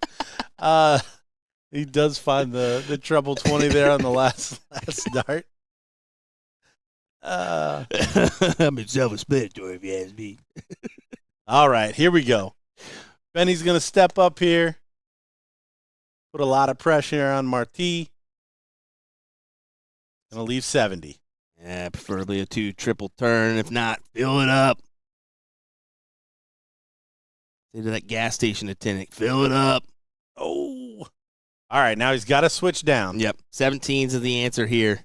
Well, I mean, you could go 20s. Yeah, he can, but I just feel like he's so accurate on the bottom of the board. Mhm. That switch just made a little bit more sense in that case. And he's been shooting the shot that he has to leave the 170 for the 9-darter. Here comes the pressure. Big time pressure added. 57 to leave 32, not quite. Something to do. And Mike Porterfield, the one trying to defend a freeze at this point.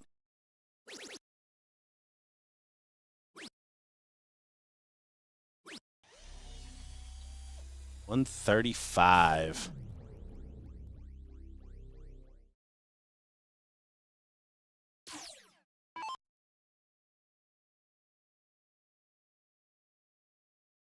Three would be big. Probably going to start downstairs here. What do I know? What do I know? Oh. Now he needs to find 2 trebles. There's one of them. There's a second. There's the second. The freeze is on the street. Got to be up there for favorite slot machine.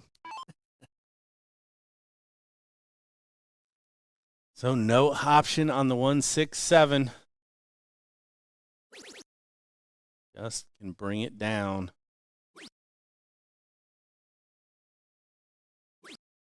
This one looking like it's going to go with the team going first, which honestly, on paper, that's supposed to happen. Yep. Almost every time. Benny and Mike are going to get a whack, but yeah, just the way it played out, I know is going to be frustrating for Benny and Mike. There were certainly opportunities in this leg. Tops 2-1 and go one away from the title with a double dip. Yeah, good shots there. Lock in that score line. One needed for the title, as you said. First team on the hill. Spaniards. Porterfield come up with one of his giant legs. Oh, buddy. I did not like that first start. I think he should have transferred over to the 18s or something. Just where that dart landed, you're like, nah. Well off the mark. Ugh. That's tough. And Marty, to make him pay, is away. The double dip solidly in view right now for the Spanish team. Neither one of them have had trouble getting away. said, I got the rocky road, might as well have the cookie dough on top of it. That's the go-to, by the way. That's where Rocky it's at? Road with the cookie dough on top. The two scoops? That's the two scooper, my guy. Okay. Don't even get me started on the triple decker. I'll take down a few of them.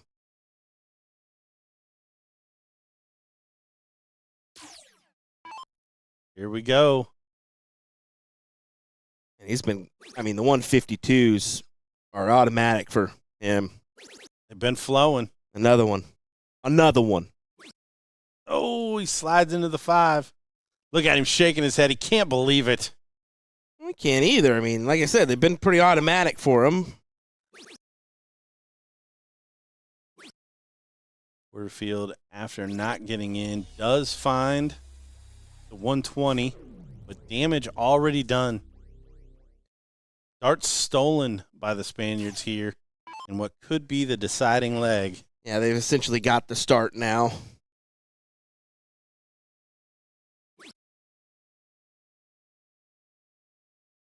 Still need to make the best of it. Oh, last dart saving grace. Yeah, what a find. I mean, that opens the door right back up, but, man, really pulled it out of the fire there with that last dart. What can Benny Dersch do? Big, deep breath before he throws his first dart here. I like that from Benny. A deep, settling breath to make the best of his turn. It'll work. Still not happy with it at all. Yeah. Classic Benny. Yeah, he knows how close he was to that perfect turn. He also knows that this monster's coming up behind him. Strike at any time. He whips in a $180. Smarlin. Smiling. That works. That works. Just freaking good, Schmarlin. Also works. Oh, and unlucky from Porterfield as he flights into the 5. It's going to come down to a big finish here, I think. It has on a few different moments. I mean, the 158. I mean, earlier with the 149. Let's get a doozy for our into this final. Big ton 80. What a shot. First to a finish. Now, does Benny know this one? Yeah, surely. You got to start downstairs, Benny. Oh, my gosh. Oh, my gosh, Benny. This is why you start downstairs, bub. You got to 4-mark the 19s minimum there, and then get the look at the 136 to set up the 170. And the thing that sucks is once he knows that he can't leave a finish, like the bottom dropped out. Yeah. And he doesn't even try in the third. You should have probably attacked the 60 just to go ahead and grab what you can there. But it's too little too late. I mean, Marti at 141, Schmarlin at 84 now. Marlin whips in a final treble 20. Yeah.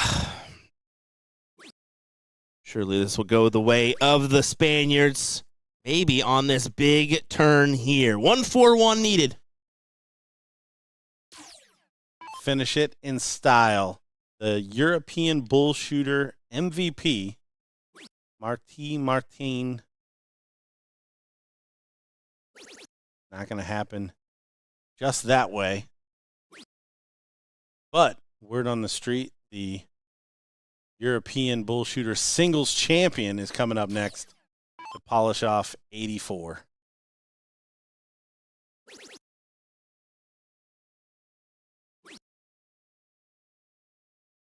Have to go to the 18. Goes to the Bull. All right, that's also an option to leave a finish.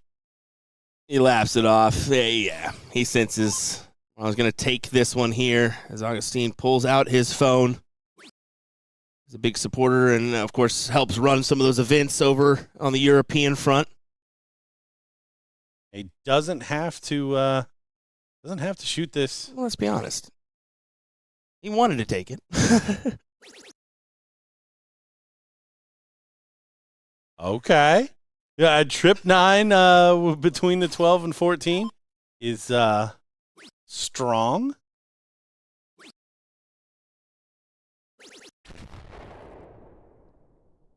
Resignation from Mike Porterfield. Certainly now, Martin, 56 for the title. Tops. Ooh, down to double 15. Scrambling just a little bit. Oh! And it does not go. Nobody still has an out, but little something Maroonskis here. Right? A little question mark Yeah, a little. behind this one. Maybe. I think the light at the end of the tunnel is still a train.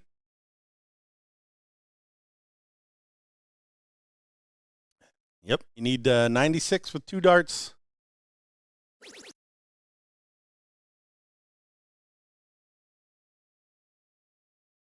So he's going to go tops. What is he going to do here? He goes 39. Okay. Smart decision. Smart decision. And they fade another 4 points from Smarlin.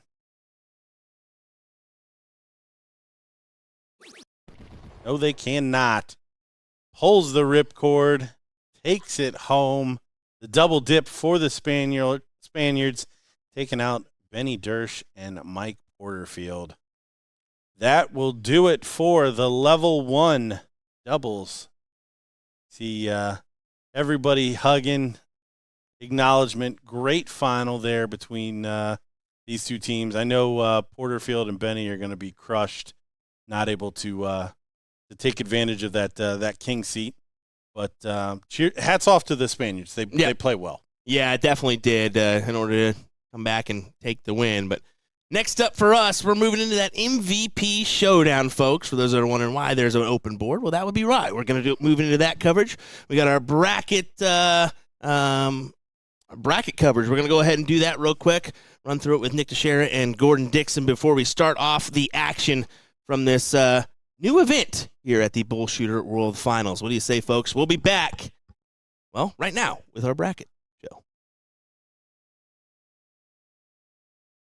Everybody, it is time to introduce our brand new event and see this draw for the MVP Showdown. We're here, it's the 40th finals, it's Saturday afternoon, and Gordon and Dixon, I'm excited to be looking through all these different MVPs, aren't you? Yeah, excited to see this. I'm curious, how was this event even born? Yeah, so we decided, you know what, let's go ahead and try to build a new main stage marquee event here in Chicago. At the Florida Regional, we started giving out MVPs for the regional tournaments. Of course, Chicago MVP, I mean, that's a big accolade, right? So we wanted to kind of show it on a different scaling, too, for each region has their own players. Some of those times players that never go out and about, and you get to highlight them. So what if we took the best players from each regional in last year's Chicago, put them in a mixed doubles blind draw, the best woman, the best man, and see who's going to be the best dream team. Very nice. So no seeding, everybody that gets that honor or a substitute makes it into the draw, and that's what we're looking at today. Yeah, everybody that's on here is either the MVP winner or second or third in that MVP race. So now we've been working on that point system, so we're kind of testing it out a little bit, and this is what we kind of came up with. And no seeding in this because we didn't know who can and can't make it to Chicago. We figured let's just go ahead and throw it at the wall and see what craziness pops out. Well, and the cool part is it's going to be pre-drawn. Well, it is pre-drawn, so we get to talk about it like a real sport. Yeah, well, that's in fact what we are today, and we have some great representatives. I mean, talk about first off last year's runner-up in the females MVP race, Suzanne Young, going on winning, I believe, 3 different first-place titles in her run, only losing out to Taylor Thaxton, who went on an absolute tear. So Suzanne Young representing as the troublemaker could not make it out, and then Leonard Gates from last year's Chicago in this inaugural event. Yeah, what would an MVP event be without Leonard Gates? Right. It's a great run on Friday night for Suzanne. Third highest average, I think, on the Top Gun Yeah, absolutely. singles. Yeah, played great. Got a high. Was the only other lady over a 4 besides the finalists of that event. It was incredible to see. Now, that being said, we look around at all these different regionals, and there's so many names that get to sneak into this mix when you kind of fly around the map, right? Oh yeah, for sure. I remember working in Tennessee and seeing the performances of Brian Langley and Danny Warmack. Two that stick out to me from the list here that maybe everybody hasn't seen multiple times, but certainly going to hold their own in the event. And you know that each of these players is going to have a little sense of, well, I want to represent my regional, my area that I played in. Even though some of them are world travelers and representing different areas, at the end of the day, it's really cool to be able to say, well, I was the best in Tennessee, and those are both of the MVP exact winners from that regional. I look around at this list, and I also see a couple of other great names. The Wisconsin one, you see J-Rod Henry getting into the mix and making his first Team USA appearance. I mean, very cool to see him make that post where he's like, I came into my first BullShooter and said, I want to make Team USA. And we said, how about you settle for the MVP Showdown? And then we gave Team USA as well. That's awesome. Yeah, pretty big accolade to double up on that. You see Leonard Gates making it again from, or I'm sorry, that's him from the Chicago regional. Ram from Pennsylvania, one of our larger events of the year. Yeah, he's a multi-time MVP winner. Him and Porterfield, the only 2 to be able to accomplish that feat. And let me tell you, Ramgar are well deserving. Paired up, not paired up. These are not the pairings. These are just the different regionals. Sure. But our female top 3 MVPs were not able to make it from Pennsylvania. Jillian Phillips stepping up to the plate, though. Really cool to see. She attended 3 different regionals and got 3rd place in that invitational shootout this last go around before Caitlin Myers went on to play Paula Murphy. There are worse things than letting fancy pants in your MVP. One of the best nicknames you guys have ever done. Yeah, I love it. See Jasmine Clark, another perennial attender of the events throughout the year. Yeah, on her 11th month of playing darts, by the way. She goes on there. She got runner-up in the MVP to Suzanne Young, who's already qualified for this event, so she got the pass down on that one. 2 level 2 first-place singles titles in the women's singles for her. The other level 2 singles winner is going to be Taylor Colson from Nebraska. That actually was the female MVP out there in a very, very tight race that went down. And she actually left, and we had to call her and say, no, turn around your car, come back, because this is something that we need to talk about real quick. Oh, that's awesome. So Patrick Gibson, I was riding in the car with him in Nebraska, and he didn't really know how it was going to go, but I was glad to see him get a spot as well. Yeah, he told me, yeah, I'm so happy that Alex Spellman was busy. That's what he told me, because of course he was the MVP winner over in Nebraska. And just a couple of other mentionable names before we kind of go in and start looking at the bracket and the pairings, which is super exciting. European finals, Smarla Martinez and Esperanza Sanchez making the mix. Our Europe male MVP and our 3rd place MVP for the females.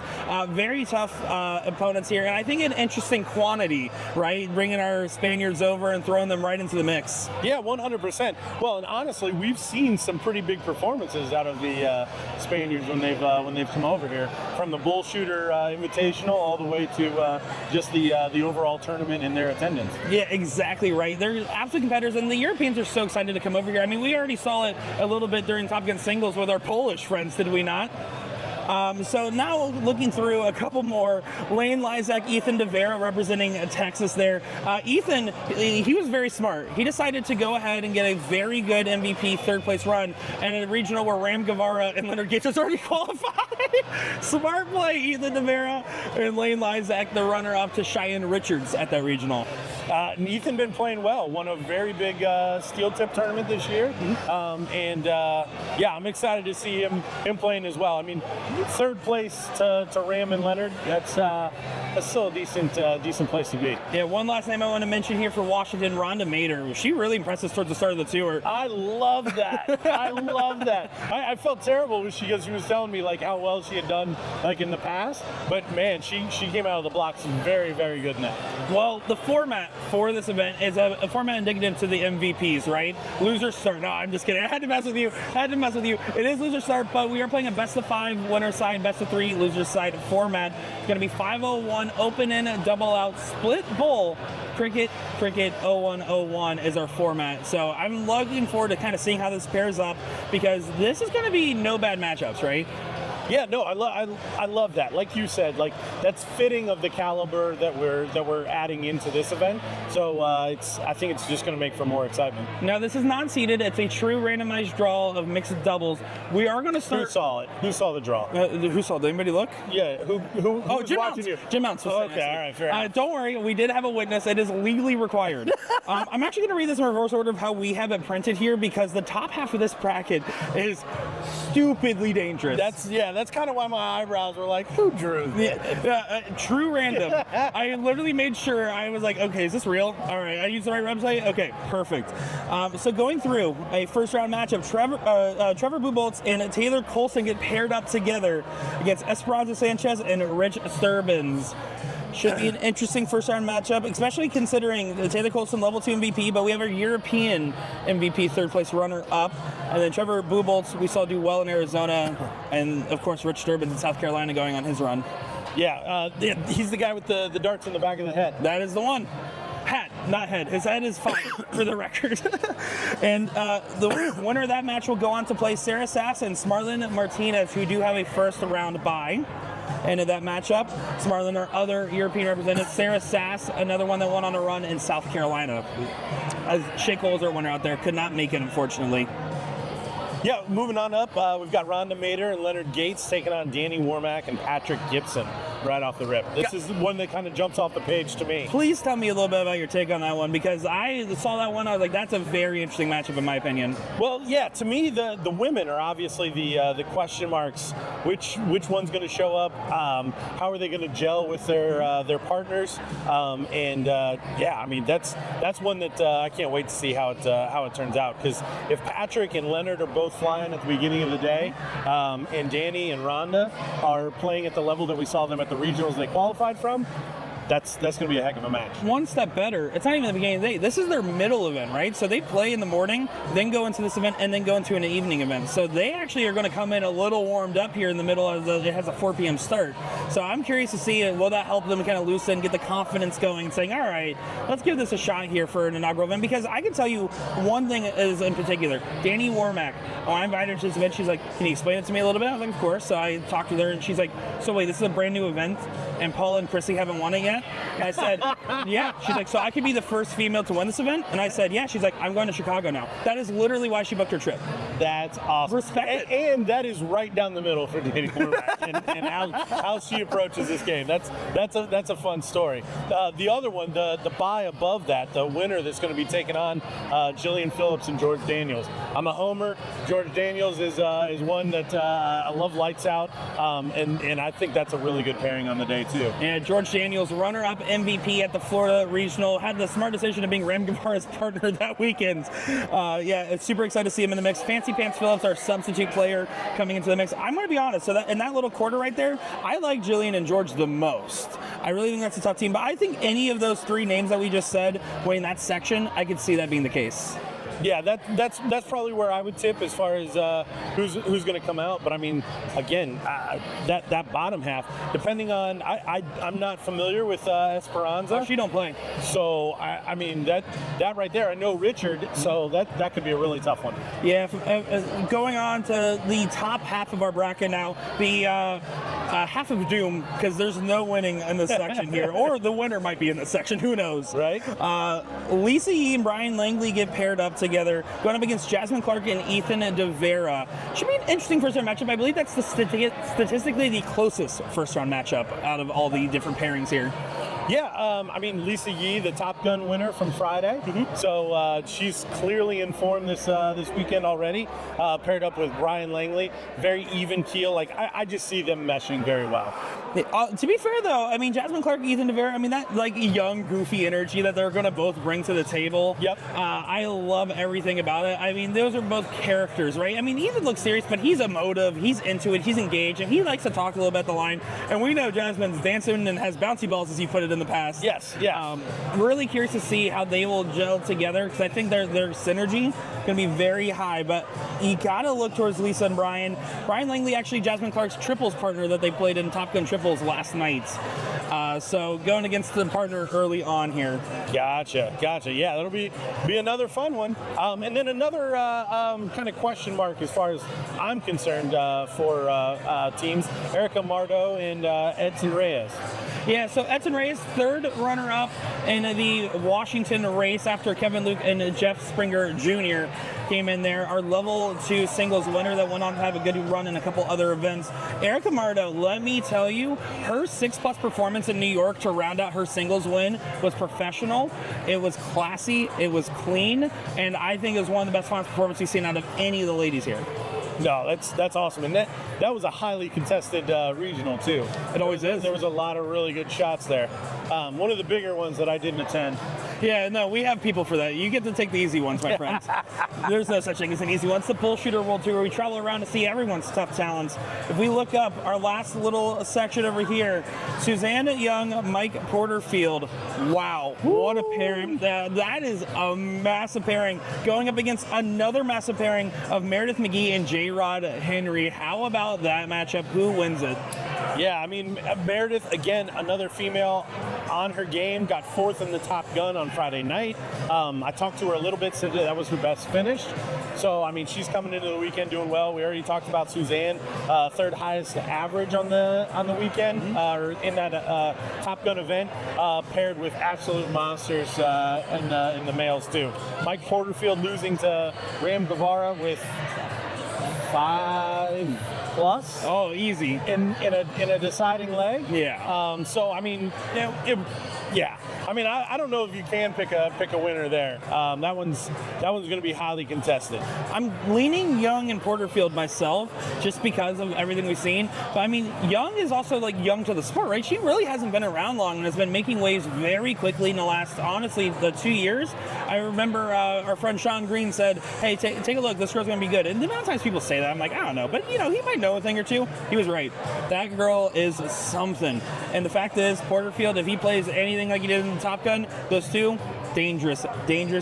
But whoever wins that matchup will play our final team, Lane Lysak, Ram Guevara. Welcome to our random pairings where 2 homers get put up together. Yeah, that's just for team chemistry, and I think average-wise, probably the favorites for the event tomorrow. Yeah, certainly has to be the case. The number 1 pairing, and all the 3 highest average teams all in the same section. Brutal draw there.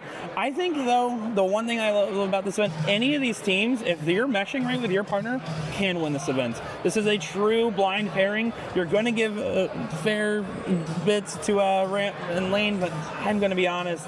I think there's going to be some upsets, there's going to be some drama, and there's going to be some craziness. Well, the split bowl, I mean, that's always an element for the women that sometimes they don't have as much experience with in the on the soft side. So how they kind of adapt to that and shoot the trip 20 or go down to the 19s, whatever their chosen. I told them trip 15s only. It's actually a new rule that we have. Trip 15s, figure out the math later. That's going to be our mentality on this one. That'll make it even more interesting. I can't wait. And one of my favorite things about this event, completely free for these players to participate. We're just showing them off, special coverage, right? But also on top of that, special trophies, first and second place only. You don't get nothing for third. You get on the podium or not at all. And we get some first, your last. Championship belts, right? That's pretty fun. Travel size championship belts, by the way. I see him right behind the cameras there.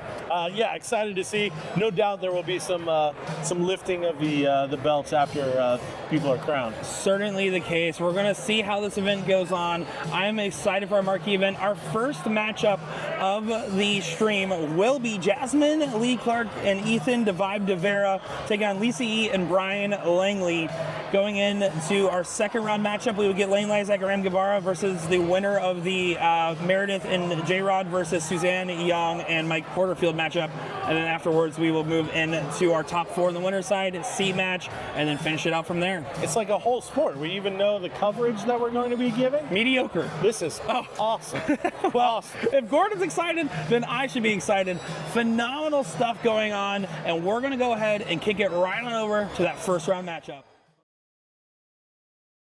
And now it's MVP Showdown time. We ran from that bullpen really fast. You can see they already filled up the table with drinks where our sheets were with all the information beforehand. Nick Teixeira and Gordon Dixon going to be bringing you coverage of this as we have some great matches to get our show started. Jasmine Clark and Ethan DeVere taking on Lisa Yee and Brian Langley. Getting ready here in just a moment. A hefty first round matchup. Meredith McGee and J-Rod Henry will be taking on Suzanne Young and Mike Porterfield over on our other streaming board to get things rolling here. As we told you, we are going to be starting with that Jasmine, Ethan, Lisa, Brian. The reason is that round two matchup, the winner of Meredith and Suzanne matchup plays Lane and Ram. But while they haven't started yet, we might as well go ahead and take a peek on over and get things rolling. Gordon, how are you feeling about this brand new event? Excited to see how it plays out. Obviously, the timing of everything is going to play a little factor for these players, but yeah, I mean, again, it's an MVP event. I mean, not one of these players is suspect in terms of their pedigree. It's really who's playing what on the day, and this is our first look at Jared. And we just got a full dose of Mike Porterfield in the last event, so he'll be glad to not be having to double in this time, and he'll be very happy if he never sees another Spaniard. I could imagine, but there is a couple in this bracket, as we did already have one of our first round matchups complete. That's going to be Taylor Colson and Trevor Blueboats losing out to Esperanza and Rich. Esperanza and Rich now are going on in a Spaniard matchup where Smarlin Martinez and Sarah Sass are playing. Yeah, Smarlin, obviously, speaking of MVPs, perhaps the MVP of the doubles event. Just not as familiar with him as I was Marti, but he showed up big in some really big moments. And word on the street from the chat, best chat in the business, he won the European BullShooter MVP? Oh, I thought that was Marti. I thought they were saying he won the singles. No, Smarlin's the European male MVP is what I have on my notes. Perfect. So I got that mixed up. That's how he qualified for the MVP Showdown. He's the best. Fair enough. Marty would be. So Marty's going to have to sit on the sideline as they get things going. 501, open in, double out, a split bull, cricket, 01-01 in this best of 5 winners side format. Again, we will be taking a look at the winner of this matchup in due time, because they will be playing Lane Lysak, Ram Guevara. That has to be the favorite on paper. As Meredith trying to set this up at 32. Just addressing this with the chat. What a 180 from Murph. Showing up big here in this MVP event. we don't move the bye forward. We move the bye back. If you notice, if you play in the first round and have a bye, then that bye goes to the losers bracket, and then the team above you, the loser, has a bye into the second round of the losers bracket. So standard stuff there, and Ram is in this event. He's got the bye and will be taking on the winner of the match that we just switched away from. Yeah, we will be taking a look at that match again at later time because the winner of that match will be the next round stream. We planned out our streaming order for you guys, so you know exactly what coverage is coming your way.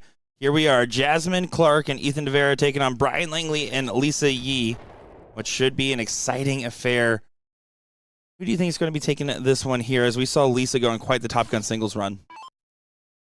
Yeah, I mean, it's tough to bet against Happy Feet after the performance that she's got.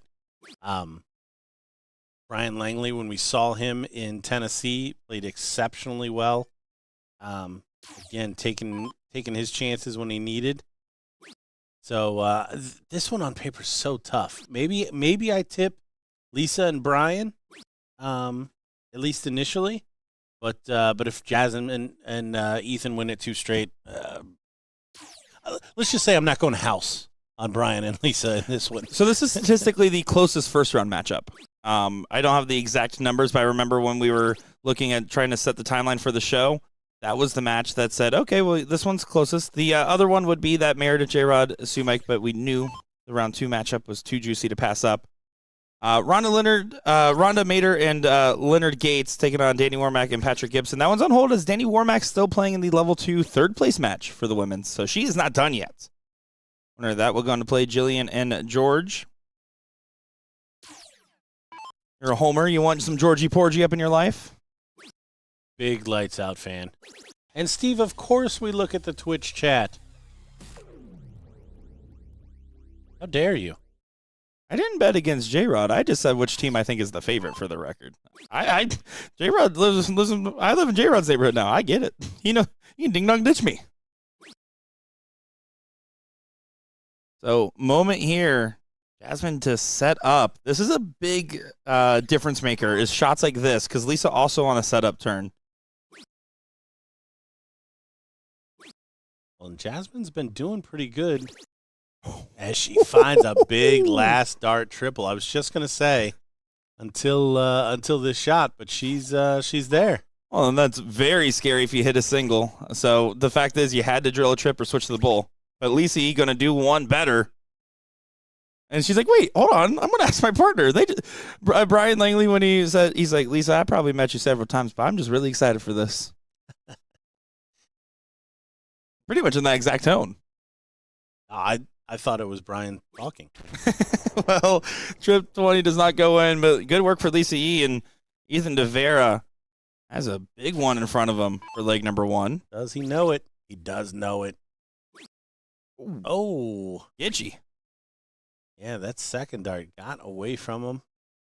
So Brian, to really make up for the entire leg, take out 68. Shot still on, 13 for tops. If not, Jasmine coming back. Oh, wow. Brian can't believe that he didn't get a dart. Yeah, I think he said, "Oh shucks." At least. You can see Jasmine and Ethan having a good conversation back there saying, all right, let's do the route of attack. There's one thing that Clark says she's best at. It's her doubling. Reset herself. Nerves are on. Almost the doubles in. It made the little sound. I thought it was there. Yeah, I like a reset because I think she thought it was there too. This is one of those hard darts to hit. Double 19. Doesn't go. Pressure was on, and now Lisa E gets 3 clear at 32. The woman's champ doesn't miss, right? I know the board doesn't lie, but that looked really good. That one's even better. It's stuck. That one's even better. Lisa and Brian take leg number 1 on the board. Brian going to be thankful that Lisa has to start. Yeah, lady start. So Jasmine to go for it as She asked for a redo on the high five. I'm pretty sure was what that just was. So I'm going to put you on the spot. Go figure. Is there any background to why it's always been women's start? I can tell you. I just said if it's a mixed doubles event and our mixed doubles and mixed triples have that rule, we might as well keep that in line with our other events, with my methodology. I couldn't tell you. I think it's just, I don't know, ladies show us the way.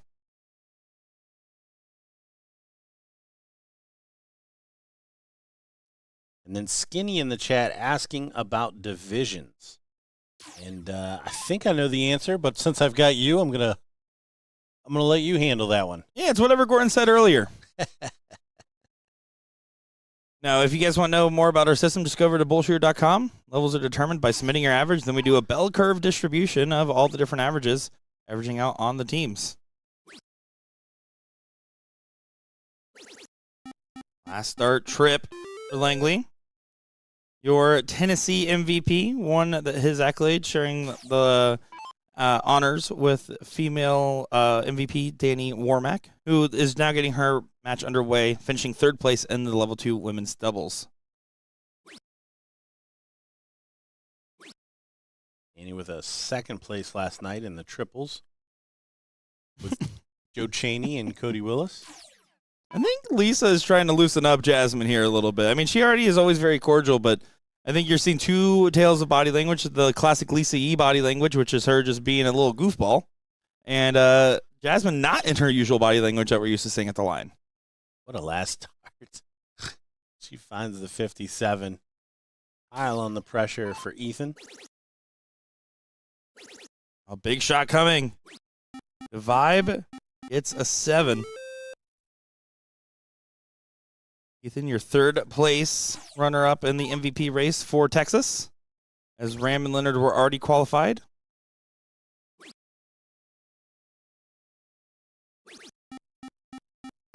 Ryan making up for a subpart yet winning strategy in that opening leg. Race to 3. 0-1 cricket. 0-1. 0-1. You see a big 7 mark there from Jasmine. 5-point lead. He's definitely living and dying on every dart. That is for sure. Is Lisa, he's just living.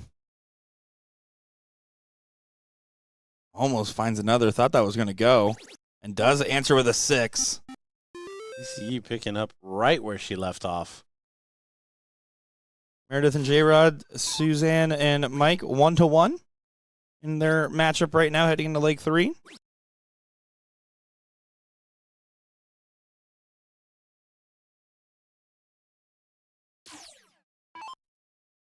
What Langley does, he's definitely picked it up in this leg at a 5-5 right now.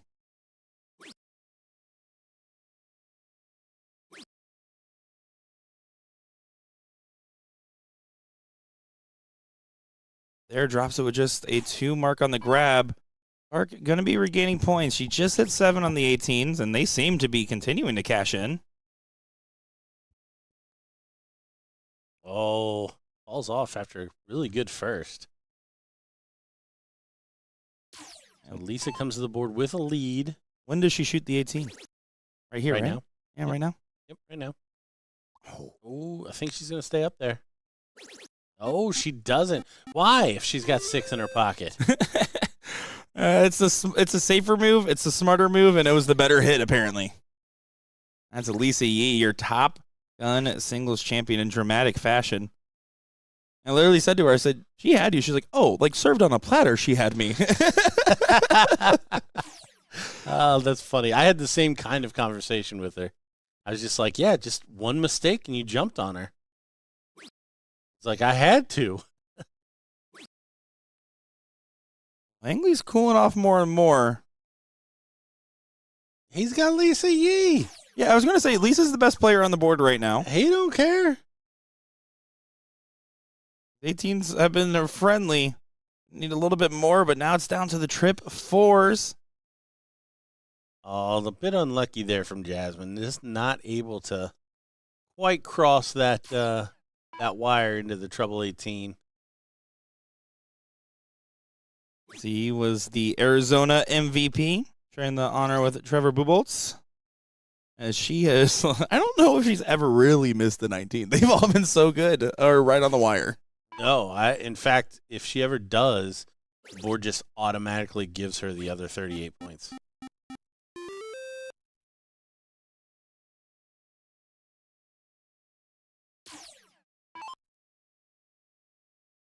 Langley should just be on cleanup duty. You're in Lisa E's world. He's like, I'm going second, and I know what I need to do. Go second, Lisa E's going first. I know my job. 3 big fat 16s. Let's move this game along. And I get it, man. I get it.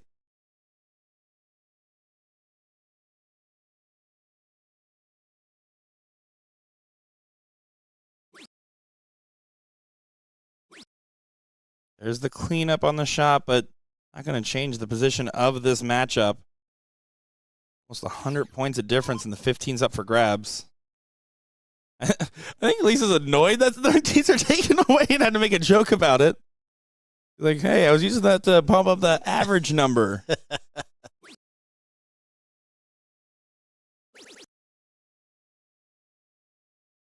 He whacks the triple 15. It don't matter. She's got triples in her pockets. So it'd be a big moment for Lisa and Brian to go 2-0 up in this format. It is loser start format. They're basically forcing that alternate start kind of advantage. Langley 3 bowls on the cleanup.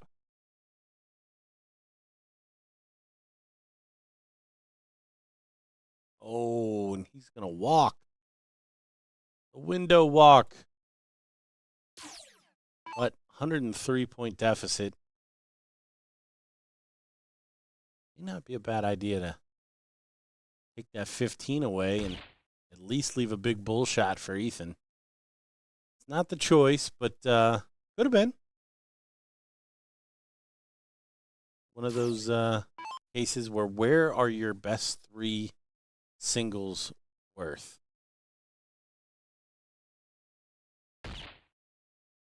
He says staying committed. She does, and finds it. As a 2-0 lead, as it's still 1-1 on the other board over there. Is a 500-point battle where 2 players are right at like around a 3 and 2 players at a 7. Esperanza and Rich and Sarah and Smarlin at 2-2 on the lower half of the bracket. Rhonda and Yates and Danny and Patrick yet to get started. One of the ones that remember the bracket show we were also kind of showcasing as a tight one. Yeah, there's not going to be anything too easy in this bracket. Every match is going to be pretty hard fought for these competitors. Yeah, what I like about this event, talking with the guys and the girls out there, and I've went and talked to them individually today, is there's 2 different kinds of mentalities. There's like the Danny Warmack kind of mentality of, an event Paula or Chrissy hasn't won, I want to win it, right? There's kind of that going on for some of these. And then the other half of the ladies are like, well, this is like kind of like my first real big event, right? Taylor Colson, Jasmine Clark, you talk to some of those ladies and they're like, oh, this is like a different experience. So it's really cool to kind of get the tail of the 2 coins. Same thing with like Edson Reyes. He's like, I feel like I'm the guy that nobody wants in the bracket. And I said, you qualified just the same as everybody else, didn't you? Go and throw some darts and see what happens. And he was smart. He got a first round bye. Literally can't go 2 and out. Good job, Edson.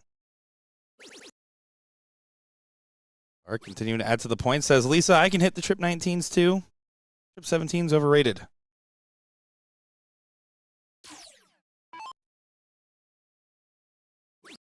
James, they will be streamed. It will be over on the Twitch channel, but it will not be commentated.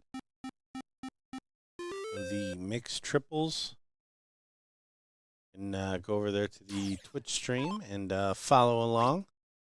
The bracket as well on BullShooter app. They have all the information you need to follow along. And even if they're not on the stream board, you'll be able to see the updates on the leg-by-leg progression of your favorite teams on the actual bracket. A little bit of a battle going on. Another round here where about being a little bit more conservative. You can go for the 1, 2, 3 if you really want. They play big gun, little gun. Stay where you're comfortable. Load it up. Set up. Who has the hotter hand? If I'm Brian, I'm setting up for Lisa. If I'm Jasmine, I'm setting up for Ethan. See how aggressive Lisa wants to play this. Up 2, I would tend to be a little bit more aggressive. So we may see a 19 and maybe a trip 20. Oh, Lisa Yee. Man. Just playing some mean Lisa Yee darts right now. I don't know Ethan well enough if that's a genuine smile or like a really uncomfortable one. It's a mixture of both for the 21-year-old. He is the youngest player in the event by far. 21 years old.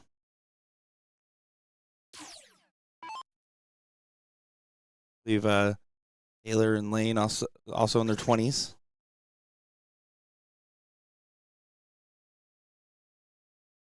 And only able to find single triple. But he's got Lisa Yee in his pocket. Yeah, Jasmine did have a lot of fun on these 18s in the previous leg. You'd like that to be the case in this one. So far, so good. Let's find 5.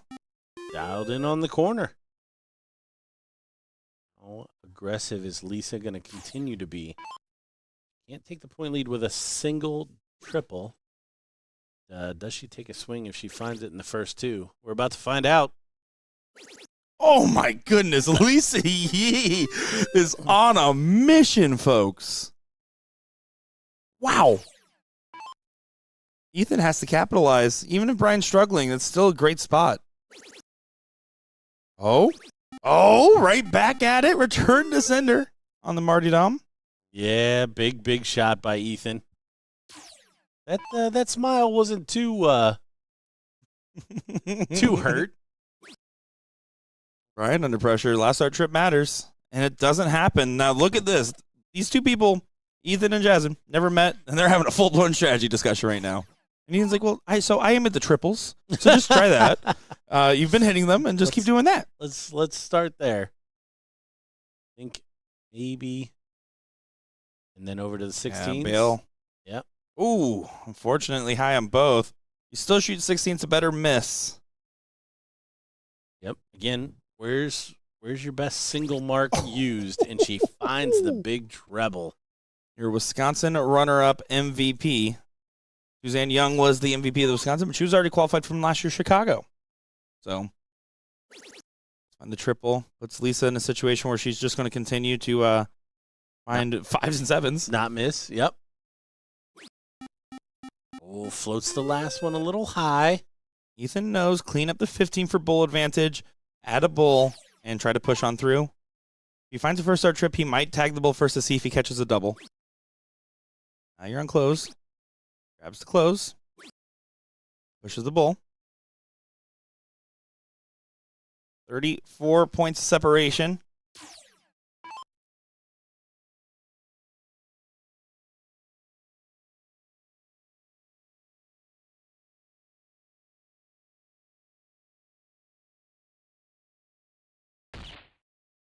Ryan is struggling today. Not able to keep it straight just yet. Got to imagine he's going to come around here soon. But not before Jasmine and Ethan reel back one leg. Oh, going right at the bull and nails it into it. She's laughing about it a little bit. She did not expect it to go, but she does take it there. They're all having a laugh about that reaction, I think. Ew, that is funny stuff, but it's 2-1, and now you have the hard part of going against the throw in 0-1.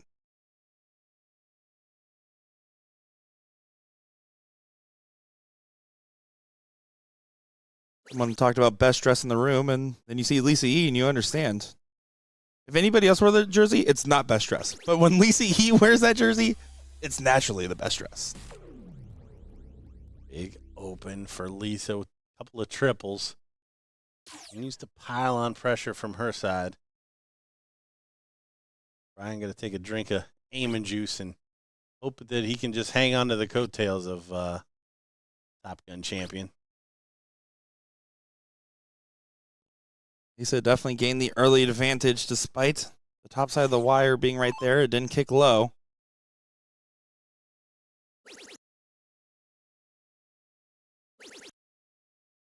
Langley does go ahead and pick it up. It's been every other leg for Brian Langley, and this is a good time for him to find it. It's perfection for Jasmine and Ethan from here on out.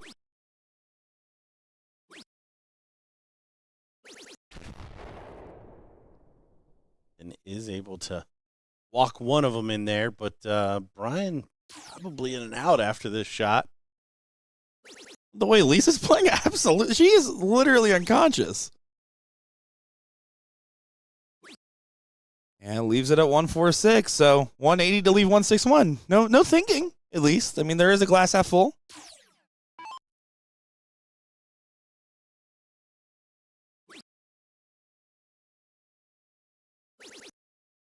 Right on the wire, not happy with it. This is getting real dangerous. You got 6 for 146. Ethan's going to be setting up Jasmine.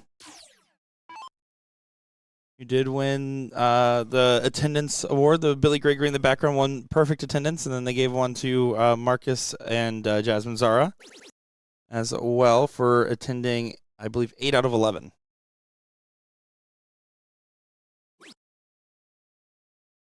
Back to the 20, maybe 12s.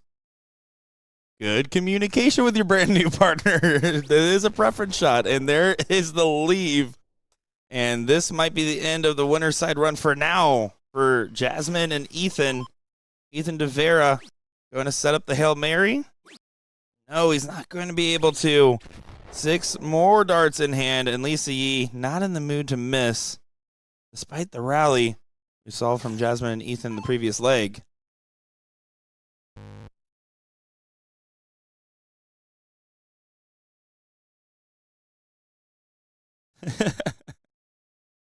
A little bit of a laugh about her missing. And then there's the basso. Now it's set up. No guarantees in double out. Although you don't expect Brian to miss. You don't expect it, but we are on one of Brian's on legs. But he has been a little questionable at times with a big find there on the last start. It really did matter if this doesn't go. Brian Langley, good on the outer ring, and you can see a little bit of a pump back with the arm as well, knowing, and see some high fives and hugs. They get a leg off there. Just not going to be able to overall convert. They're going to be going to lose side of the brackets. They'll be waiting on the loser of Jillian and George versus the winner of the other matchup. But guess what? We got some more action going on, as this is the last leg decider right now, and Suzanne Young to start off with a 180, by the way. So here we go. Strap in. 180 start in the last leg decider. Just dirty stuff from Young. Yeah, Meredith and her trips team last night, making it to third, fourth, I believe, in level 1. And a decent run with Chrissy Grimmel today in the doubles. I believe 5th, 6th for them in their campaign.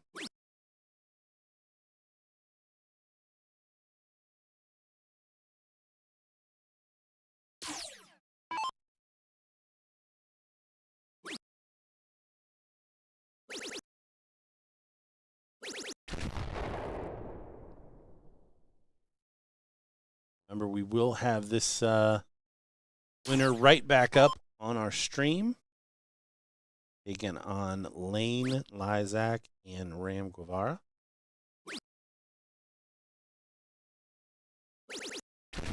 What a last. Leaves Mike Porterfield a big finish, 138. Don't want to count him out. Meredith hit enough. Trying to finish. Going to need to fill it up. Did a couple of times last night in the triples. Not going to happen this time.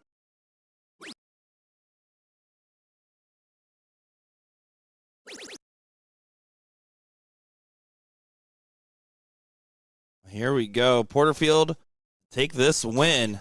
Move on to the next round for that matchup with Lane and Ram. The way his partner's shooting, he's going to feel just fine walking away from here, leaving her a single dart finish.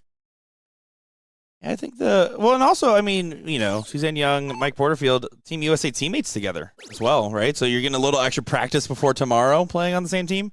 Beating up on your other teammate of J-Rod Henry. What else could you want? As J-Rod does tee it up, so pressure is on. You're not out of the woods until that double goes in, Miss Young. Sarah and Smarlin beating Esperanza and Rich 3-2 on the lower half of the bracket. Oh, and she finds it. Didn't give her a chance. Thought Meredith might be coming back there. Jared and Meredith to the losers bracket. Mike Porterfield and Susan Young looking like a very top team here in this event. Yeah, so next matchup coming up here will be the matchup of Suzanne Young and Mike Porterfield taking on Elaine Lizak and Ram Guevara Jr. as we promised you that action. Right now we're taking an overhead look as Rhonda and Leonard are currently up 1-0 over Danny and Patrick. So we're going to be taking that. You can see Edson Reyes playing on the board next door as well. So going to take a brief look. Get our next matchup going. But guys, MVP Showdown. It's all the best names all across the tour from the whole season playing on. Don't go far. We'll be back in just a moment's time.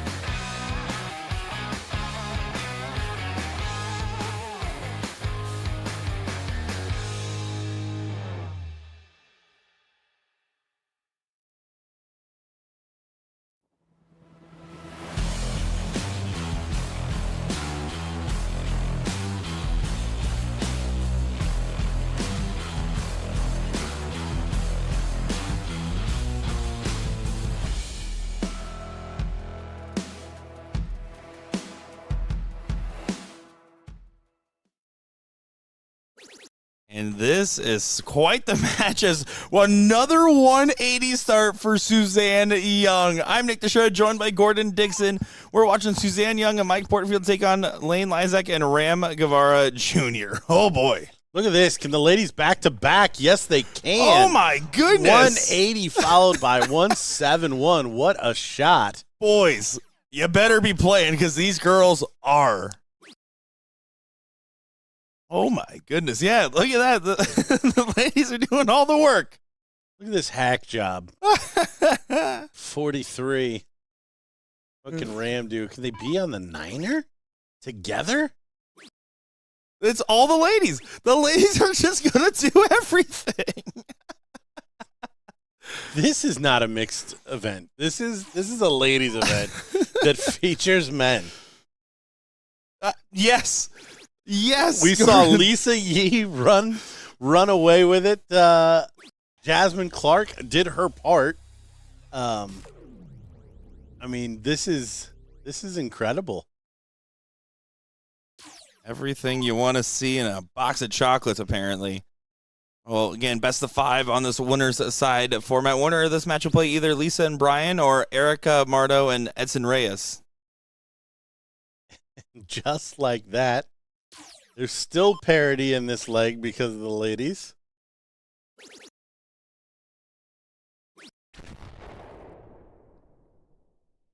Porterfield with a ton to leave his very capable female 78. We may have some new mixed doubles teams coming out of this event. See, that's what I love about this, though. It really does just force you to play with someone new. You get the what's funny is Danny and Patrick have actually played several mixed doubles events, so that can happen too. But most of these teams are going to be brand new pairings. Do you think Rich Durbins and Esperanza Martinez have ever played together before? Not a chance. Double top. Oh, not a bad look at it. What Porterfield being a gentleman to his partner. Now, 158 with 19s as the chosen route is still an option. Doesn't look like she's going that way. Coming back down. Going back up. Nope, stayed down. 131. If Ram gets a look, Porterfield can try to do the least he could, clean this up for his partner.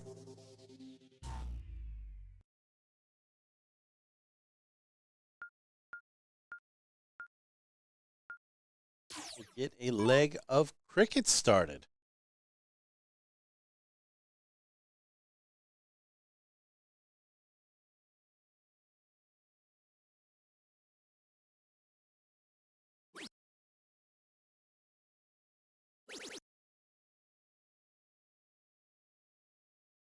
Warmark open for the Blue Bonnets. Another one of those players that you get to watch the nickname get given in the moment.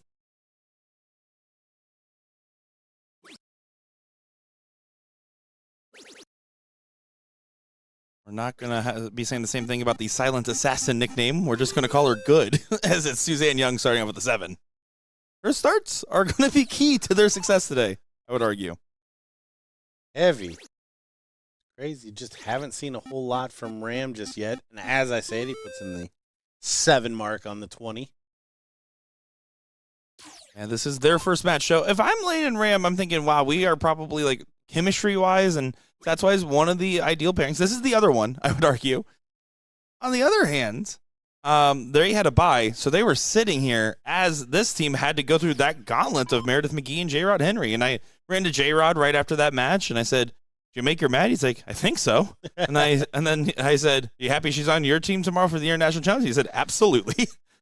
Yeah, that's awesome. A big opening now for Susan.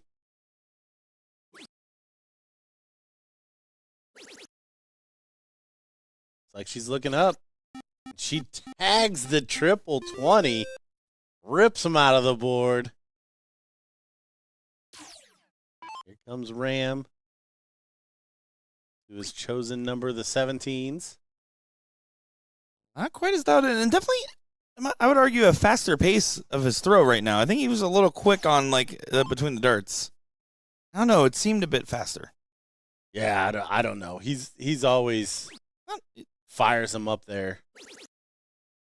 But this is not looking good for parity. This is looking like 2-0. Sorry. The Suzanne and Lane. Oh, nope, that's not how that works. I was just going to say, no. Suzanne and Mike. Oh, my goodness. Same difference. Some people, children. My bad. Listen, I watched BullShooter run the scoreboard today. All right, give me my one. Give me my one. What a last. She's What again. a last. But we've seen this with Lisa. We're seeing it with Suzanne. The lady's the best. This is so good.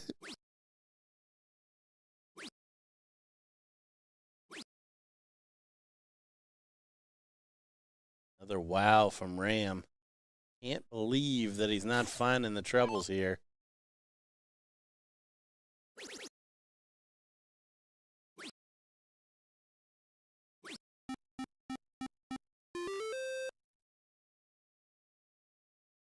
Porterfield finds 5, but no big danger here.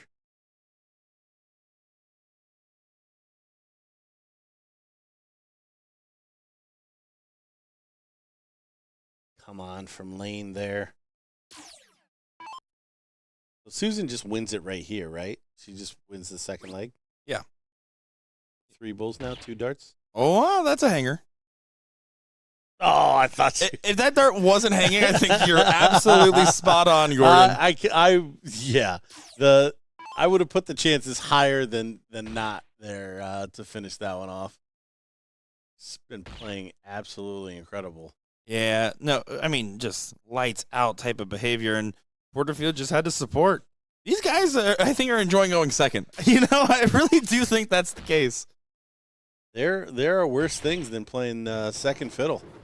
It's my favorite fiddle for me to be playing, if I'm being honest.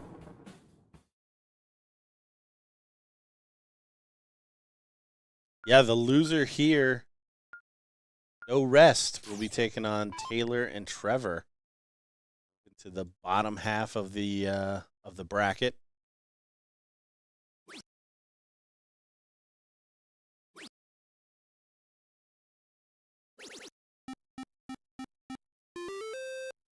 There's a 5 on the grab. Good opening. Young opened with a 7 in the previous leg.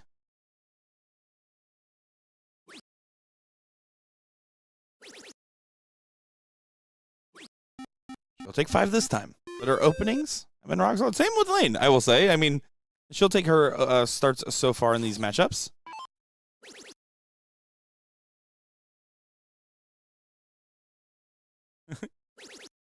Chad was calling Lane so good she's on both teams.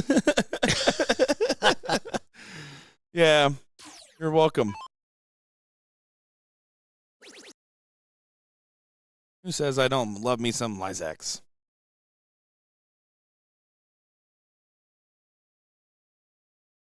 Porterfield, I think, disagreeing with the single 3 register. But the best chance so far for Ram and Lane to have control. We saw Lane play quite well in Texas, falling shy of besting Cheyenne Richards, who was absolutely on a mission out there and runner-up MVP campaign. Definitely a statement performance. Cheyenne said, "I'm back," by the way.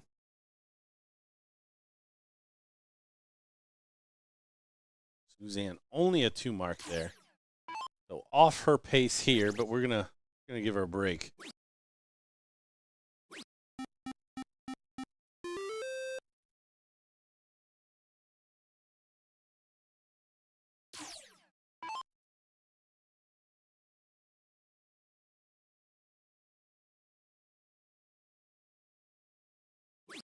Jason Watt asks, is trios being pushed back or will their matches be held?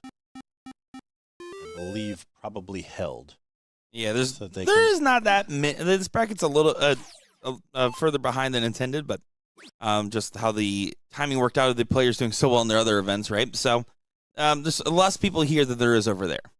And we've been on a great pace of how fast those brackets have been rolling out. So keep that rolling. These players know. Don't waste any time.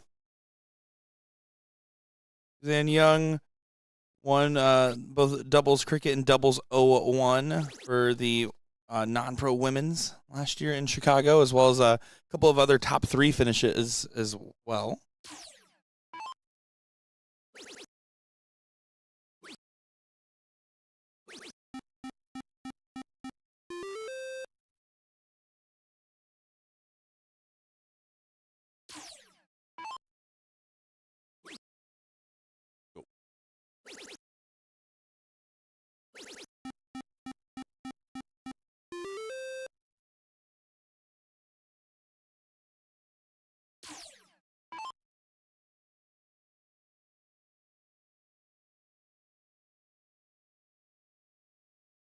And just trying to get some points pushed off.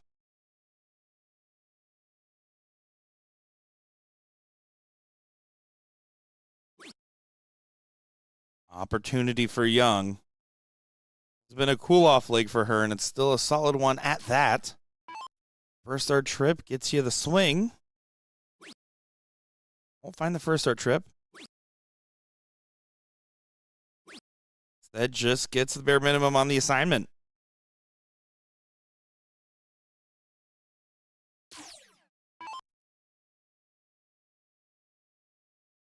Ramming. Looking a little bit more ramming. Only 320s. Option here for Porterfield.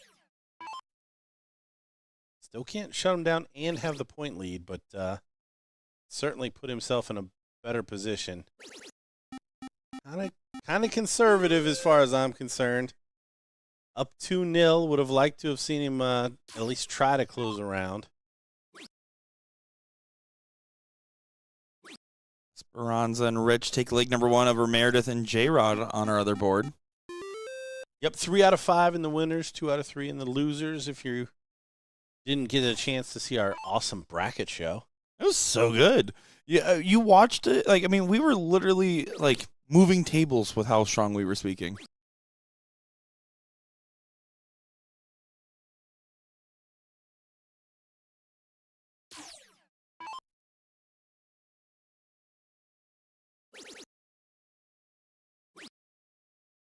And that trip 20 does secure a shot once again for Porterfield to have to stay down.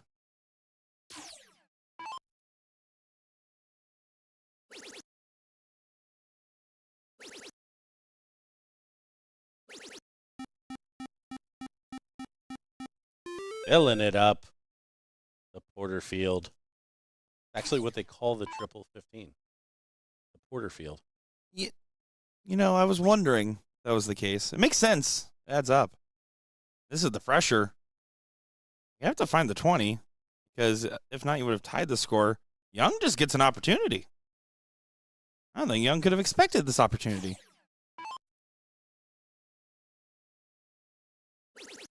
Yeah, grabs the hard one first. I love it. And Buries it. Takes 2 on the easy one. Single 18. Oh! Leaves it open. Can Ram walk through the opportunity door? The best kind of door speaking. Don't know why I said that word at the end. He can. Wow. He can, but big shot opportunity here. Porterfield tried to hucklebuck Ram yesterday with a shot kind of like this.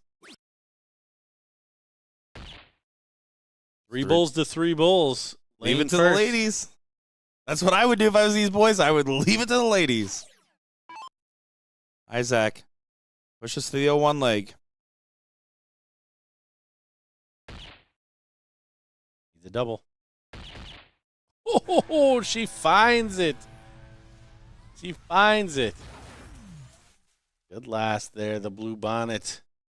He marks a turn good enough to take the leg going first. But here's the thing. Now you got to win an 0-1 leg going second. No freeze rule. Stacked. No double in.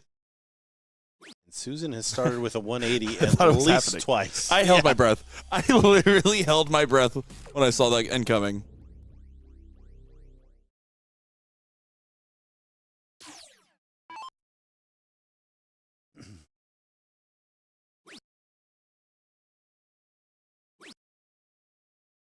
Yeah, if you remember the very first leg, 501, Dan opened with a 180 and Lane followed with a 171. Kind of the ladies' show there for a leg and a half. Great shot there from Porterfield. Backing up the open of Suzanne Young. Ram trying to make sure that it's Lane in range to set him up, but no, won't be able to do so. So 9 darts is what it'll take for 363 to go to 0. Young on setup duty, who has been minty today. Just so fresh. You can stay. That works too. Like to see that. I mean, I know she's new here, but she's already got math down. To be fair, relatively speaking, I mean, she did play the amateur last year, right? And now she is definitively level 1 Team USA material this year.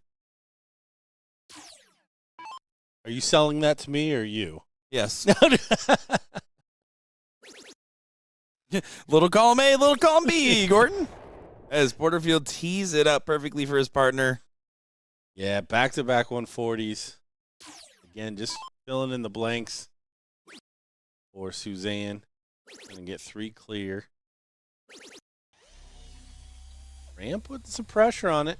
Lane coming up big at the end of that cricket leg. Could do it again. She's going to have to get the option to. Man, pretty deadly on these finishes. Well, come on, she says. Oh, bang-a-rang. Does get it there. As they do an awkward handshake back there between Porterfield and Lane. And we're in a last leg decider on this one. This is Meredith and J-Rod, Esperanza and Rich. 1 leg to rule them all. Esperanza, our 3rd place runner-up in the MVP race for BullShooter Europe.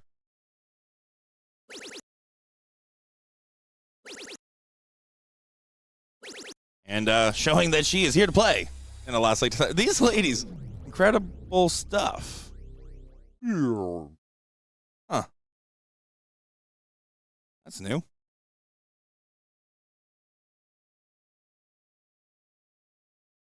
Back up and running. We are. Maybe. Kinda. Yeah, that happens sometimes. The animation's so good, we want you to really think about it for a bit. See, that's all it really is. Don't mind me. Just had a little producer scare.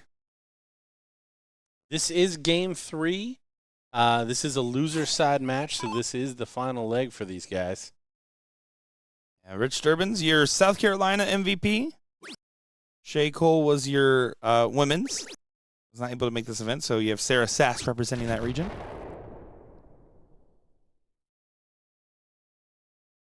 J-Rod, your Wisconsin MVP. Saying, take that, Mike Maloney. Filling it up. Filled it up. Nice 180, bringing it back. In touching distance here. Ronza. Going downstairs. Finding a couple of triples. What a shot. Jeez. 3-2. Yeah, that's Playing some banger darts right there, my friend. And just a reminder, this is a mixed doubles blind draw. So these supposedly were drawn with a witness. Jen was there the whole time. I brought my mixed doubles partner to verify the event, okay? Oh, Murph really won the 180, but the 140 to set up is still a big swing. Such a good shot. These ladies are doing all the work today, Gordon. The moments are incredible. You've got Rich looking at 1-3-2. Not that way. We've talked about That's- Rich's math a couple of times. We said in South Carolina, you gotta play smarter than that. Talented player. Wasting some darts. Yeah. Could have had options after the first dart, but Garrett Henry a little bit more straightforward here. Not going to find the first trouble, so Leave it to the ladies once again, fellas. Esperanza going to come back with 50. Which way does she cut it? 10 for tops, 18 for 16s. Tops it is. Double 10. Oh, she comes just inside. So Murph doesn't find the 180, but can she find the 95 to move on in this bracket? Like I said, there's no such thing as a bad team in this event. But I never would have predicted Meredith and J-Rod potentially going 2-0. I will say, just statistically speaking.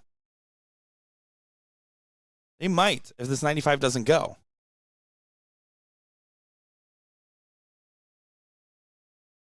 How is she going to shoot it? 15 now, tops, or trip 20, double 20.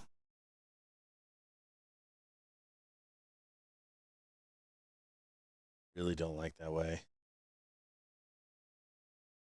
Me neither. I'm a 19s guy on that shot.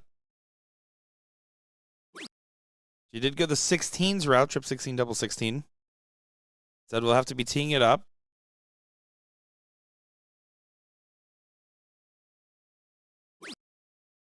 Oh, here it is. An opportunity for Rich doing some calisthenics and toe touches. Said that might have been my bad on the 1-3-2 route, but this is my good on the double 5. Sounds like something Rich would say.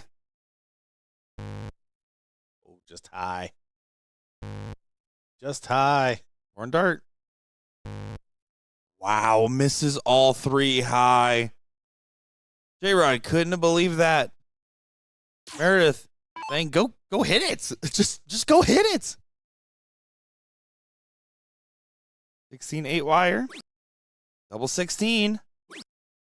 Double 8. And he does get it on the last and a little bit of a celebration. Surviving a scare. Esperanza and Rich fall short when you thought they had it. Yeah, got away with one there. We flip over to our other streaming board. Coming away from the board, 177. This is going to be Taylor Colson up at the line with Trevor Buboltz. This loser's side matchup. Taking on Lane and Ram, who we just saw a moment ago. Right back up, and they wasted no time. They literally were at the board, and they were like, hey, you guys just want to go ahead and start? And they just did. So, getting things rolling and grooving. Is it at 32?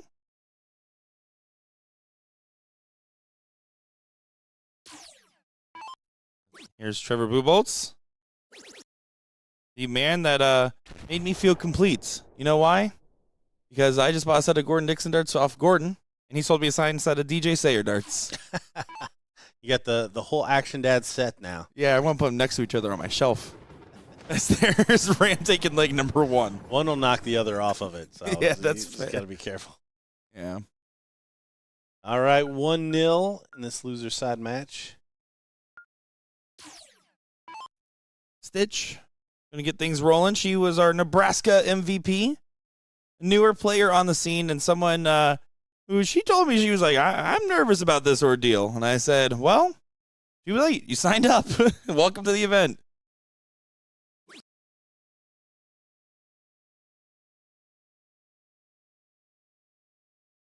Last league decided for Lisa and Brian over with Erica and Edson, by the way.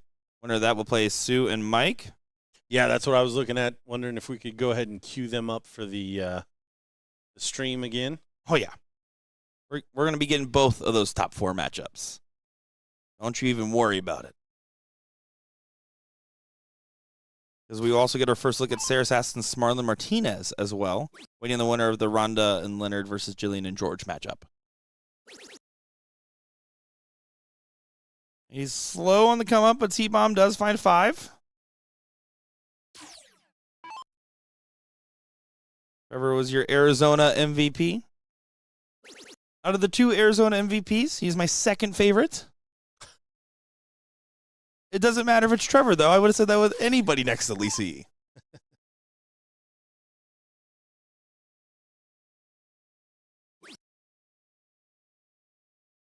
You may be so lucky to have Lisa back on our screens here shortly.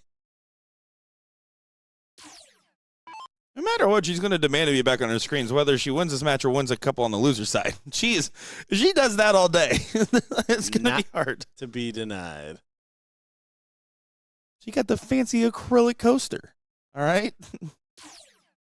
You call the Plex Gourmet Firewood, someone called the new trophies coasters for the Top Gun singles? The Trophy acrylic trophies? coasters? Yeah.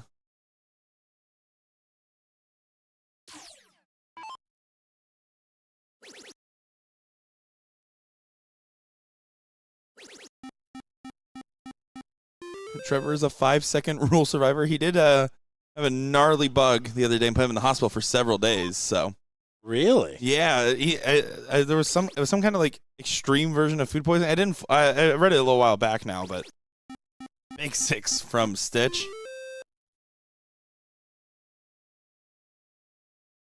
It was right after when he was up in New York for I think a CDC event, I would assume.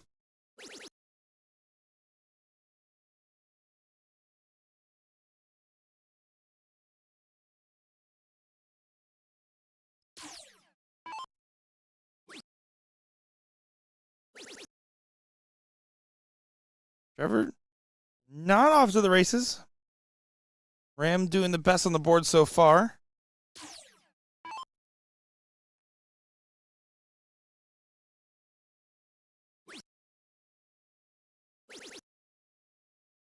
Good last. Mine's the treble 17. The old honey hole.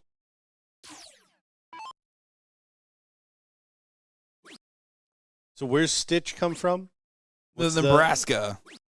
No. Like, do you know where the origin of the nickname, the screen name? Yeah, I think their friend was named Lilo. I have no idea. I'm sorry. I was like, is that really? Lilo and Stitch? No. I get the reference. I just want to make sure. Thank you. I get the reference. Of all the things that all the things I could have said there, you got there? Oh, goodness gracious. Too many things going on here. Oh,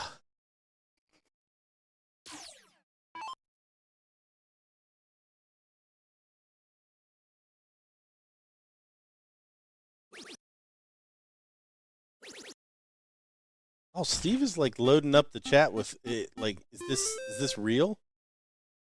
Something about the chemicals on the hotel bed sent him into anaphylactic shock.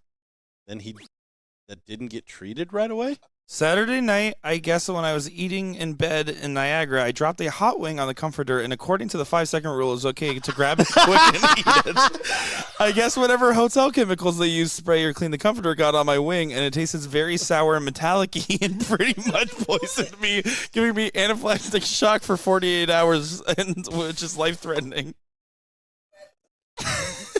I just read the post. That was his post. I'm not going to comment any further because I need to take that in.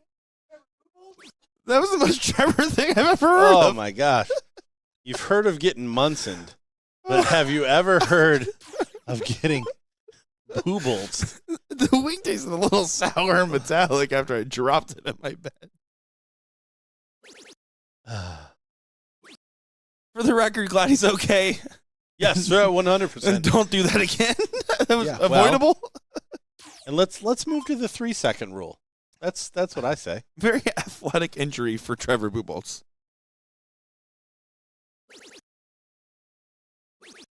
And Ram going to go ahead and clean things up with an 8 mark. to push on to the Bulls. This will be a 2-0 win in this loser side matchup as Taylor and Trevor bidding adieu alongside Esperanza and Rich so far. We'll say Taylor's our only other level 2 female that is qualified for this event. And I think there's a lot of pressure, right? Just like how Edson's like, I'm the only level 2 guy that qualified for this event. There's pressure of like, well, I don't know. I don't want me or not. Trevor actually came up to me when I was out there and they played their first round. He's like, hey, listen, she really wants to get on stream. I want to give her that experience. And it was the one time I think Trevor was nice. And I was like, well, I have to make that happen, right? And the timing worked out well. Lane polishes it up. 2-0 lead or 2-0 win for the loser bracket side. Is unfortunately Taylor and Trevor are out. Not quite 5 seconds, but anyways, what do you got up next for us? We're going to get our top 4 matchups. Suzanne Young and Mike Porterfield taking on Lisa and Brian Langley, who best out Erica Mardo and Edson in a last leg decider. So that is going to be our next one. And then after that, we're going to get the other top 4 matchup of Sarah Sass and Smarlin Martinez taking on either Rhonda and Leonard or Jillian and George, depending on how that one finishes up. We're going to take an overhead look at that matchup, and we'll get that top 4 in just a moment's time. Nick Chera, Gordon Dixon, don't go far.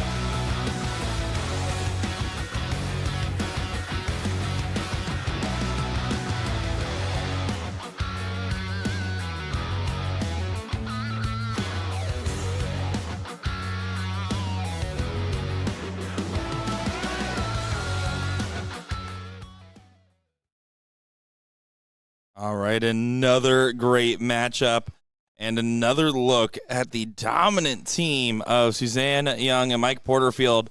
Despite surviving a last league decider, despite beating Ram and Lane, they are just doing some tough stuff. And another tough one. This is Lisa Yee, also known as that girl, playing with Brian Langley. 100% playing at the top of her game right now. And will need to. She runs up against probably the strongest team we've seen so far. No doubt Lisa's held her own. But multiple big shots out of this woman as well. We also know Lisa's not afraid to hang around and take her chances when they come. Oh, absolutely. I mean, savvy veteran with, I think, probably one of the healthiest mentalities of a dart player at the dartboard, you know? Certainly some incredible stuff. Funnily enough, was just out there and Brian Langley just touching her shoulder. Hey, do I need to let them know about triples? Make sure I don't accidentally, miss my other match. And I said, well, Brian, you're up over here. I need you to focus on that. I'll take care of the rest. And he's like, I appreciate that. That's why I'm telling you so I don't have to go over there, is what he said. And then I said, that's fair. You're going to make Lisa keep doing all the work? And he said, I played better off stream. I said, well, that doesn't count for anything, does it? And he said, you're right. So here we go. That's funny. And Lisa just over there smiling the whole conversation. Oh, she can't be shaken. What are you gonna do to her? Susan right back to it. She only took one turn off. I shot the way she did so far today. I'd take a couple turns off. Here he comes. Here he comes. 171, setting up the 115. First leg here. Yeah, classy shot from the classy man. Why? Porterfield. Oh my goodness. You're playing with a partner that can hit a 170. And Suzanne Young's laughing. She's like, I might be new here, but I wouldn't have done that.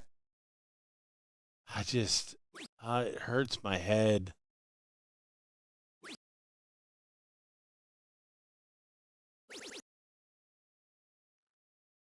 Yeah, sitting at 16. Young won't get an opportunity, and I hope these first two trips go in. I want them to sail right in. They don't. It makes you feel a little better. Maybe they would have. We'll never know. It's heartbreaking, Gordon. Ugh. Heartbreaking. The talent and the brain deadness just it Right? kills me.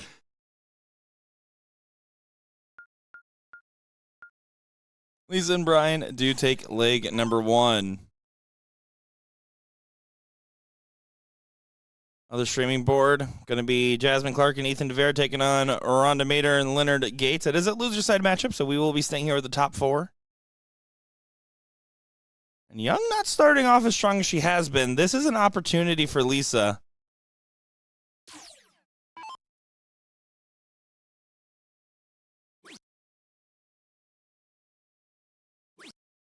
Yeah, Lisa had a chance to punish straight away. Doesn't quite do it, so still a chance for Mike to rescue the start here. I think it's a double rescue because not only are you getting a chance to go ahead and take away the 20s and get solidified, but Lisa in those 19s, man, I'm going to be kind of happy I got to swing that way. That's funny. That's very true. Very true.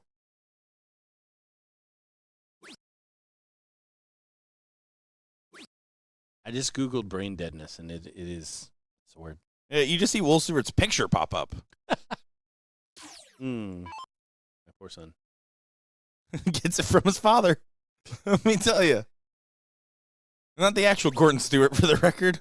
Love you, Pops. Good shot from Suzanne Young. Yep, you give them one reprieve, and they're going to run away with it.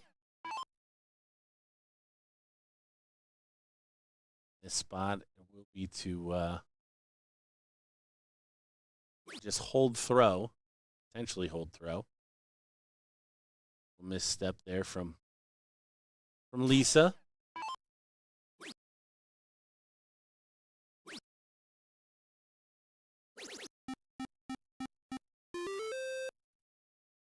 Yeah, this is looking like a whitewash kind of leg so far.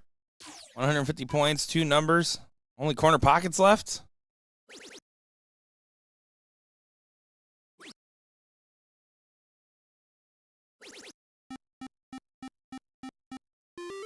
And Langley finds a 7. Yeah, shouldn't be enough to rattle Suzanne here. It's not. I mean, the consistency that she has played with while I've seen her is just it's awesome. It's awesome. Very impressed. And one of those players that I was like, yep, not going to forget you ever again.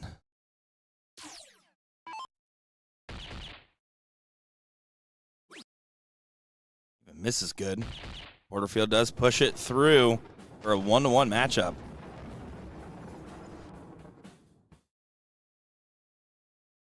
Yeah, sounds goofy, but must-win leg. In my opinion, Lisa needs to start big here. Turn the pressure on to Suzanne. Must-win leg. Not a gravitas behind that.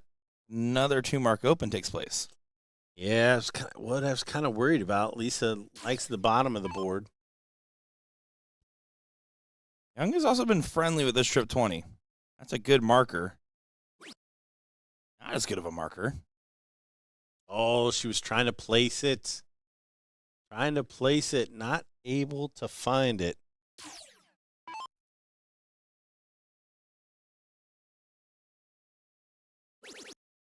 Brian in there straight away. It's a save for him. Certainly feels that way.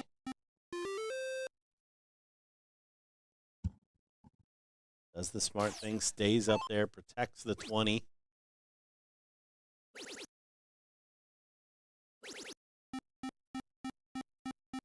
Porterfield 7 of his own.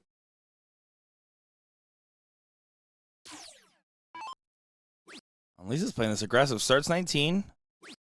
Got to find a big single on this last. And just go ahead and do the cleanup. That's enough. I don't know if you can do that. And it makes sense in this. We'll see. Well, that dart right there might sever. Yep, hold that thought. Oh, I would definitely have smacked that 20. No chance I let them live on that 20 after that. Oh, wholeheartedly agreed. Yeah, only needed a single to close it. Brian can come behind you, put in a 180, and you're smoked again. You didn't do that, but it's still a devastating shot. Probably would have forced him to the 17s if you did that, regardless of the point lead.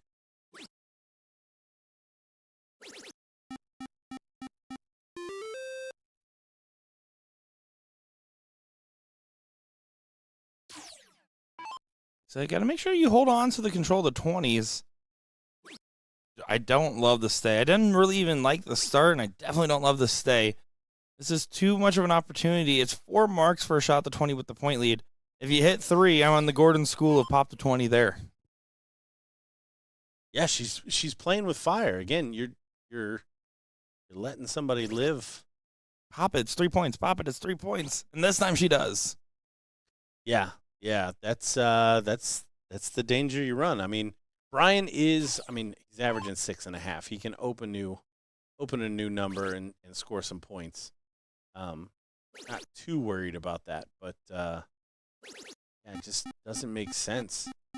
He does one better than that. 8 mark, so close on 45 more points. That's a good shot from Langley, who said, okay, I'm going to take Nick's advice. I'm going to play better on the stream board. And it's throwing a 7 this leg. Porterfield at 6-3-3. You see, very well maybe her only bad leg we've ever seen this weekend.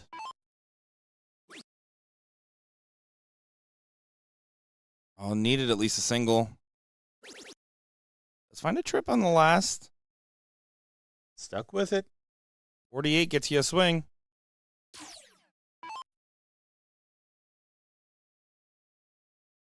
Love to see her take it. Love to see her take it.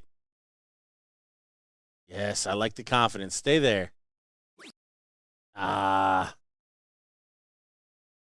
change anything. I feel like this is probably an all or nothing shot anyways for Brian. He take a swing? Oh, he did. I'm surprised by that, but good for him playing aggressive as well. But it's one of those live by the sword, die by the sword.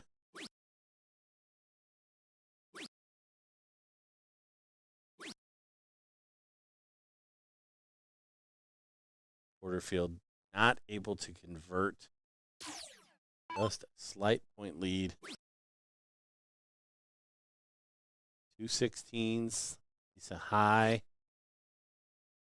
2 marks again. they get away with this one with Lisa averaging 2.6, that's going to feel like a bigger leg win than it probably could have. Susan's turn to turn it over. Nice snag, but the way Brian's playing, first start triple, and he's going to take a shot too. At least then it'll be 2 marks away from closing. There's the first start triple. There's the 2 big fat ones. Oh, I spoke too soon. Like the air coming out of my mouth blew it into the 7.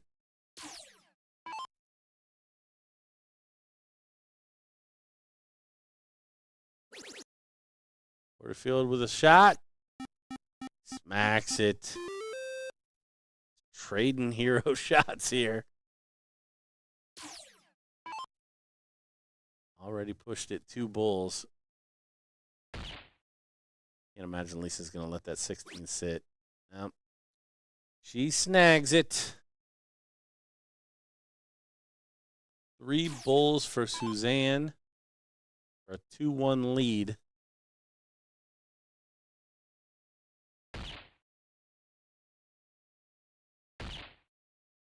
Big moment.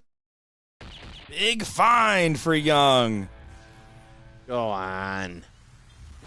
It's incredible she's been doing. Now, the 0-1 leg still will favor the team going first. Suzanne has been nailing some 180s. We've seen a lot of 1-3 type shots.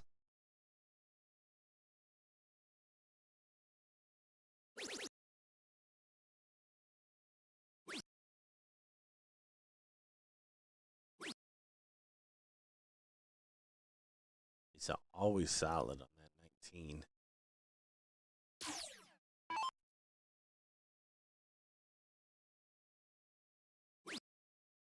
Young hanging high. I would switch after the first, but never mind. She's better than me. I mean, not surprising, but just to reiterate if anybody was uncertain in the chat. She's able to, to ring that second one in. Be consistent. Brian continuing his show of form here.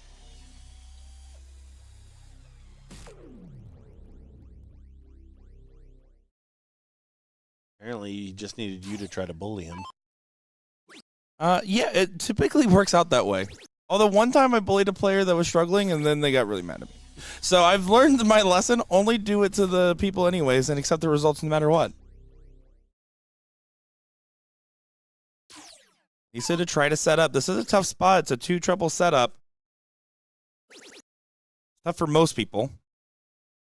Got to be careful. Can't hit a 3 on this dart. So if she stays 19, you have to go left side. Let's just go up and bang in a 174. Lisa Yee. Oh my gosh. I see why she's Jen Mounts' role model. What a shot. Jen says she's my mom. Stay straight. Oh, she finds a 140. Back and forth and back and forth. How's Brian going to attack this one? 20s, 18s, 419s. Pretty easy from here.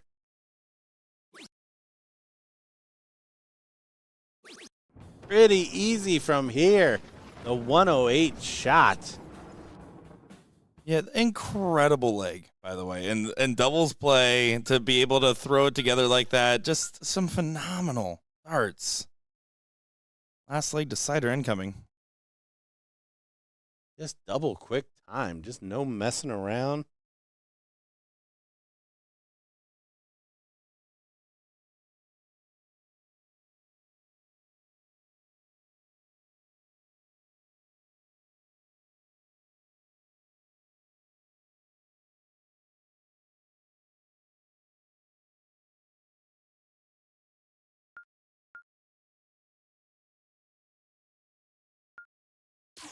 Here we go. It's the last leg decider. Suzanne Young going to start things off. She get another clutch last leg decider.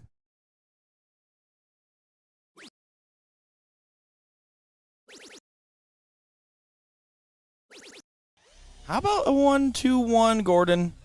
You really said, I'm tired of hitting 180s in the open. I'm going to just bring it down one notch. She good. She good. She good. And here comes a 1-3-3 follow. Not for me. For you?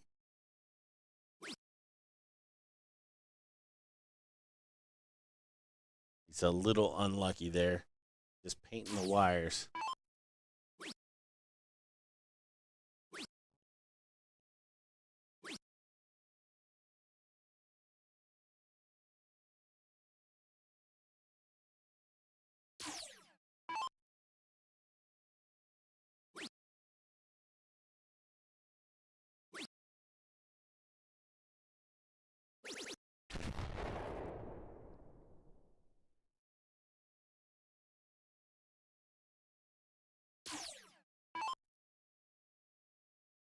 Suzanne carrying the team thus far. Another big one. Oh, just on the top wire. She expects them to go in. I love it.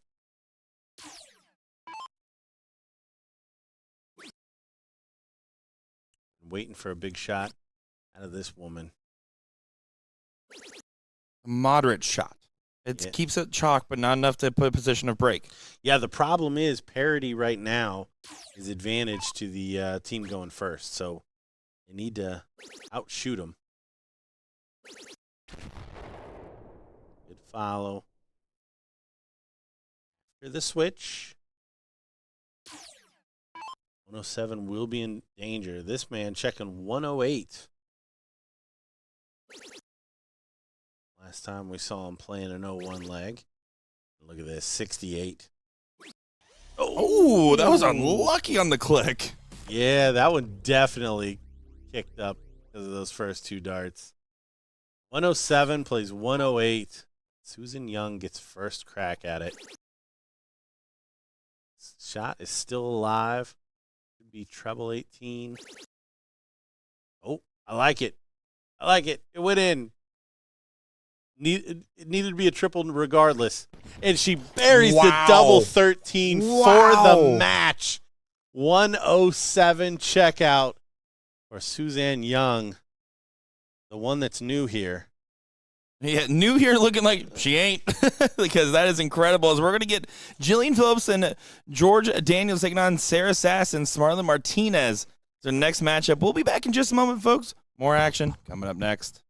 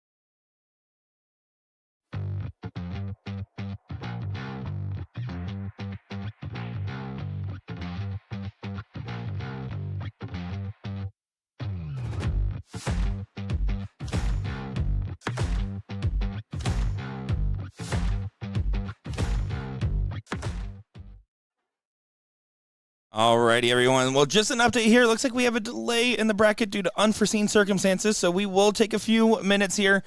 Guess what? Facebook has this fun, cool rule called only 8 hours of streaming allowed, or we smite you with a turn off of the live stream. So here's what we're going to do. Drop the link in chat for you.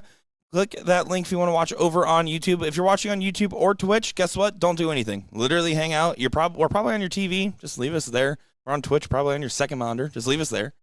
And if you're on Facebook, the feed's going to go down, and it's going to go right back up once that next match is available. If you want continuous coverage, click that link in YouTube right now. Facebook's going to toggle off. Again, that's an 8-hour rule, but we're going to get it back up and running here in just a little bit. So don't go far, folks. The next match be a little bit of a break, but once we get it, we'll get it right to you.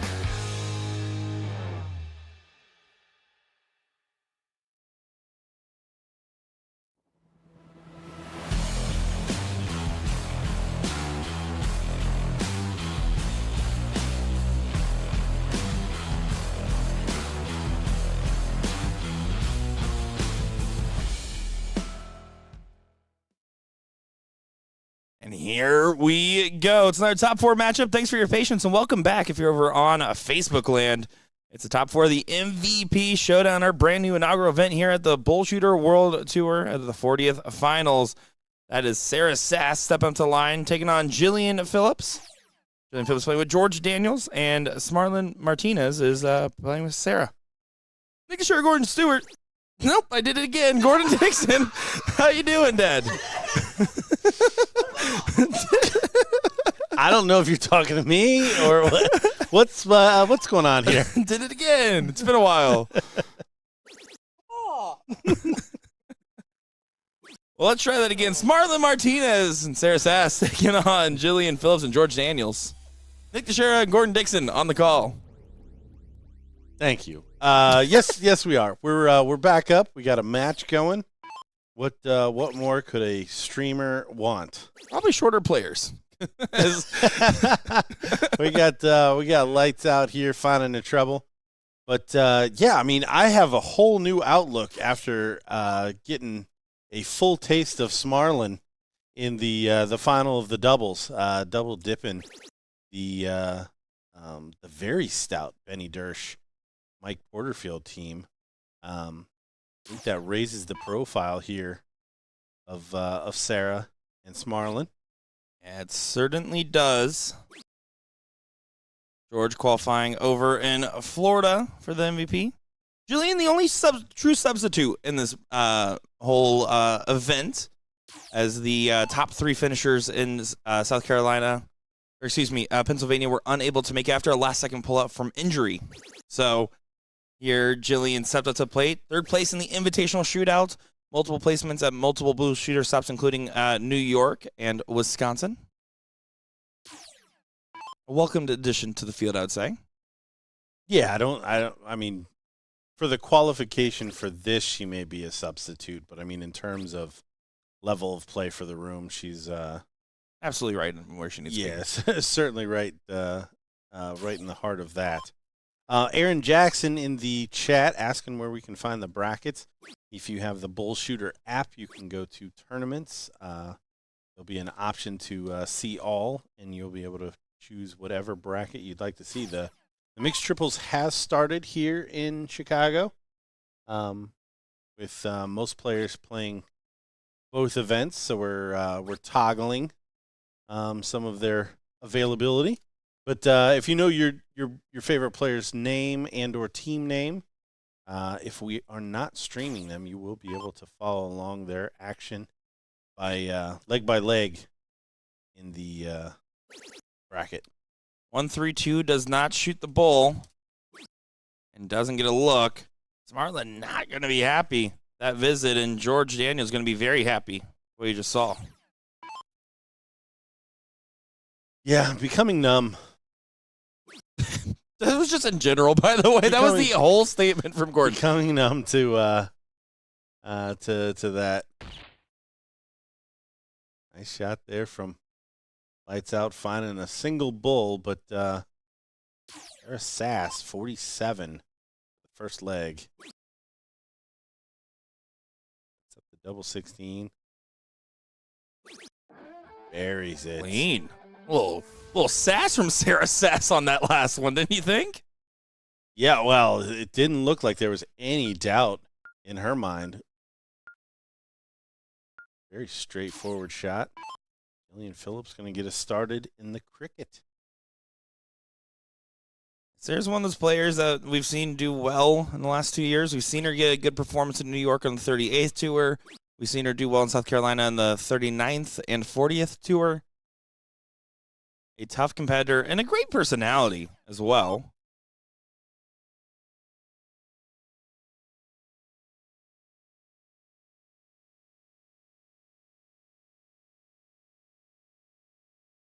Oh, but no darts on the open, and you can see lights out. Just look at that smile on him. He's seeing this opportunity. He can't stop smiling.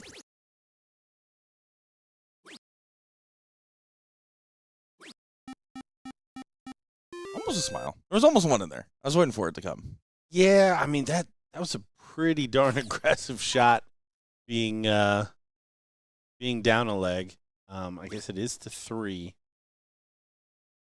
But Smarlin not chasing the X. Yeah, So, don't agree with not chasing the X. Do agree with hitting 7 marks. hey, yeah, I completely agreed. Fair statement from Nick this year for once. That is what it is there. I'd like to see Jillian throw at that 17. She doesn't. She doesn't chase the X either. Completely understand the first treble 20. But 2 17s also closes and gets the points. And or 17 and back to the trip 20. Just to make sure that you don't get counterfeited on that 17.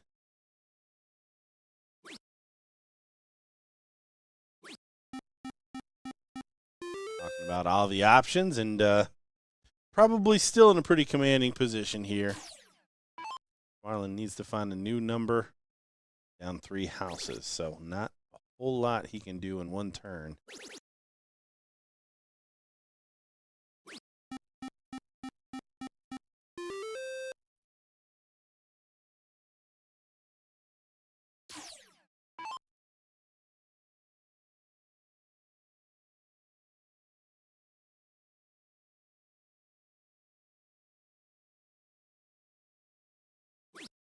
One more 16 on the cleanup for Fancy Pants. Went ahead and left it down. I don't hate it, especially being up 3 houses. Sarah closes all 3. You shake hands and say, hey, nice shot. I think if I'm Sarah in this situation, I still go 15s for the bed. Well, that's what I mean. Like, you expect her to go 15s, but if she goes for the hero shot and hits it, I mean, cheers to you. Good shooting. But should be pretty straightforward for George now. Finds the 7 mark. Take the lead into the Bulls.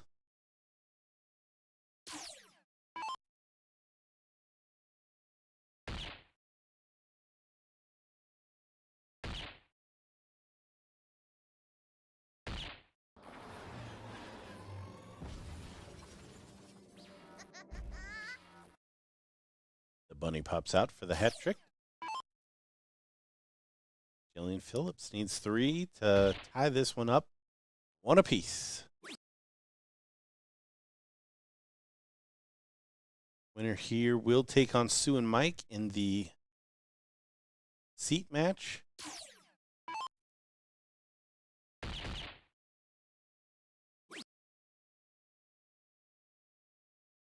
Other matches in the event playing out.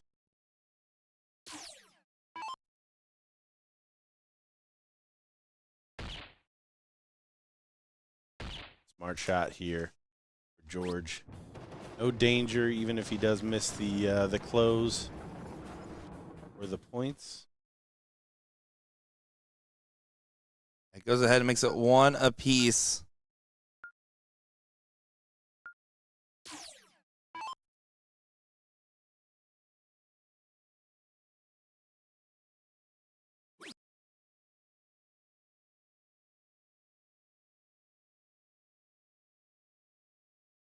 Sarah feeling the pressure a little bit on the start. Yeah, this is a tough spot. You have to stay on that 20. Try to get the treble. Just unable to convert. Blocker darts. Jillian's been very solid up there.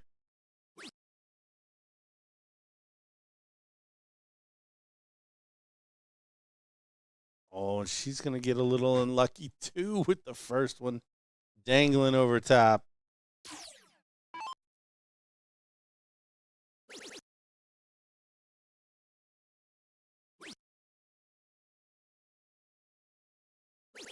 Oh, and a big last on the switch from Smarlin. It always scares me with how much body he puts in that last dart. The punchy shot of Smarlin is absolutely incredible. It's one of those, I'm just waiting for it to go wrong. But I've been waiting for like event and a half now. So it's clearly something that he's got figured out. And I'm excited to see him play in the International Challenge with France, Poland, USA, and Spain as our 4 countries.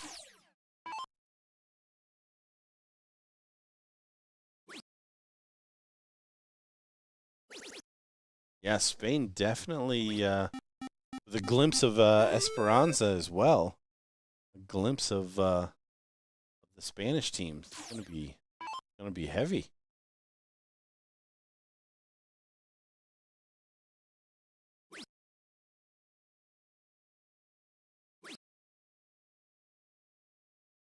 See what he thought of that. Only a 2 mark. Big man steps up. Take a little bit more away. Only 3. Anytime you can get Smarlin to pull off a 2 mark, gotta think that's an opportunity.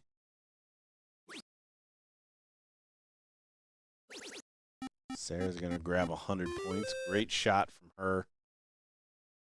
Finding that final dart treble.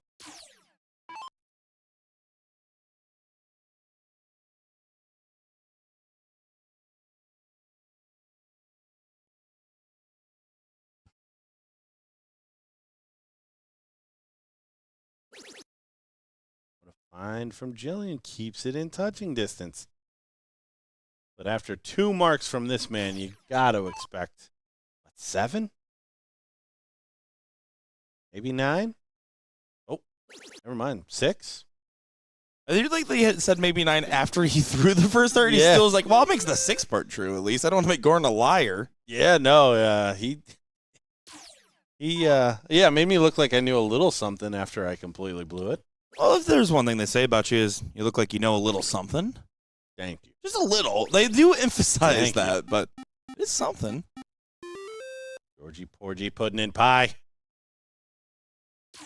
You know George's preferred pie of choice? It's got to be apple. You- I'm going apple. Surprisingly, key lime. I don't think you know that. That's what I think. Is that, so you know a little something, now you know what pie he likes? Is that how that works? Yeah. Yeah. That's good. Good.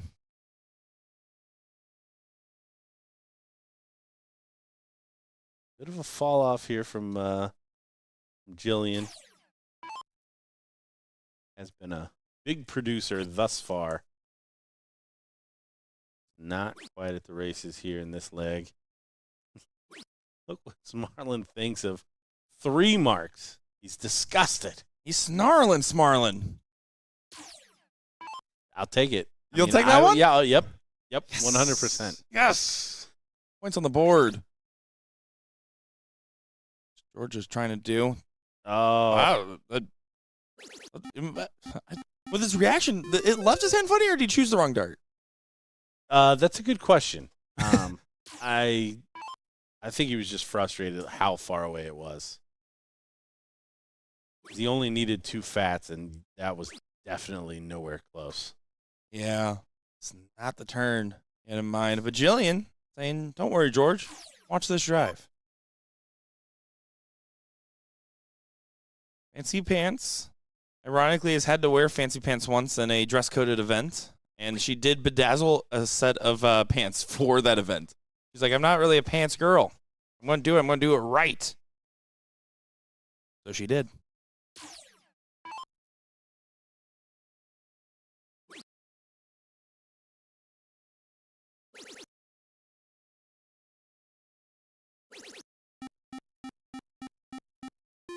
Just slang shots that last one in there.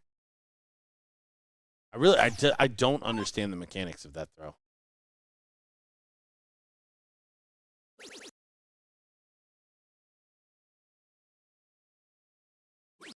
Shake of the head from George.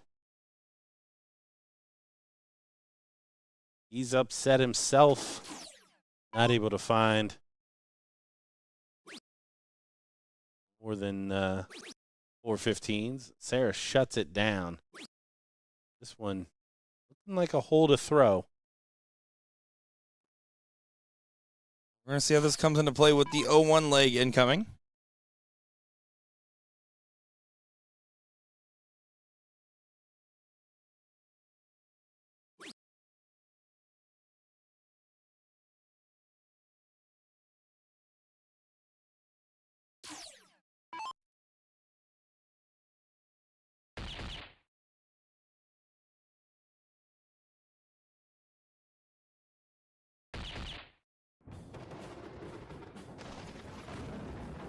There you go. Smartland does get a 4.83, gets the win for a 2-1 lead.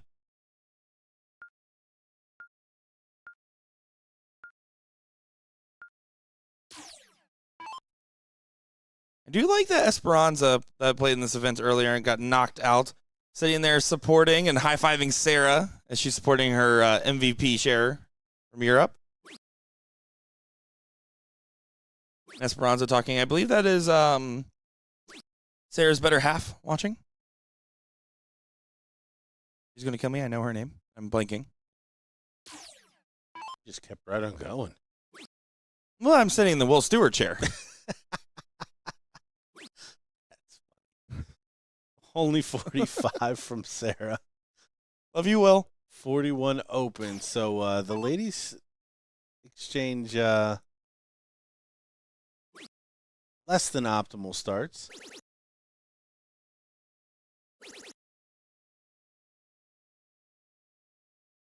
George only finding single trouble there. This man is dangerous when it comes to scoring. Probably going to show us just how dangerous he is. Oh, it's only a 140. There was no doubt in my mind after that first one when it was going to be a 180, but clearly there should have been.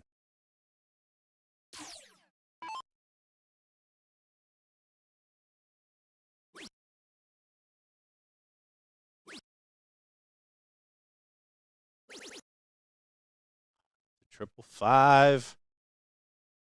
And the darts have been stolen in what could be the deciding leg here to go to the final. Yeah, Sarah's able to capitalize. This is the moment. One big trip even. No, doesn't get it. Off the hook a little bit. A little bit, but Georgia's got to fill this up to get to a finish. Marlin, however, only one triple away. As long as he knows the route. Should be 419s and a bull.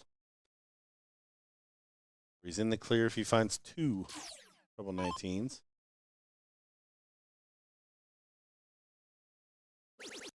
Doesn't know the route, but still is going to get away with it. He said the route of hitting 140s? That's the route he chose. Oh, goodness gracious. That's going to be a big shot. Big opportunity. Liz, this is the semifinals of the winner's bracket. Yeah, this is the get to the seat against Suzanne Young and Mike Porterfield. Important to know, only first and second place get those cool belts. This is a finals or bust kind of tournament. Making it to this field, I think, should be considered an accomplishment on its own. Don't get me wrong. But if you want some hardware from this, you got to work. It was free to enter, free to play. It would have been weird if it was free to enter and cost you something to play. Yeah. That's fair. No, we just charged quarters for this event, but that's all we were going to do. 17 for tops. They're going to have to fade the 50 from Smarlin.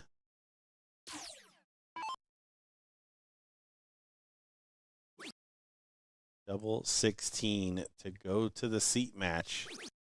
Ooh, another one of those. Oh, this cocky European going double. One of those. Oh, I don't think he reset enough. I think he kind of laughed about it and didn't reset proper. Completely agree. I think that was a grave error. Yeah, this one might be going to a decider now. Little unforced error there. I thought it was, yeah, gosh. So many turns in this one. Double 10. Fancy New target. pants. Not a bad dart. Does pin it in the corner. Oh, we are going to a last leg decider. I can't believe how that one shook up at the end.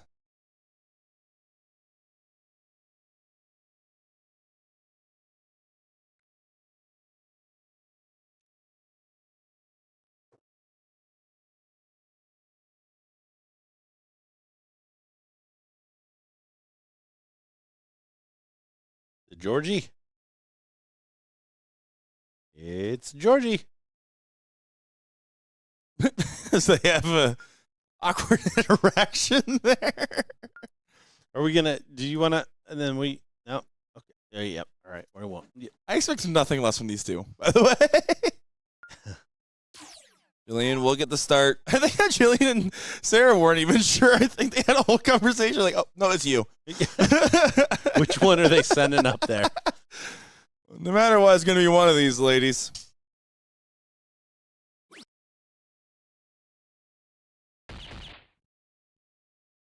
That was a slip out of her hand.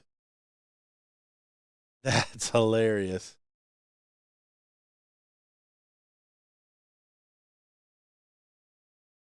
Slip out of her hand into the double bull. She couldn't quite recover. But as it stands, 3 fat 20s. Great shot, Jillian. Right there. I will say Sarah, she's been staying 20s. Fun fact, well, hold on. Yeah, please. Yeah, what was the fun fact? Well, it's just that she's most a times I've 19 seen her on stream, she really has been 19s heavy. And she has not been the case. And I believe she told me it was related to like shoulder fatigue, actually. Like she had like an injury and she felt like she was having some issues with it. And I said, you're too good to have issues like that. Just keep throwing up. Just like George Daniels does. It's a 180. George Daniels filling it up in a critical spot. This is Marlin kind of at fault here. Not taking his time to kind of reset. It's enough on the last start to keep the questions, but if Jillian sets up, who knows? Yeah, straight ton from her. 2 slips of the dart into the double bull, and they're at a finish. Oh, what a shot. Find another. She can't. George not going to get a shot from here, but 191. Pretty easy setup from there for a man of George's caliber. But what if Sarah goes ahead and sets up Smarlin for a big finish? Doesn't happen. Thought it might after the first trip 20. Yeah, this is a big moment of setting up your partner. It's a 9-point difference going down the stretch in this last leg decider. George really unhappy with that dart. Gonna be unhappy with that one. And that one. My goodness, George Daniels, not the time to do that. You can see by the reaction, he is laughing. Yeah, that's pretty incredible after after the 180. Smarlin may be getting away with a little slip there at the end of the last leg. Throwing his hands up. It's a better setup. Shanghai. And Sarah's been banging that trip 20. She's only going to need 1 to get to a finish here. Jillian Phillips, let's not write her off. There is a finish here. Oh, I've never ridden off fancy pants. 57. This shot is on. How incredible would this be? Oh, just high. He almost gets a look at the double. Now, in rhythm, I would have said trip 16. But, yep, reset. That is wonderful. Wonderful. 28 to do if Sarah Sass can't hit Shanghai for the win. 5th leg, semifinals of the winner's bracket. It's not going to happen. 18 maybe to leave. Oh, wow. Yeah, not the time. Unfortunate for Sass. Unfortunate is now 28. It's the look. Buries it. 3-2. Jillian and George, Sarah and Smarlin. Gonna have to do it from the losers bracket. And our seat match is set. Susan Young and Mike Porterfield taking on Jillian and George. Just as soon as we can all get them in the same place. So we'll be right back. We're going to give them the same place.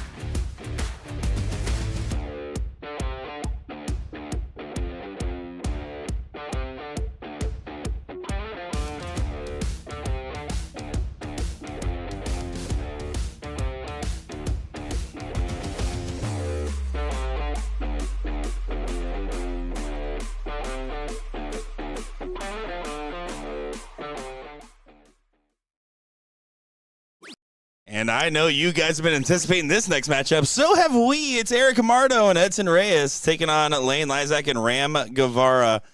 I'm Nick Dredd, joined by not Gordon Stewart, but Gordon Dixon in the booth. We will eventually be seeing that seat match sometime. Here's this one, though. Gordon, how you feeling?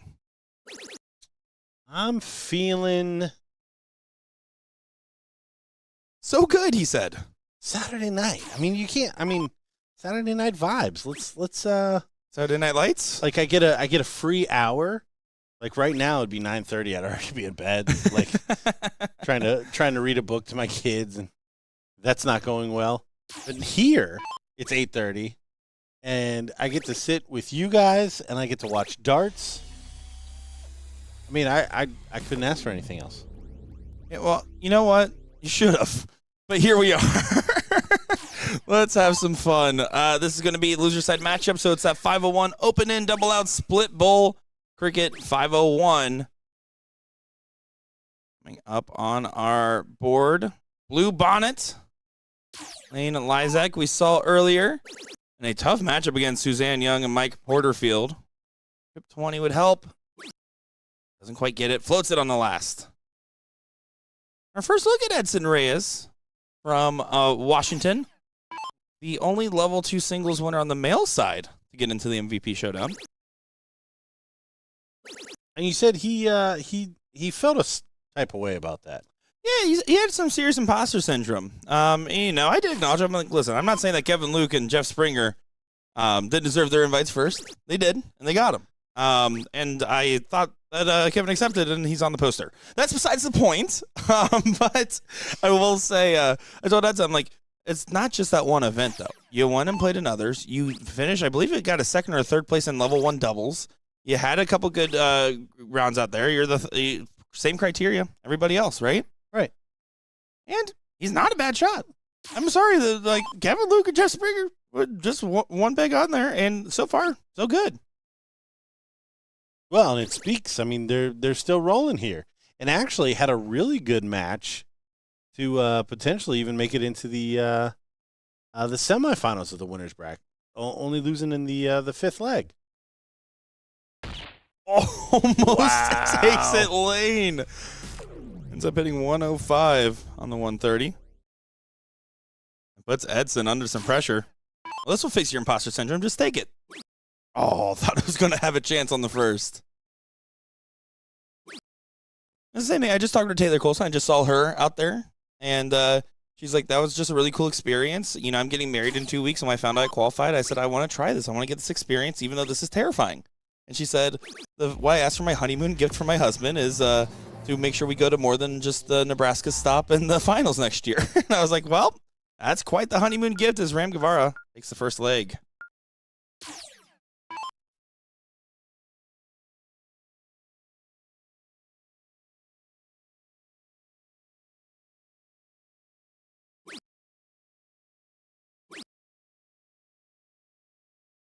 Oh, Erica can't stay straight on the first set of darts there. So already a big opening here for Lane.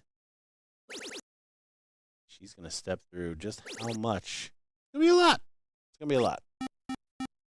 He follows with a 7 mark. So, again, pressure on Edson here to follow.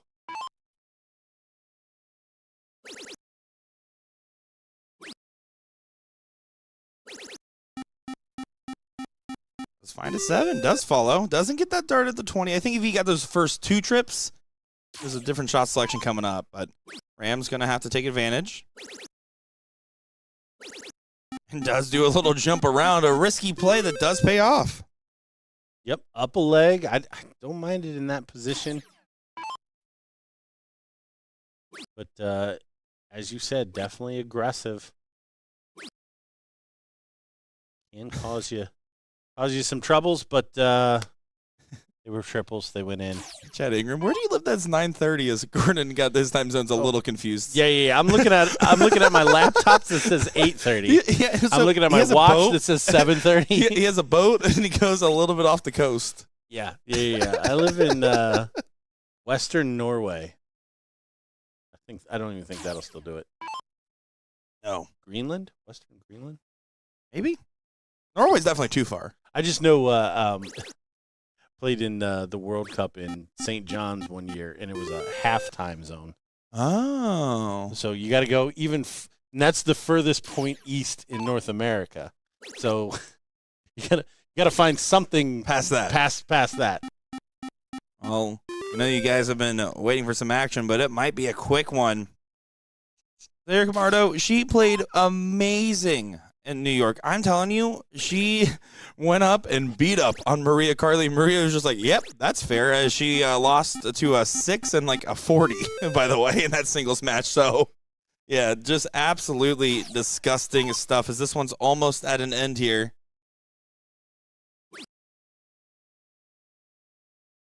Good recovery, though, from Erica.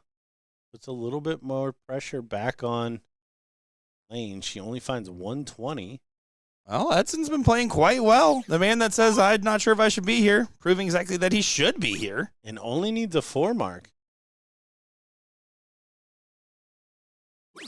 Oh. Maybe should have used that triple on that 17.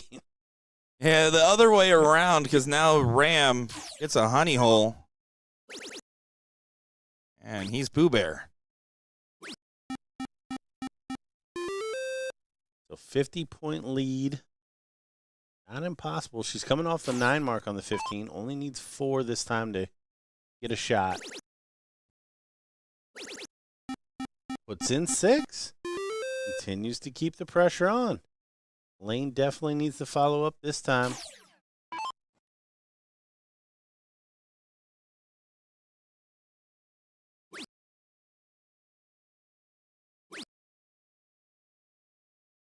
Not enough. Easier shot for Edson as he comes back to tie this up.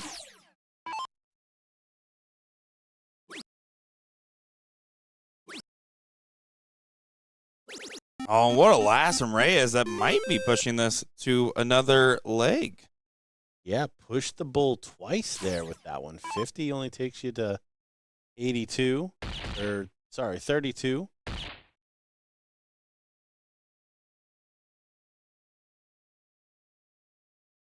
Ram does close it.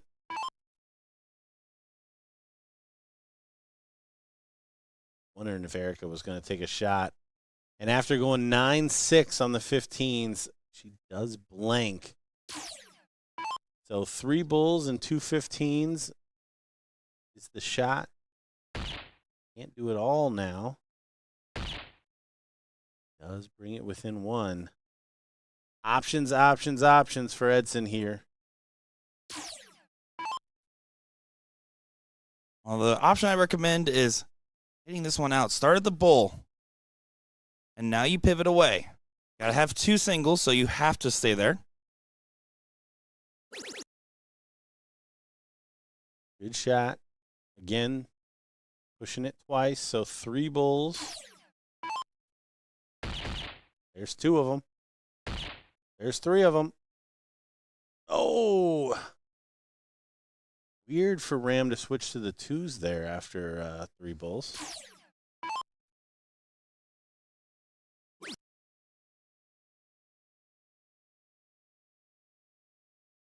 Oh, and Erica. Gonna feel heartbroken on that one. Blue bonnet. Deadly. Beautiful flower it is. Needs to stay true. A little wide. Double 15. Let's go! Double 15. For a 2-0 win. They do survive that and take it. And that will do it there on that one. So coming up next, I think the seat match and another loser bracket match is going on. I know that that one was a little bit of a wait. We do apologize for that, but as it comes up, we'll continue to bring you the action here live from Chicago, Illinois at the Hyatt Regency O'Hare. Don't go far, folks.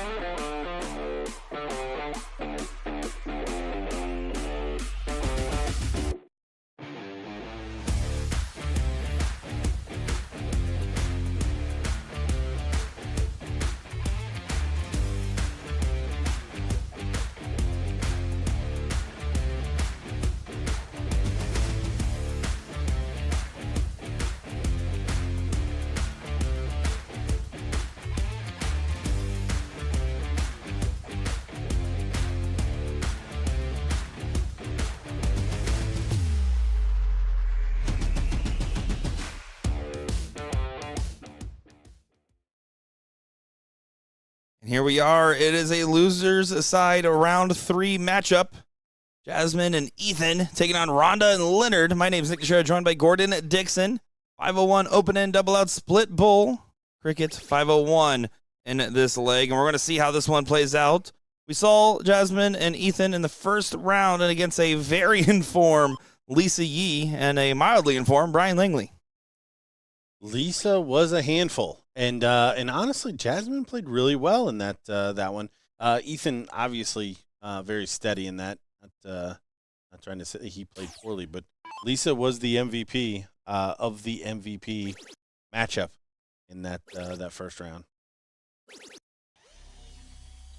We're going to see what happens here. Ethan, part of the reason he's in this event is because Leonard was already qualified for it when he won in Texas. So he's probably saying, thanks, Leonard. I have to make sure to take you out of this event now.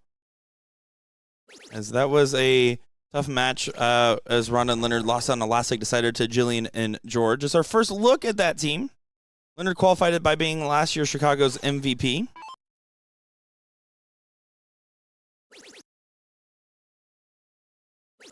Ethan and Soldier are playing together this weekend. Oh, yeah. Good call out there. Battle of partners. They're probably also playing triples together somewhere. Yeah, that's convenient. Somewhere in the bracket. They're playing triples together last night. Does that make sense? Rhonda, I did go up to her and I said, so what about me calling you the toe? She's like, oh, it doesn't bother me. Yes. Win for Nikki D.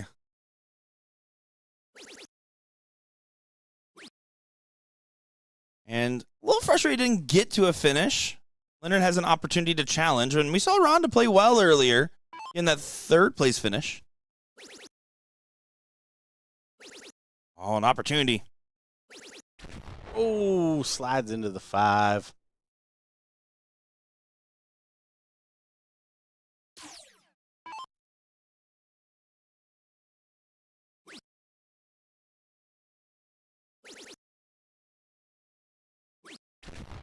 It does bring it down, staying steady. Jasmine Clark is rocking that like Blink 182 style jersey. Gotta love the pop punk vibe. It's from her team, the Stingers team, all female organization. I know Crystal Phelps got a win out here, and I believe Bailey Honeyman is out there seeking some results. Andrea Taylor and a few others.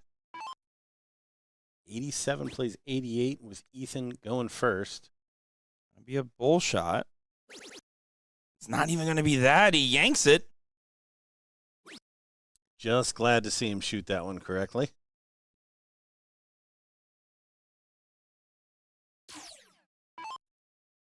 Leonard hot on the treble 20 the last time up.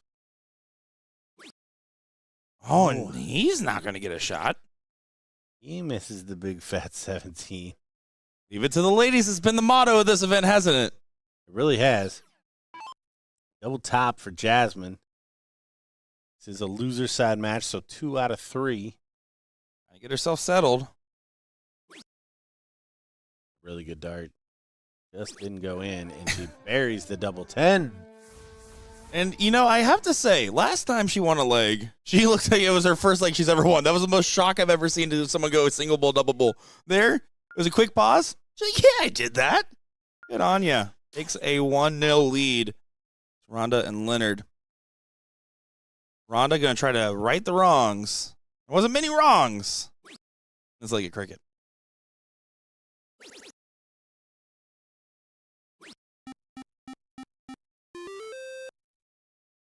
Five will do.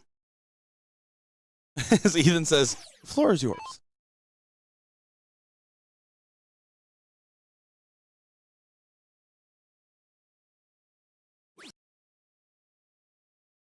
Spot.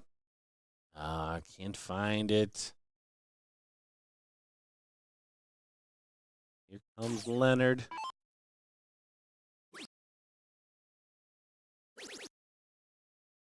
$20. Oh, moving the game along. He says, we have triples to play. He's playing for the tournament director.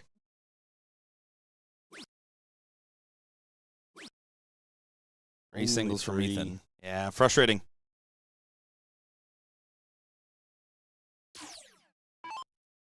So how important is that diddle going to become? Because that last leg is 0-1. And right now this is one-way traffic. This might be an opening. It will be an opening. So Jasmine gets an opportunity to recover from that previous turn.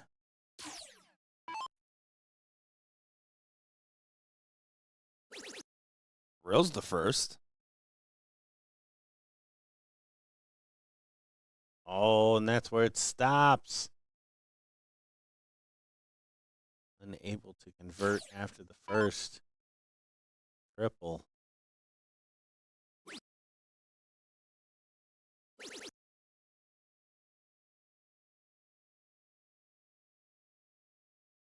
Leonard leaves him alive on the 17.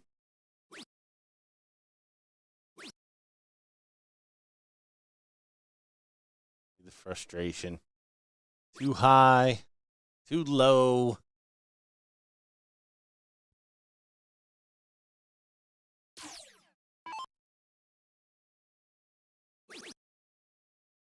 And there's the close you expected the previous visit. Better late than never for you. Rhonda not happy with the 16s. Yeah, gonna need some big darts out of Jasmine and Ethan, and some misses out of Leonard and Rhonda if this one's gonna Oh, get turned around. that It's a good almost start. qualifies as big darts because that last one deflected brutal. It's still a big 6, though, isn't it? Not enough to stop Leonard. It's enough to give yourself an outside chance if you rally with Ethan following. Good play, but that was a great answer. Yeah, first start triple, 2 to close. 3 numbers. Lots of options after that first one goes in.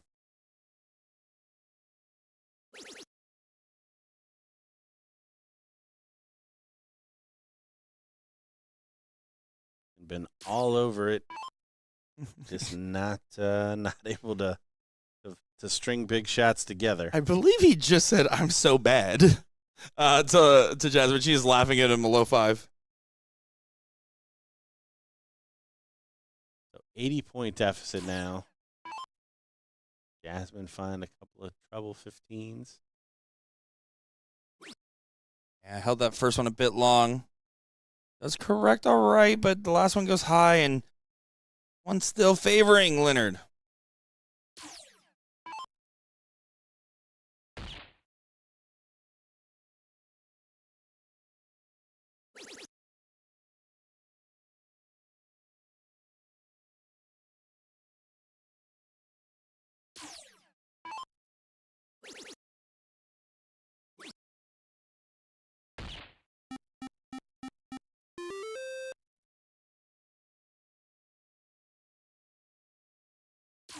Two bulls for Mater.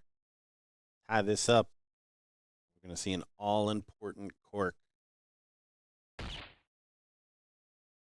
There it is. Yeah, good work from Rhonda. Cleans it up. This is going to be the cork.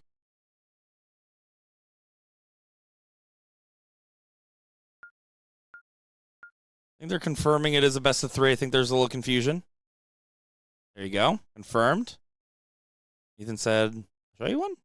And Leonard said, well, if I want to show you one. He's like, well, then go ahead, show me one. And then sends Leonard to the board.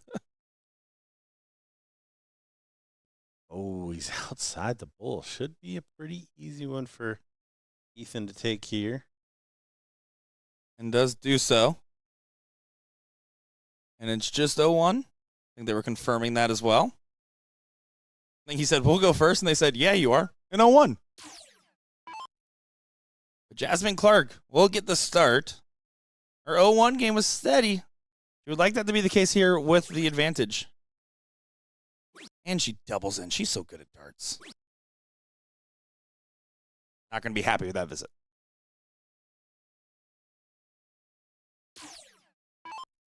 Ladies may be the difference here in this one. I certainly would like that to be the case. So far, no real punishment. It is dead even, so now it's up to the boys. Who's got the power scoring? Desmond took out leg number 1 on the double 10. You saw Rhonda take out the bulls in leg number 2. Ethan finds a 2 treble scoring visit going first.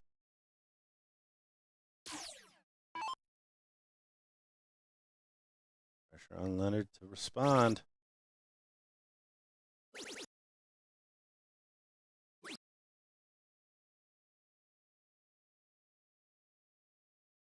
Only a single dart, single triple response.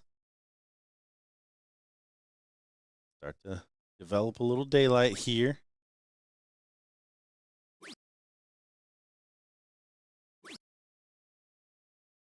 See the frustration. Last Yeah. one looked a little gitchy, and I think even Ethan was doing a little fall through for himself, and that just was like, no, I know. And he's like, no, that's what I was doing for me. Honda also struggling.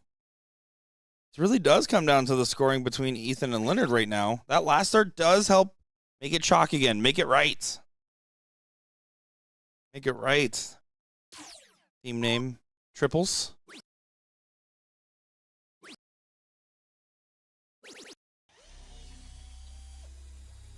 Solid 100, but Gates gets a chance to set up.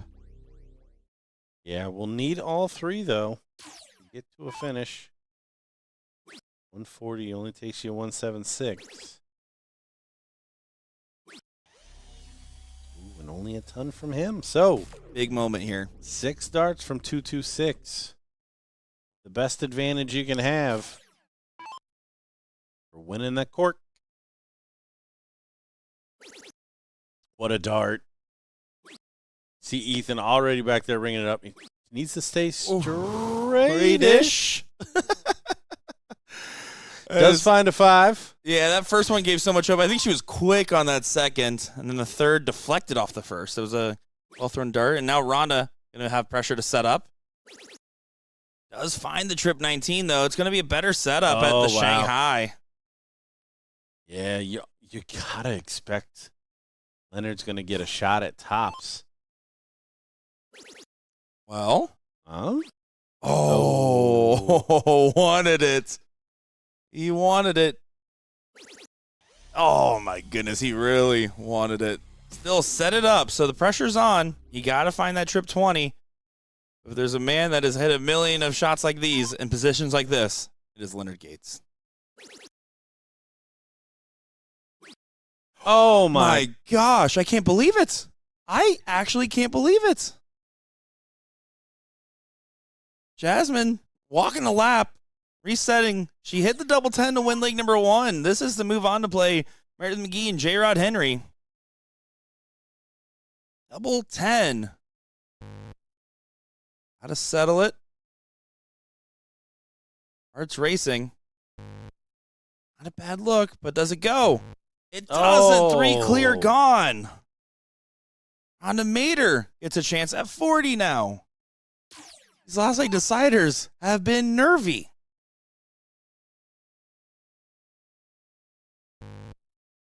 The marker? He drops it. Double 10. Oh. I think the other team was cheered for it. Now Ethan somehow makes it back to the board. Pretty incredible. And Ethan DeVera takes it. Ethan and Jasmine Clark move on. Leonard Gates and Rhonda Mater do get eliminated in this one. And we'll move on to triples. Well, here we go. Another great matchup coming up soon. You'll be seeing more of it in just a moment's time. Don't go far, folks. We'll be around.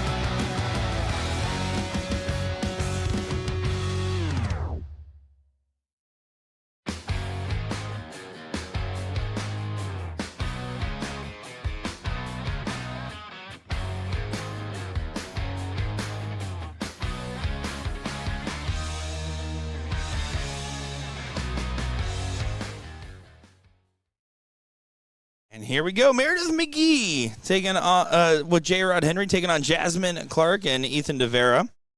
After a short sit, they are excited to go. I'm sure Meredith and J-Rod are. Make sure Gordon Dixon on the mic. Looking forward to seeing how this one will play out.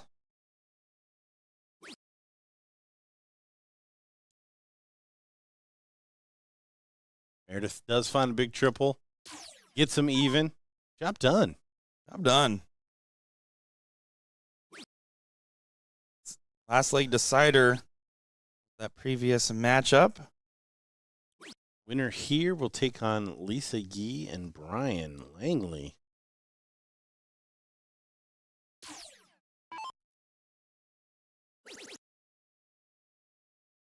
The seat match is going to be getting underway shortly. When it does, we will switch over to that. I do see most of the players hitting that bullpen area. So we will be getting Suzanne Young and Mike Porterfield taking on Jillian Phillips and George Daniels.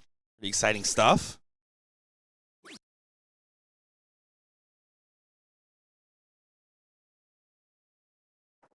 Are you curious that loving from Gordon was him being cute for once? Being a soft boy. You're a soft boy. A soft boy. So far, Meredith and J-Rod being mean in this leg. They said we've been sitting and using our time wisely.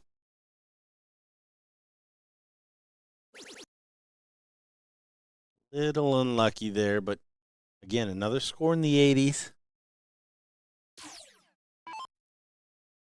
Jasmine needs to find a couple of triples here.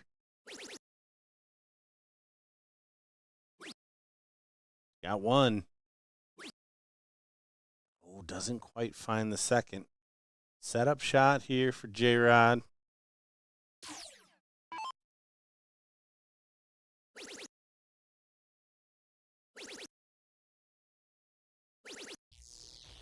Look at the setup there. Yeah, smart. Leaves the bowl. That's beautiful. Good setup, especially with Ethan and Jasmine on a mile. Yeah, gives his partner options. There's no reason to actually force a 38 in that moment. But if I'm Murph, just do it for the fans. One time on the one time.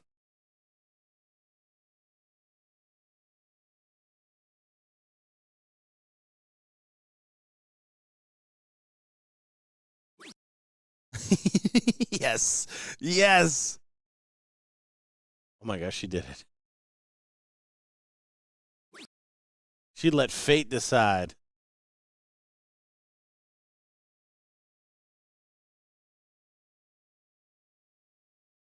Now here, I don't leave 9. 10, 2. Okay, well, she didn't leave 9. Fair enough. She heard you. It's going to be dangerous. I think there was a lot riding on the 0-1 leg in particular, just because we've seen how explosive Meredith and J-Rod have been. Still, not over. Oh, but needed that last start to stay true. Got to be careful on it. You can see the immediate frustration on the face, and J-Rod, it's double 9 in front of him. Buries it. First start. Jasmine back to the board to start cricket. Lane and Rams, Sarah and Smarlin, 1 apiece on board 92. A lot of people back at Saddle Up probably watching this matchup. I did go over there for a blind draw not too long ago, and let me tell you, I remembered why I don't play darts very much anymore. But I love the people. Looks like they do have the king seat match started. Yeah, looks like they're just underway. So we will go ahead, since this is a loser's bracket match and a little bit of coverage of these teams. We are going to take a peek as the seat match is underway. Good call, Mr. Dixon. We'll keep you posted on how the other one is going. Here we go. It is the seat match. Jillian Phillips and George Daniels taking on Suzanne Young and Mike Porterfield. In this one, this is to see who gets a guaranteed belt. And we will keep you posted on that other matchup. as this one transpires. Winner of this guaranteed at least the loser belt. Least loser belt. First loser belt. A really cool loser belt. Admittedly, the loser belt was actually almost better because when we got them first in from the print shop, they brought us in the silver second place ones actually said first place. So they almost got really cool loser Did you have to belts. return them, or do you have silver first place belts? I think somewhere? I think we just have them now. Oh, Nice. I'm pretty sure. Nice. Maybe that's what third place gets. Jillian. Setting up. Good shot there.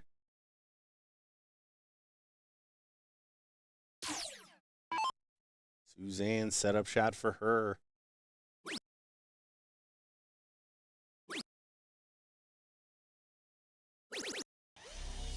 What a last. One big triple away. As George approaches the line. 120. The requisite. Buries the first. Floats the single in. Can't quite find the double. So, Porterfield, 92. Don't think he's going bull. He's going for that treble 20. Does find it. Double 16. There's the first leg.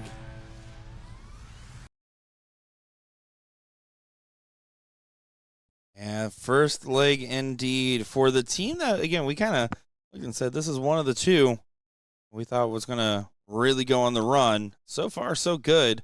Going on the other match, it actually looks like Jasmine and Ethan looking very likely to take that leg. Up 2 numbers, about to close down the 16s. Pretty strong performance so far.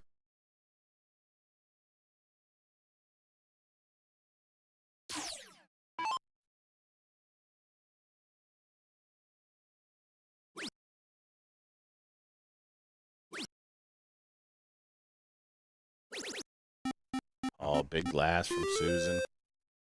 Closed in 40. Susan just, I mean, playing the best form as far as like across every single match. And I'm talking all players. I think she's the most consistent high gear form. Like truly some great stuff we've been seeing. Yeah, I mean, she didn't make it into the top 4 in the Top Gun, but she was top 3 in averages. I think Chrissy got her in the top 8. But, I mean, you can just see the level that she plays at.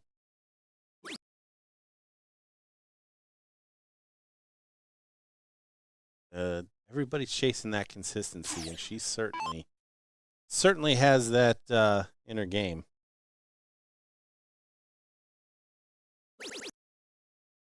A moment here for Jillian. Grabs the 20 in a sketchy way, but gets it done. And does hit a big 7. A little bit of a real bag with it as well.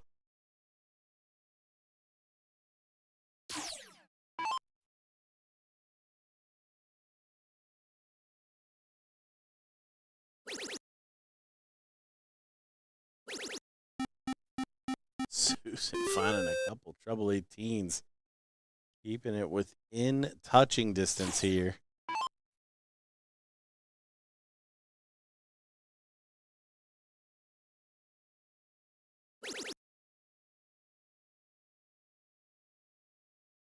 George not going to find the treble 18.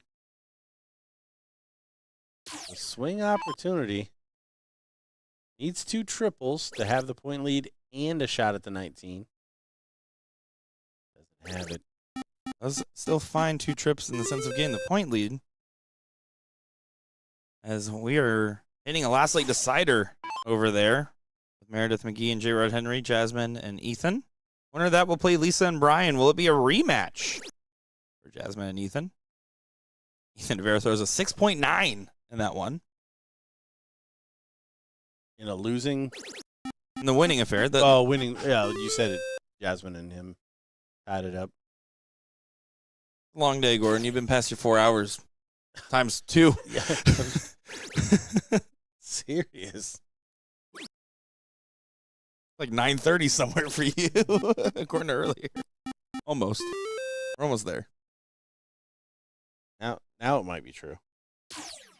Still. Yep. No. There's no 15-minute hour and 15-minute changes. 45-minute changes. I'm gonna go back to the action. Yep. Sounds good, Gordon.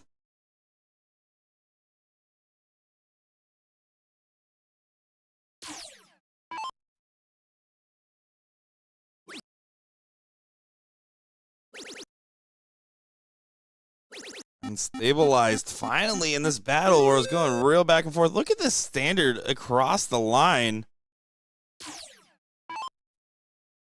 5-0, Jillian. 6 for Suzanne Young. George is upset. He's the odd man out. Yeah, George is the one at 367. You just told me that, I'd have called you a liar. 7 mark there from Jillian Phillips, continuing to keep this one going back and forth.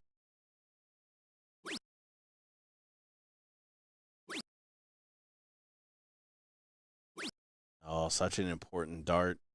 Does get the close. George can take the swing. 4 marks on the 16s or 15s. We'll give that to him, but man. Sarah Sass and Smartha Martinez unfortunately knocked out. Lane and Ram do recover and move on to the 4th place match. And winner of this match plays Lisa, the winner of that losers bracket match we were looking at plays Lisa and Brian.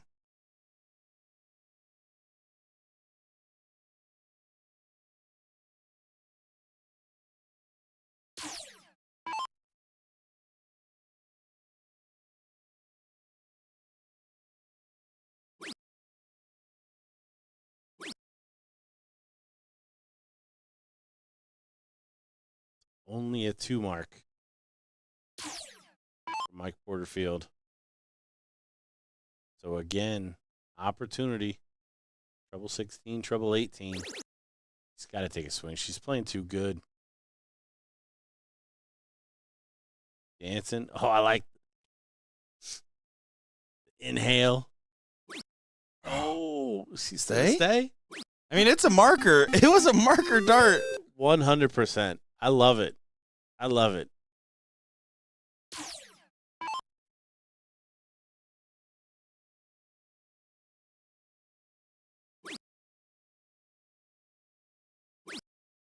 Mid-game of 0-1 over there on the other pit board. And on 283. J-Rod on 281. So, potential setup shots. Yeah, that's going down to the wire.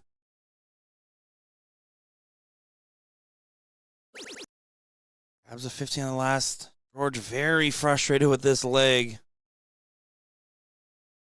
I mean, George and Mike are going to be very frustrated with this leg, and the ladies, they're not. They're not at all. Yeah, Mike finally kind of pushing this one over the edge.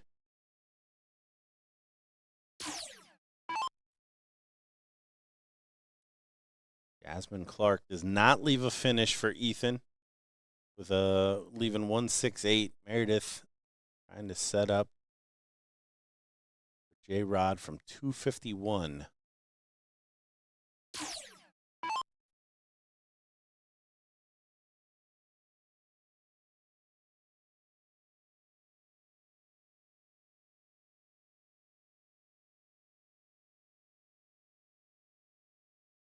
Young not able to get the bulls.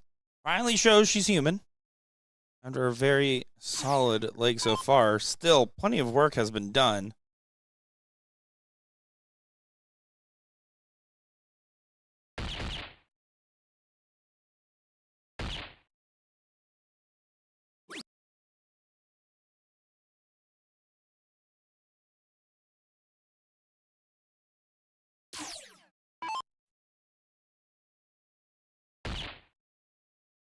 Warfield to clean up. Does go ahead and do so for a 2-0 lead in this bracket.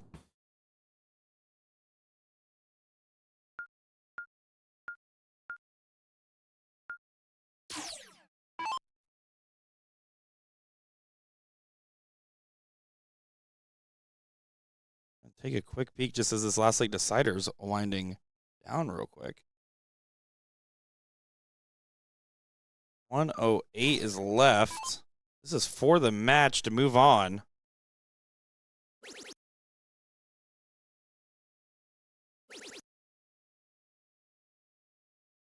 I think they're having a little bit of a laugh.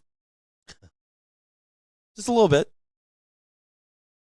Yeah, that was Ethan came to the board with 151 and left with 108.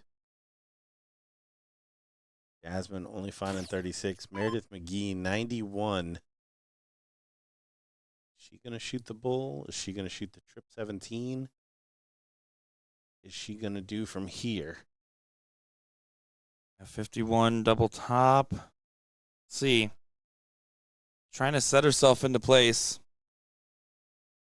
I like the bull, especially in this spot. Now you have to find a treble. 54, 42. Hell, you have to hit one. Trip 20 for double 7. Whichever triple you think you can hit. Big moment. And it won't happen. So now it's a setup shot, and Ethan gets a look at 72 to get their second win on the board and a rematch of their first round nightmare of Lisa E. and Brian Langley. Sometimes a plan just comes together. That's how they drew it up, right? One dart. Double top. And it doesn't go. Ethan doesn't find it. J-Rod walks away thinking that might have been it. Now has to reset himself. Two best, Jasmine and Ethan.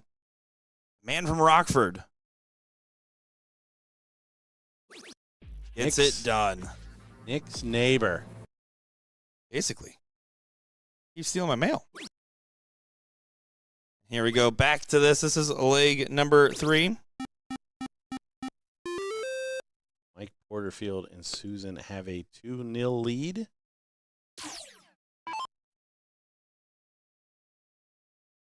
Said it like a question, even though I'm looking at the bracket.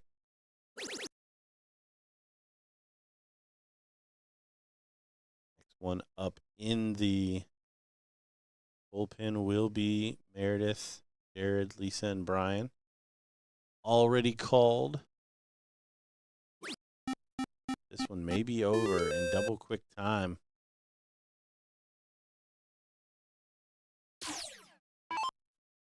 Susan with an open shot on the 19s.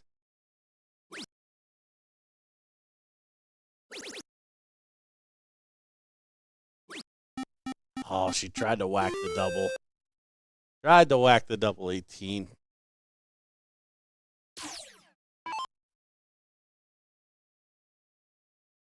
We're needing to get something going here.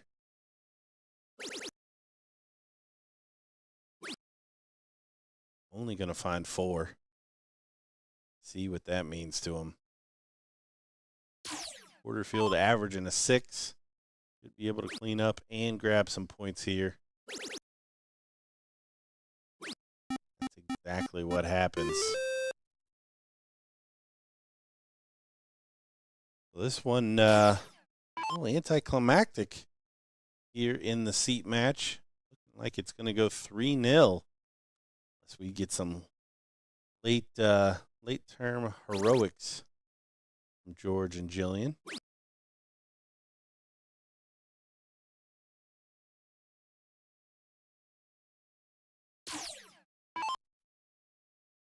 And the climatic, fair enough assessment. I think this has just been such a great performance overall. Okay, there's an opening. Got to take it.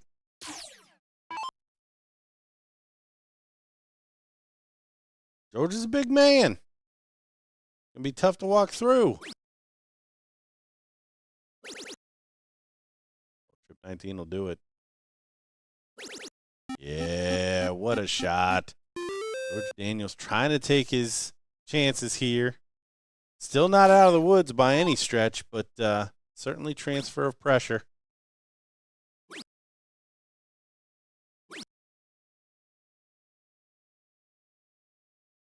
Porterfield decides closing the 17s more important than 32 points on the 16s with a potential triple.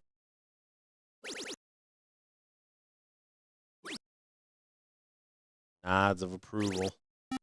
Yes, Jillian Phillips buries both corners. We said gonna need some late leg heroics, and that's exactly what we've seen with the last 6 starts from Jillian and George. Yeah, Jillian's also gotten better throughout the day, right? I think that's something we've noticed, not to be surprised by. It's just she started off a little slower than she expected and then got better. And now she's in top-notch form and finding the timing of these big shots. So it won't be over yet.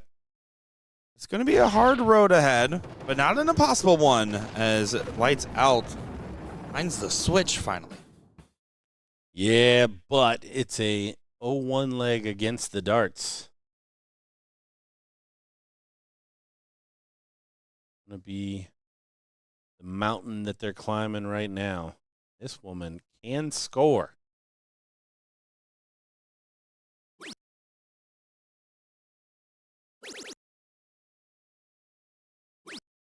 She can, but she didn't. She chose not to. How rude.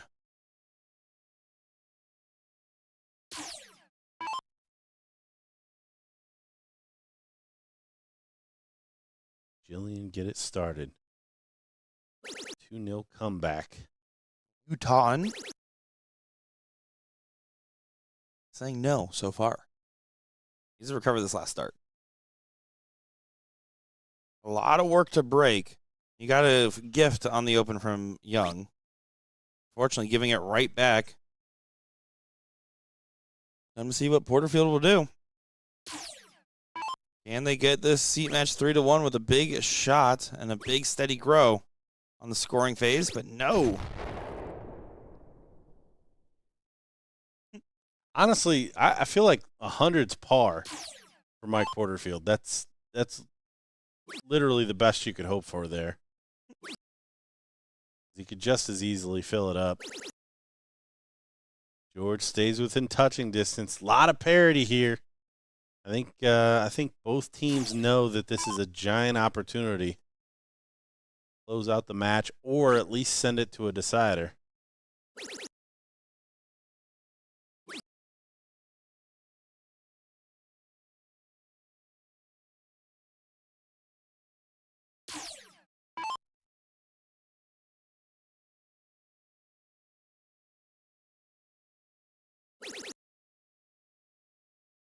Oh, and 2 triple ones on the first turn for 26.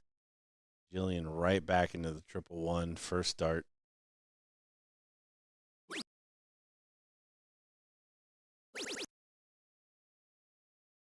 Good switch. Great shot there from Jillian Phillips, deciding to go downstairs. Again, just one dart separating these two. And unfortunately for Jillian and George, they are not only going second, but they are also a dart behind. Yeah, this is tough stuff. Not over. If George is able to pull this. Oh, 180 leaves the finish. 180 to leave 119. What a ballsy shot. Yeah, it doesn't switch to 19. He said, I have to hit the trip if I go up here. I don't want to worry about hitting a single. My goodness. Here we go.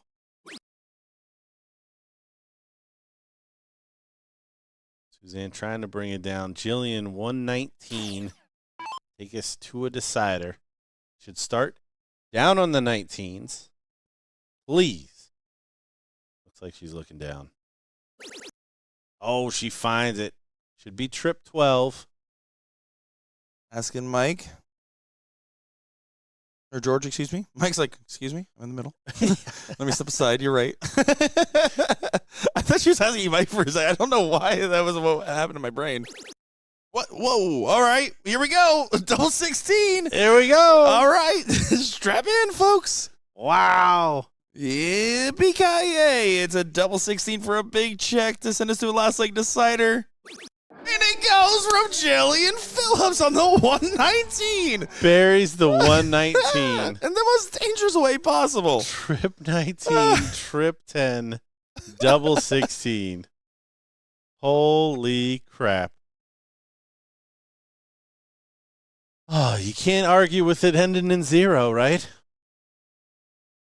You can't. I mean, listen, if they weren't on the finish, that's a great way to go. They were on 89, and it was Mike Porterfield walking up. Insane work. But there's one thing we know about Jillian Phillips is no man behind her is something she's afraid of, and that's why she shot it. Oh, goodness gracious. Or she didn't know. I'm going to go with that second one. She has George. Well, George shot the trip 18, or shot the trip 20 on 189. I'm just saying, let's not blame Jillian. She asked George. She said, what do you want? And he's like, trip 10. You know, like, I'm just saying. I love it here. Yeah. Should definitely be Suzanne Young's start. I think they're just going to say, pay attention. Get the turn.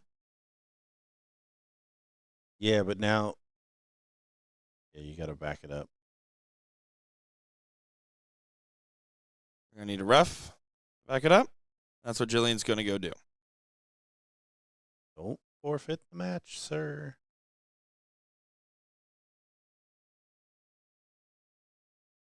And we're going to go ahead and roll back.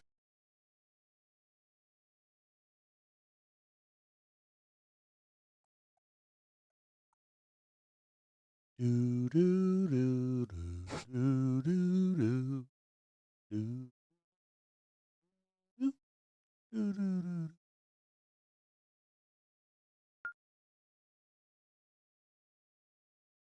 Gonna start the match. Yeah, and play one. Yeah, play the first they leg. already forfeited, so the only thing they can do is just play the first leg. So.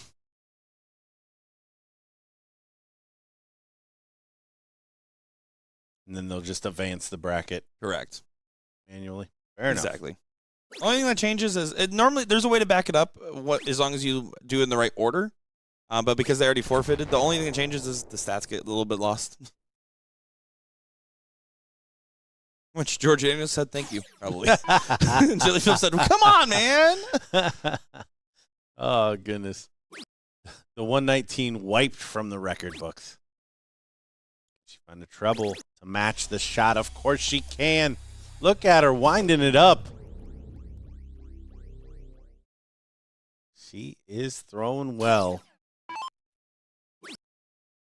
Yeah, some good stuff. Everyone's off to the races. Everyone's at 100. Beer frame. If you don't match? George, you don't want to buy everybody a beer. I thought it was like killer. Like it loses like extra lives. Uh-oh, George. Oh, George has got to buy everyone beer. That is what all these players were thinking. Thank God I get a free beer from George. You got to ask nicely, though. Adding to the payouts of this event, one dart at a time, George Daniels.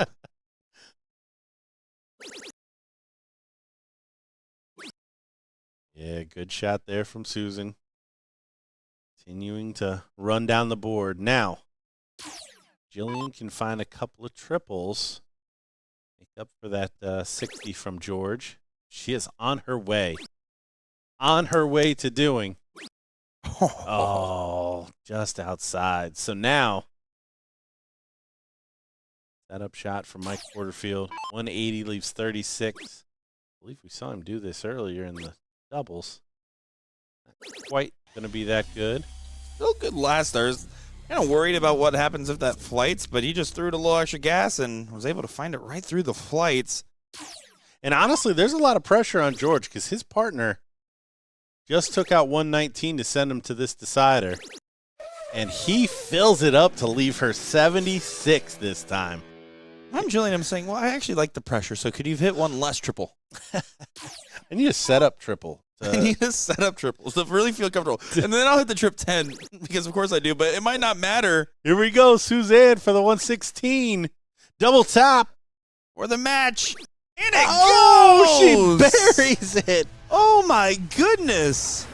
What a shot. After going 2-0 down, George and Jillian fight back, and Susan and Mike end up coming out in the 5th leg. The ladies polishing off the last 2 legs of 501 there with ton-plus finishes. How about it? How about it indeed? I believe we're going to another matchup here in just a quick second.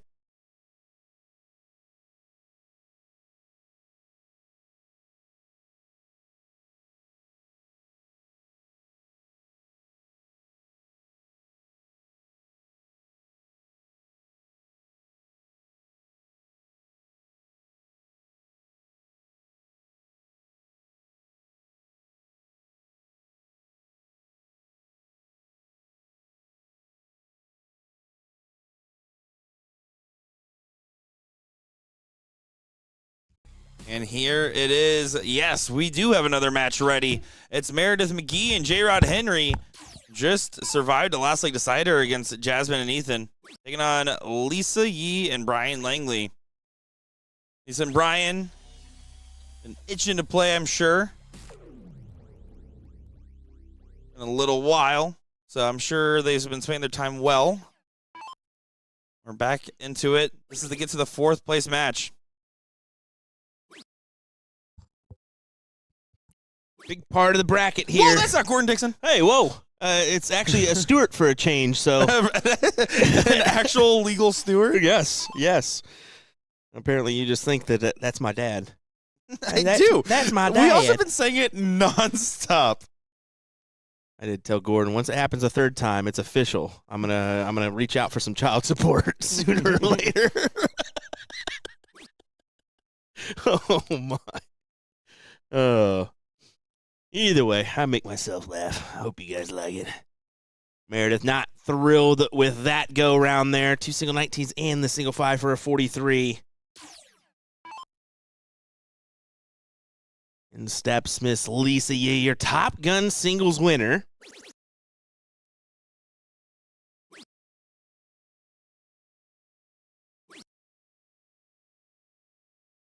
And so far, they're hanging out in front. J-Rod took out the double 20 in that last leg decider. Do what he does. Things rolling here.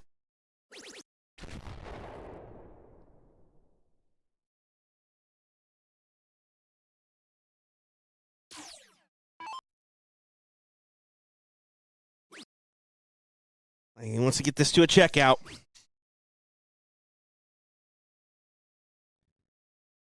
Well, 20 will do it. And you can just see maybe a little tired nature there. He just floats the 21 in. And not going to be happy with the visit as Meredith gets an opportunity at 195.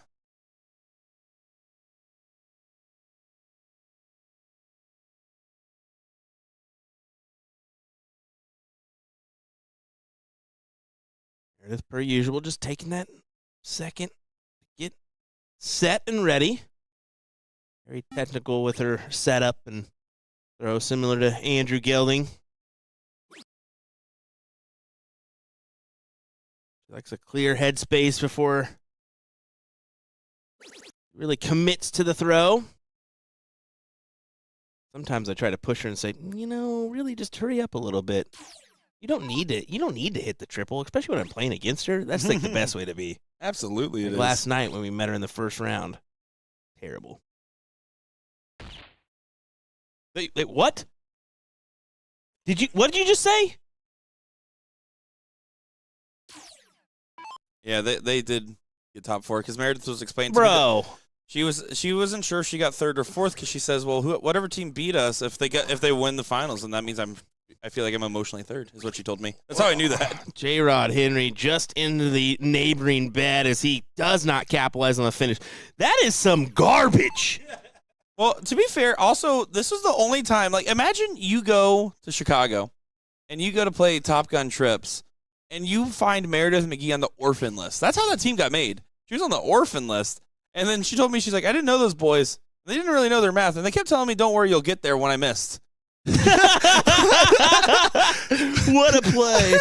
What a play. As I definitely walked up to Mark and was like, I cannot wait to clip your 1-2-2, by the way. That's fantastic. Now, good on them for making a run. Fantastic stuff. It just sucks that we took the L to them. Anyway, what coulda, shoulda, woulda happened. Big winner for Meredith here and J-Rod as they do grab this first leg.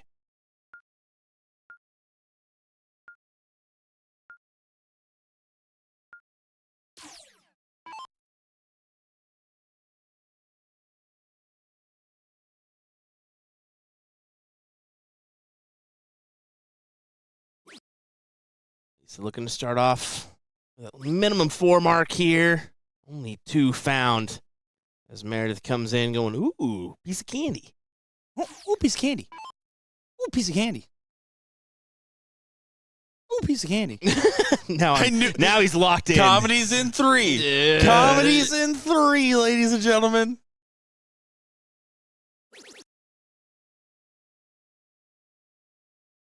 Wait a second. I want you guys to know what it's like working with Gordon Dixon. Can I? Well, It's the best ever. It's the best ever. That's your son. Papa. Gordon, I working hard for once, and I was like, you know what? Hey, do you want to take a break? And he's like, what if I spend my break roasting Nick from over there instead? What? And that's what he's doing. That's all he's doing. Oh, throw it in the chat for us, sir. Please, roast him. Anyway, Brian coming up with a little turn there. Unfortunately, not enough to give him the advantage here as J-Rod's going to go to the 17s. And look at this. Just barely missing out on the points on the 17 there.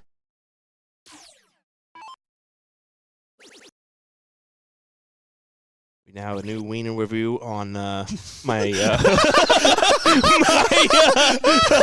personal page. Bobo's. Sorry, what do we have? Wiener woo. I made sure I said it correctly on the. I think my eye almost popped out. You are so welcome, Nick. Oh. There's many things that we need to apologize for. We need to apologize to the players for how the times that this event has been working. We need to apologize for Will's wiener talk on the mic. We need to apologize for me having dyslexia on every team's scoreboard so far. Gordon's been perfect. Hey. And Jen's she's just doing her best over there. I'm not going to be honest. She commentated one match, crushed it. I had my one fallout this morning with the old scoreboard, but it's okay. I had George, and Lane was on 2 teams at one point. Paul, that was on purpose if you didn't catch that. Come on now. Come on now, bud. We got a Sriracha in the chat for Nick. There we go. I haven't been called that in a while. Somehow or another, 1,000 of you folks are still watching this broadcast, and I want to thank you for doing so. Big turn here for Brian as they lock in 6-0, 5-5 here for them. That's a pretty respectable average. Anytime you're averaging 11.5 as a team, Oh, Meredith and Jared really just finding some momentum on this loser side of the bracket.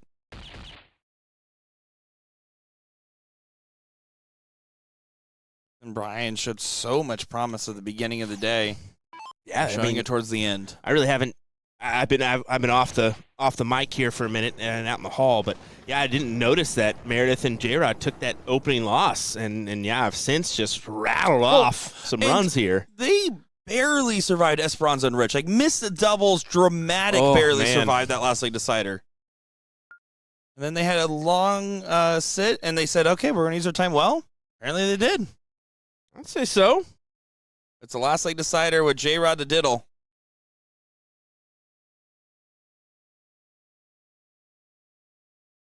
That's an annoyingly placed diddle. I think Brian's about to say a curse word at him. Brian, you can't say that. Do that, Brian. Well, this is the same positioning for that Caroline Well, nope. We're just not going to live up to that one. Come on. We already said we were not getting a better You diddle. can't. There's no possible way, Not right? only this tournament, but for quite some time. I mean, that was incredible. That was a good one. Smacks rolled down, and then another double bull set. So it was a 3 and a black combined. I mean, there was just so much. Yeah. We've seen some impressive stuff. That's certainly one of those impressive stuffs.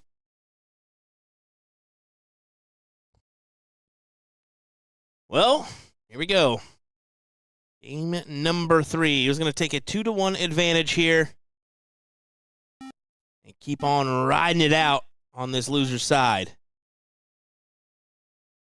Lane and Ram awaiting that 4th place match. Yeah, I believe that they're continuing to chug along.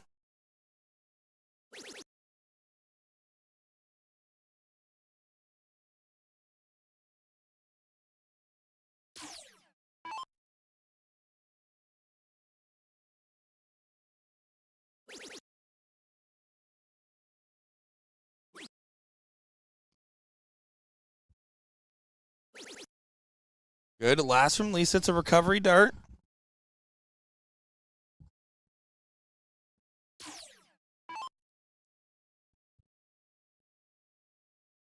J-Rod having a little advantage that he didn't have to travel too far, much like you, to get to this tournament. Yeah, he does not fly. Like that is like a hard line. He will not fly. So like when I That's like a fact for him. I asked him if MVP Showdown. He said, "Is that associated with the invitation or is that associated over here?" He's like, "Over here." I was like, "Oh, I'll do it, I think."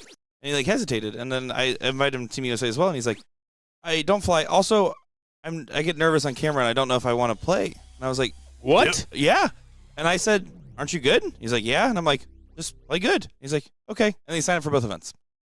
That's Very weird. real conversation. That's very weird considering, I mean, he's been at numerous events before and hasn't had issues. I'm telling you, it's in writing. Wow. I mean, it just goes to show you, though, I mean, we're in front of a camera all the time, but when lights, cameras, action comes on and you're in front of there playing darts, anything can happen. Well, it's particularly the international, right? Because that was his, like, I walked into my first BullShooter moment and said, I want to do that one day. And to get the offer, I think he was afraid of the own pressure he was applying to himself on it. I mean, we see that sometimes. We saw it with Seagal last year, right? I mean, Mike Seagal was feeling all the pressure, and he was resilient despite it. Meredith leaves 120 on the Shanghai. Lisa going to need to dig deep. At least 113 points.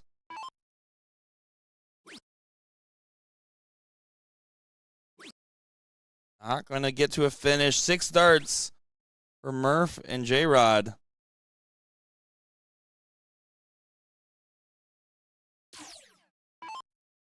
Yeah. Crazy. Nervous. Averaging 60. But hey, I mean, His average will go down if he takes this out. You can't average 60 a dart It's in. and to not bust. Yeah, It's how about in. that? A perfect leg effectively from J-Rod Henry. And that is a good win there. impressive win. I mean, J-Rod playing well to get the job done there. All And right. move on. Oh, we have Lane and Ram taking on Meredith and J-Rod in an amount of time, as it'll probably be about 15 minutes, so we'll be seeing you soon.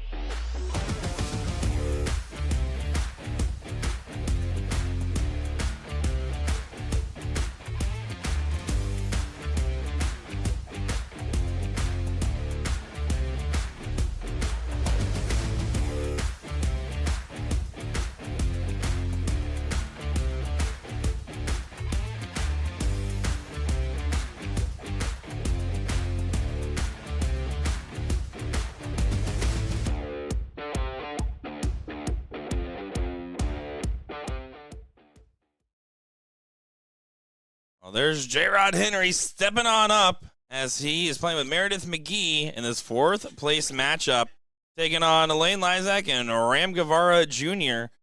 This should be an interesting one from all accounts. I'm Nick Sherr, joined by Gordon Dixon.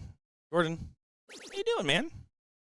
Oh, you said 10 hours. I think I've been down here since 12 or since for 12 hours. 10 hours of live. Okay, fair enough. I have a counter. Oh yeah, can't argue with that. Doing well. Yeah, sounds like it. We got some wings on the way. I'm feeling a second wind coming here. Yeah, I mean, you look like a man of dexterity about to have some wings. Amen. A man of dexterity, correct. If I've ever been called something accurately, it is a man of dexterity. Not finger guns, not hand cannons. Hey. Dexteritist.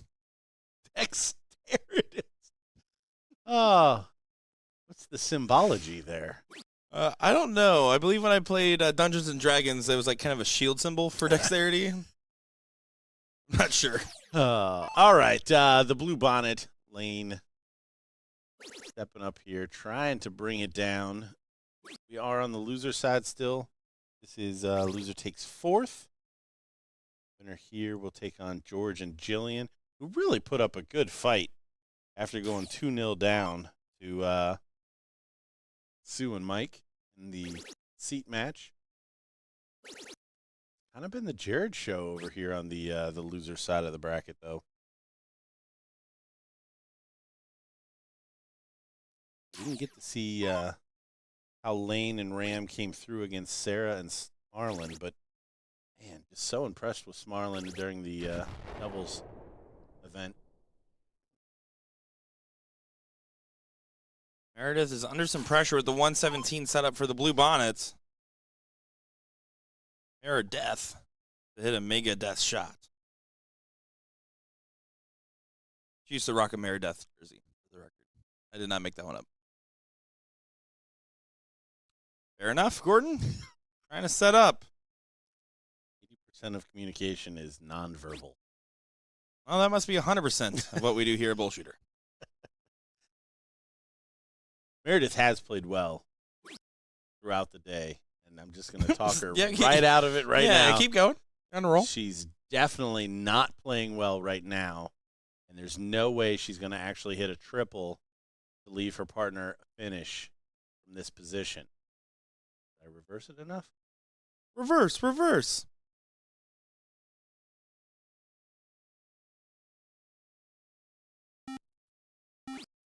Oh, she didn't.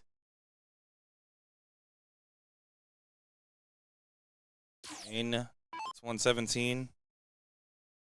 If it doesn't go, Ram can get a shot at it. Is how it's going to go unless both ladies not able to put in a good shot here. She's going to find a 333 right next door. So setup shot for Meredith McGee, J-Rod Henry right here. Ram going to come back for 102.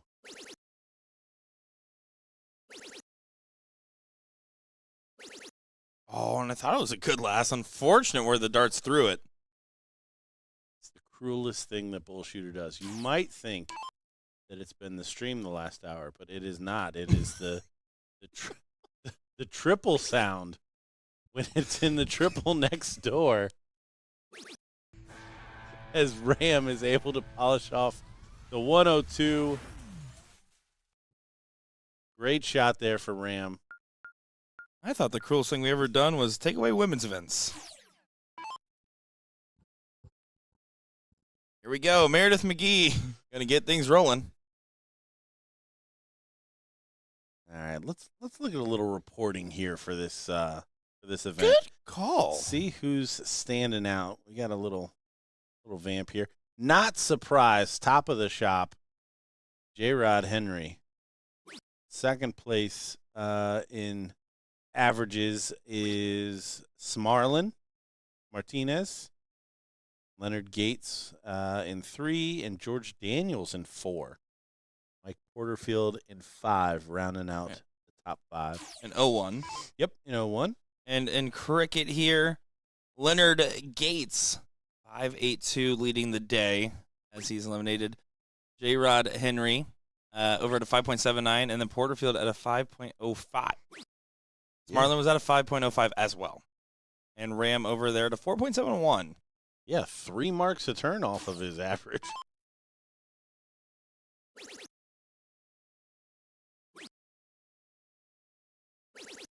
For the women, number 1 average, Suzanne Young at a 29.2. Remind you, this is a split bowl. It's a very respectable average. CE 28.68. Danny Warmack 28.52. Lane Lysak 27.47. Suzanne Young leading in cricket at 4.1. Erica Mardo 3.9. Lisa Yee 3.75. Esperanza 3.57. Lane's over there at a 3.04, which isn't representative of their wins. Maybe their losses.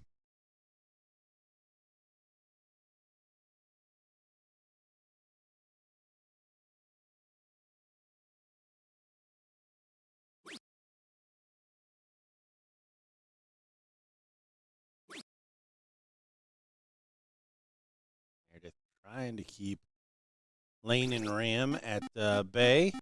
What a last to do it. Marginal point lead. Lane picking a new number up there on the 18s. Meredith McGee finding that treble 17.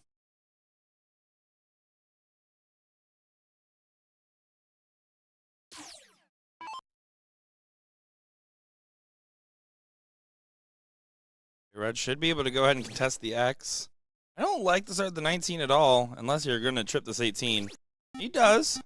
He knew. I believe Gordon would say, what's in his back pocket?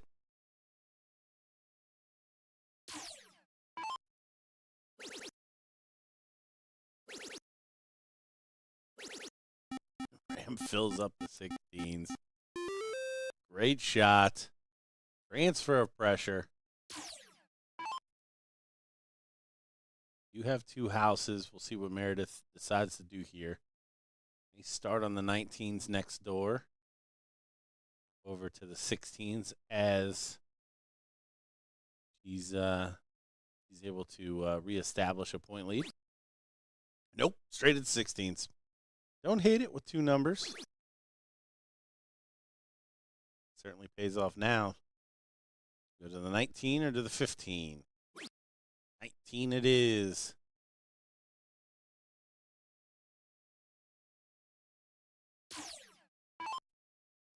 Great question from Dominic. How did Lane get her blue bonnet nickname? I am unaware.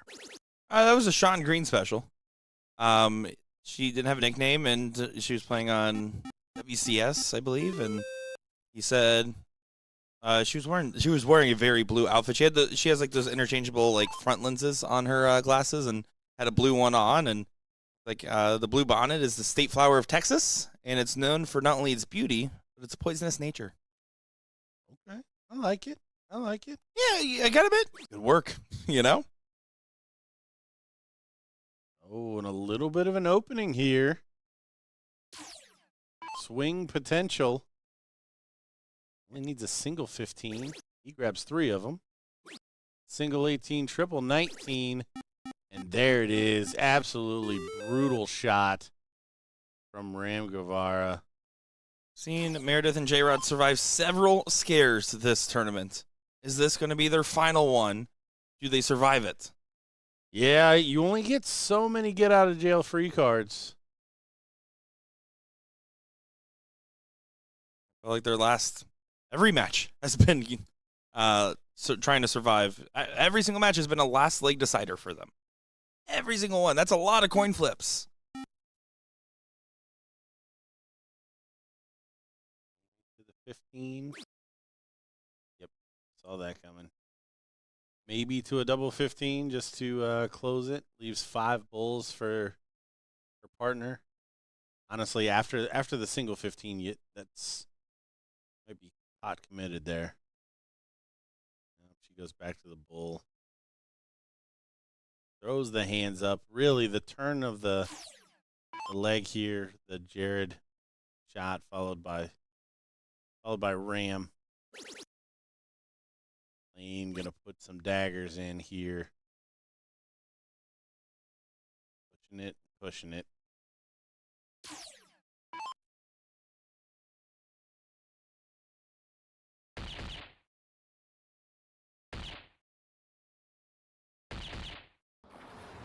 Nice 5 bulls. Not going to go quietly into the night. But forcibly, potentially. There's one. Doesn't go. And doesn't get... There's no way they keep surviving these, right? There's no way that could happen. So it's only a 4 mark. 2 bulls, 2 15s. Perfectly within Meredith's shots, especially this afternoon, early evening, tomorrow. Whatever it is.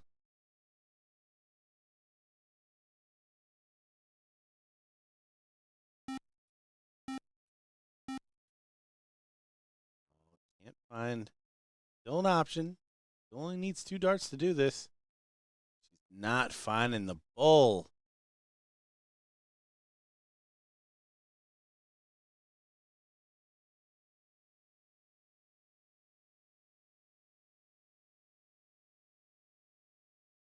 Meredith will not be rushed. And I like seeing the bleachers back there starting to fill up a little bit. We'll know this MVP event starting to wind down.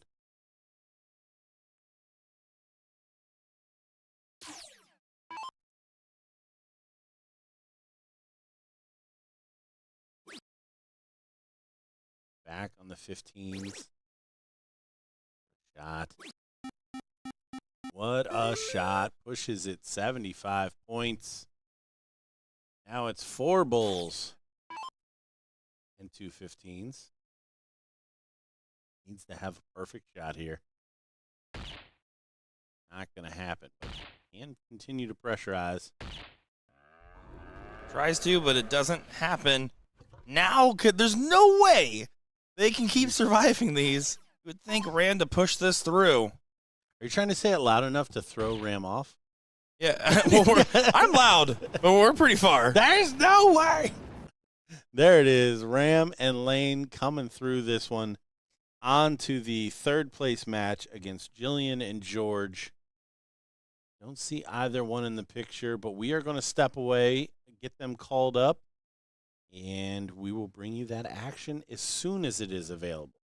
Appreciate you guys spending your evening with us, and yeah, look forward to closing this one out here in the next 7 to 8 hours. Thanks. Yippee.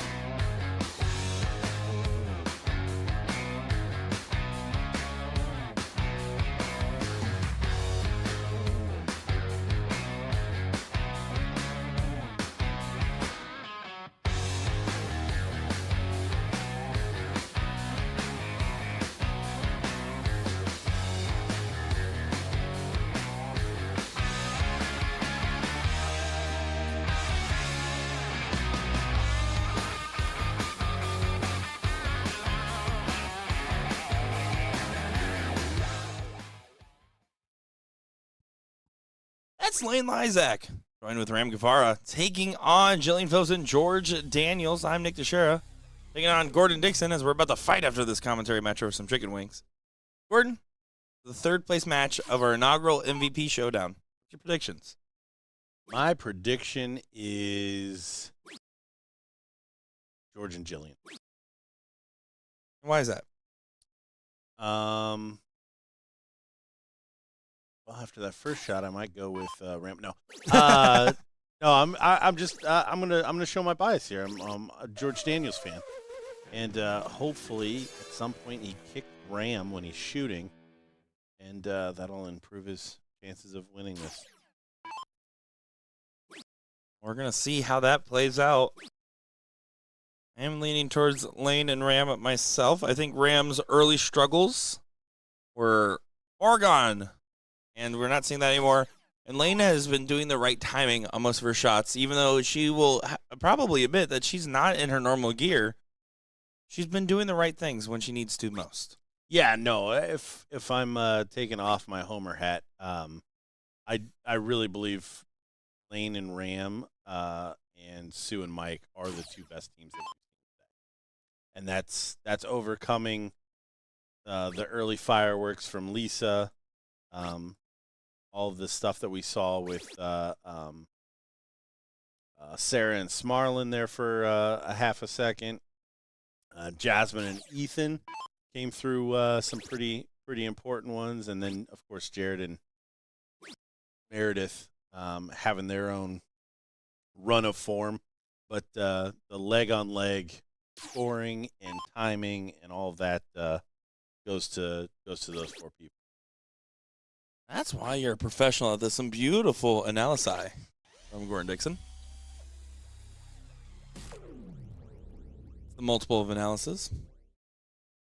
Got it. Got it. 103 for Lane. She's going to get a whack here. Just needs to stay straight. Double top for the first leg. Ooh. And there it is. Smooth strokes it. No reaction. I love it. Love it, love it, love it. Hey, listen, they're on a mission. Their mission is to this MVP Showdown rolling. Mission, hopefully the same as mine, and that's go to bed. I believe your mission is to see how disgusting you can eat these chicken wings. Eat these wings and go to bed. Yeah, I'm not even sleeping in my own sheets. Like I could just have barbecue sauce still left on my just bed. don't eat over the hotel comforter. Oh, don't you dare do that. Oh yeah, my days of licking hotel comforters are over. I was wondering if the numbers would go down after recent events. Oh, that was a wild story that I had not heard just yet. I'm sometimes glad that I get to teach you things. But sometimes the things I teach you, soft launching divorce was a crazy term I taught you once, and you were like, that's amazing. Soft launching divorce was, yeah. Gordon, I'm excited. Our wing should be here any minute. Oh, never mind. I just want to make sure she didn't forget. We have Jen picking up our food. Passive notices. These wins will take on any minute here for these teams. I'm trying to figure out how I could bring it back and hide it in commentary. The Triple Ranch is getting ready to get started here. Well, that's what they call a 9 mark nowadays, is a Triple Ranch. That's me. Yeah. I don't early know. doors, there was some options for He's not giving it back. For Lane and Ram. But now it is going to be quite the fight to draw this one back. 120 points. No marks on the 20. Steady shot here, and man, third leg could be anybody's. Certainly seems like that's going to be, at least what we're going to find out, a white horse. Horse is as white as the ranch. We're going to be dipping these chicken wings in. Just like to point out, that I did call George and Jillian in this one. It may have sounded like a huge backtrack on the analysis afterwards, but Analysis. want to stick with George and Jillian. I also like the alliteration of the two names. George and Jillian? Yeah, George and Jillian. They roll off the tongue.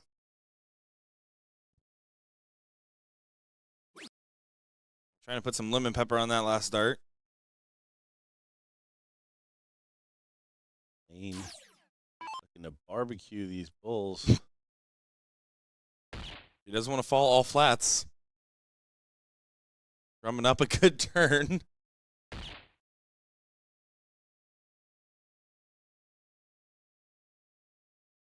George is playing this like, well done. Extra crispy. Yeah, a little cheese on the fries, and we'll be on to the deciding leg.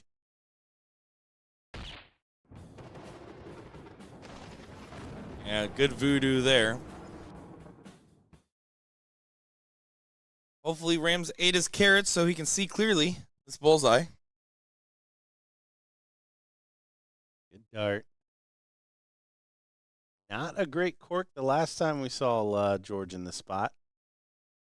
This one he has taken. All right. So Jillian and George will get us started in this deciding leg. I'm sorry, Gordon. I just can't take anything seriously when Jen wears the red jacket with the khaki pants. It's full Target employee. Just full Target employee. Distracted. Tell me where the Pokemon cards are.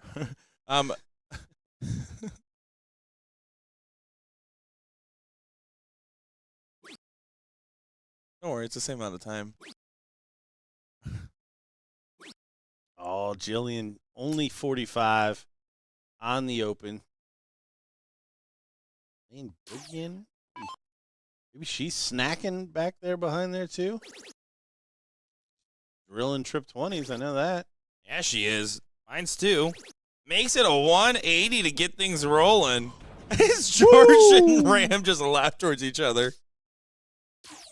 Big open. You know how desperately I want to see a combined 9 in this event? Do you know how desperately I want that from Ram, the man who has hit more 9 darts on this tour in the last 2 years than anybody else combined? Back-to-back 45s for the man that won the court. Mine's good. Mine's another. Oh, we all were like, oh, just maybe. You can see Lane was like, thank you for not putting that pressure on me. I think she's happy the last one missed. Yeah, that would have been intense. I just am so glad we didn't talk about chicken wings during their throw because I was afraid of what was going to be clipped. All right, setup shot then from 186. Lane coming off a perfect start. Be careful. Does find another triple. 180 will leave 146. We've seen big finishes from Jillian. Fortunately, she won't get an opportunity here. It'll be up to her to set up George if she even gets a chance to. Ram might just take it right here at 105. Yeah, Ram with a 102 to polish off the first leg in the last match. 25 double-double. And there it is. 105. Look at him. Primping for the camera. And there, our final is set. Lane and Ram taking on Sue and Mike.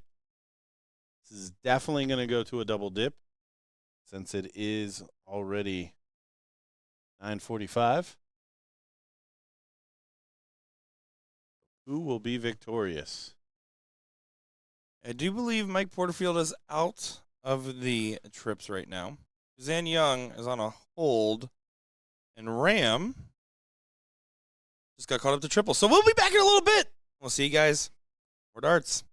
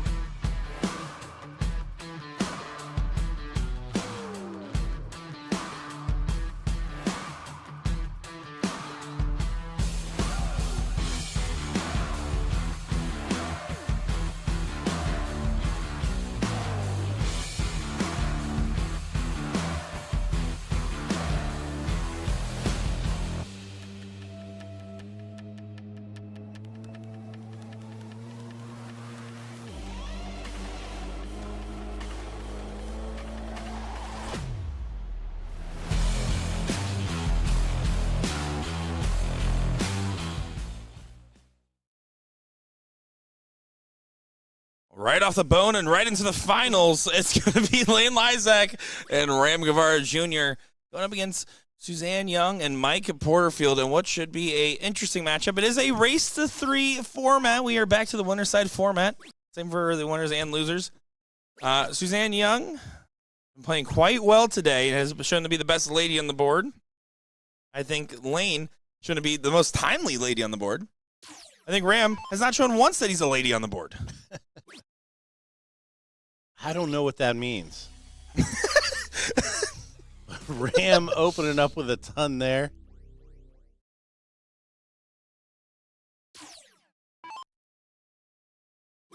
Susan, second turn as she follows up. She's 140. Big shot. And just for the chat, like I was cynically joking that it's late. So that means that that there will definitely be a second set, and the seat holder will not win the first set. So, no, we are not playing a different format. This is true loser bracket. So, if Susan and Mike lose this first set, we'll be playing another. And in the final, it is both out of 5. Correct. Correct. The winners of this will get the belt. Losers of this will get a less cool belt. And I did confirm they did make it like a slightly smaller belt too for second place. Okay. So it's not even the same size. 180 there from Guevara. Yeah, timely shot there. Susan can do this. Oh, Susan can do this. please. 152. Oh There my it goodness! is. What a shot. Suzanne Young absolutely drills a 152, and Porterfield is just smiling. He is grinning. He is having quite the reaction. Ram's like, yeah, you know how to pick your partners. And Lane's like, well, watch this drive on the open. That was an incredible moment. Yeah, if Porterfield isn't trying to lock her down for like the next 8 events, I don't know what he's doing.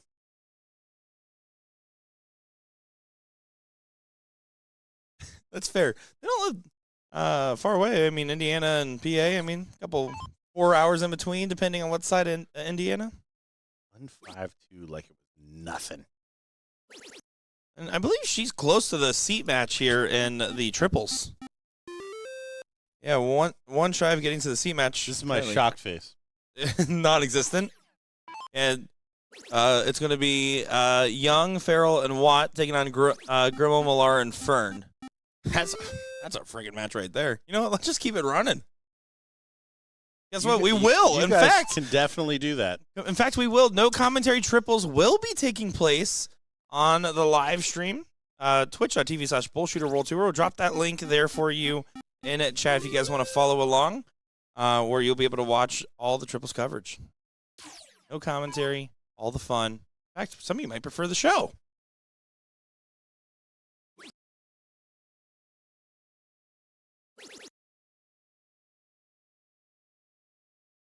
Oh, that last one getting away from Lane.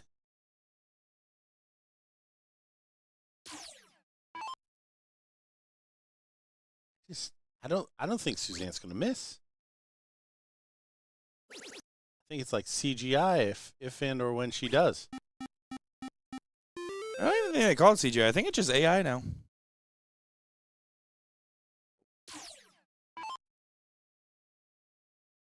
Lost a flight, I believe. The gentleman. Bar picking it up for her.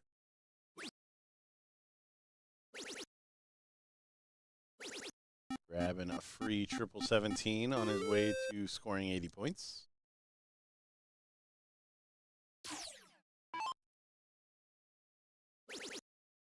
Again, that strategy in this seems goofy to me because you're letting a player like Mike Porterfield have a free shot at an open number.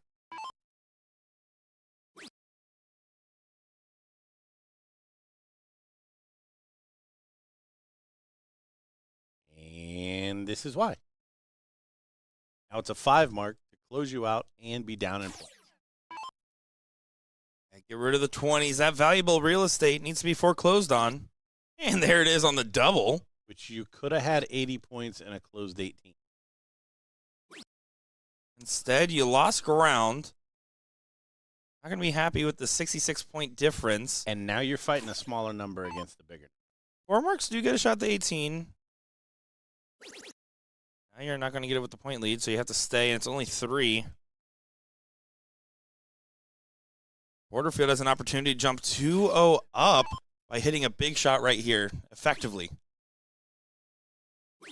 Yeah, you can just get away with 2 big fat 17s and 54 biggins on the 18s.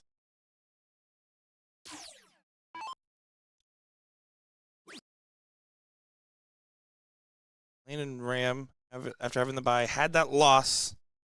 Fighting back ever since. Taylor and Trevor, Erica and Edson, Sarah and Smarlin, Meredith and J-Rod, Jillian and George to get back to this point. So, I mean, quite the run that they've had here, and this was the only team that beat them. Got to say that Ram and Lane really grew into this bracket compared to where they started in the day. I'm saying that about Ram mostly, I think. Ram definitely started off the slowest of the bunch. And then he overall has definitely improved to a more typical standard.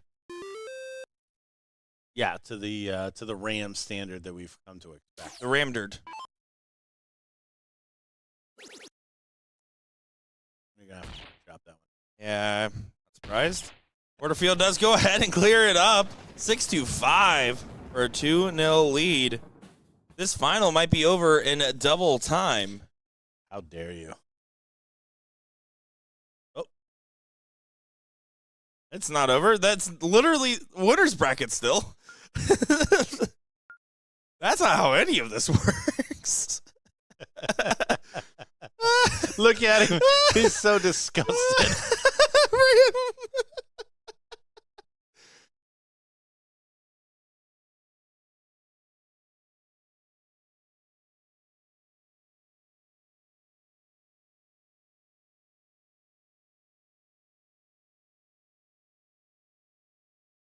Triple 20 start for Lane. And here we go. Isaac does get a 6. This will be the first ever winners of this inaugural event, because that's how inaugural works. You're like a wordsmith. Yeah. I have quite the lexicon in here.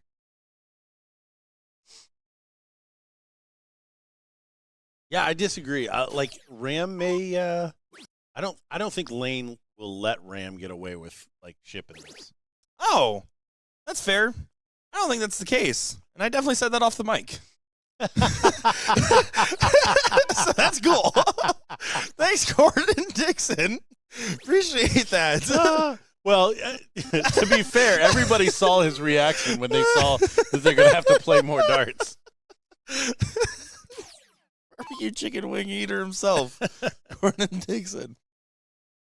Yeah, I go on mute to eat, not to say stuff. That, I was just making sure a public. photographer grabbed a photo, and I have to wonder when I think a match is almost over. The way I said it may have not been how I normally say it, but I said what I was supposed to say. 10 o'clock. It feels later. I'm not going to lie. It's 11 for you. Yes, and we're running up on 11 hours streaming. Yeah, on our 6-hour day. We're crushing it here. Gotta say, it's looking strong right now. Porterfield's gonna have to bed these 17s. Hope that an opening opens up for Young. Yeah, the benefit, again, the 2-0 lead give our seat holders the start in the 0-1 leg if they are overtaken here in this this one.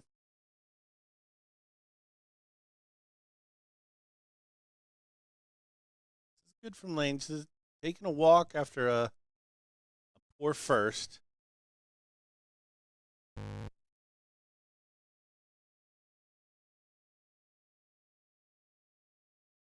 Visceral. That was a visceral reaction. I mean, she really wants this. Yeah. Jokes aside from earlier, I mean, she clearly knows the importance of this, and it's very high on her list. Yeah, you saw the acknowledgement there she got from Ram to throw up at points. And just like that, this leg is in question. She pop? Probably not. Let's stay and finds a good trip on the last. Needs 4 of either of the open beds. We know what Ram does with 17s. He closes them, usually with 1 dart.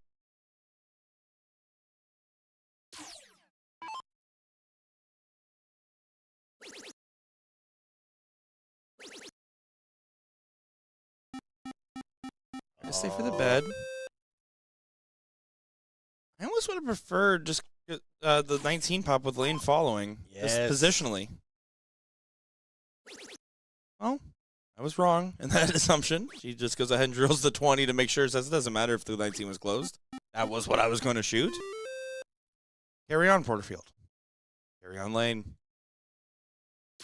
Yeah, no, I mean, it's highlighted because he didn't even get a single on the 16, but I think the 19 was definitely the shot there.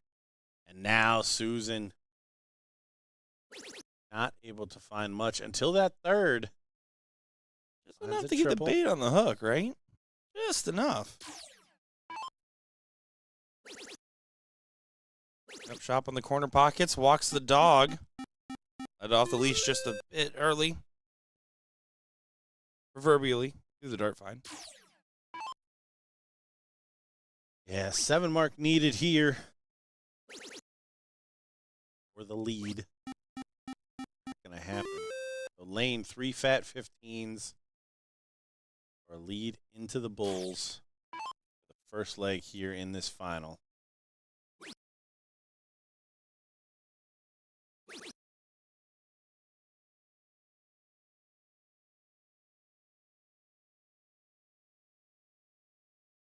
Put a little cherry on top there.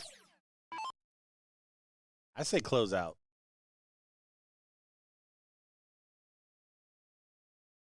I mean, you need Mike to miss, or sorry, Ram to miss anyways.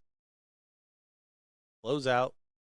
If he flights out of the bull, which we have seen him do, you get a whack at the game. Otherwise, you were going to lose this anyways. Exactly right there, Gordon. But this is where it's interesting because of that 2-0 win and that 1-5-2 that was so massive earlier, right? That's what that big shot, those big moments accounted for. Getting the start at match point in 0-1. Young has started 2 different times on stream we saw with a 180 in this, if I'm not mistaken. Might be 3, honestly. I know it's at least 2. Yeah, I think she started with at least 2 and probably has at least 1 or 2 more where she fills it up. And now she's on both sides of the bed for only 33. Lane's done a really good job of opening these legs of 501-2. Able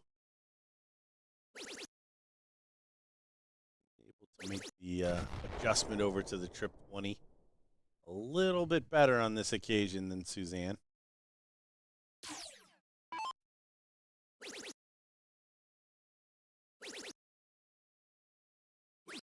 Yeah, good partner play. Field picking up his partner, finding a couple of triples himself. But this leg already kind of on its head.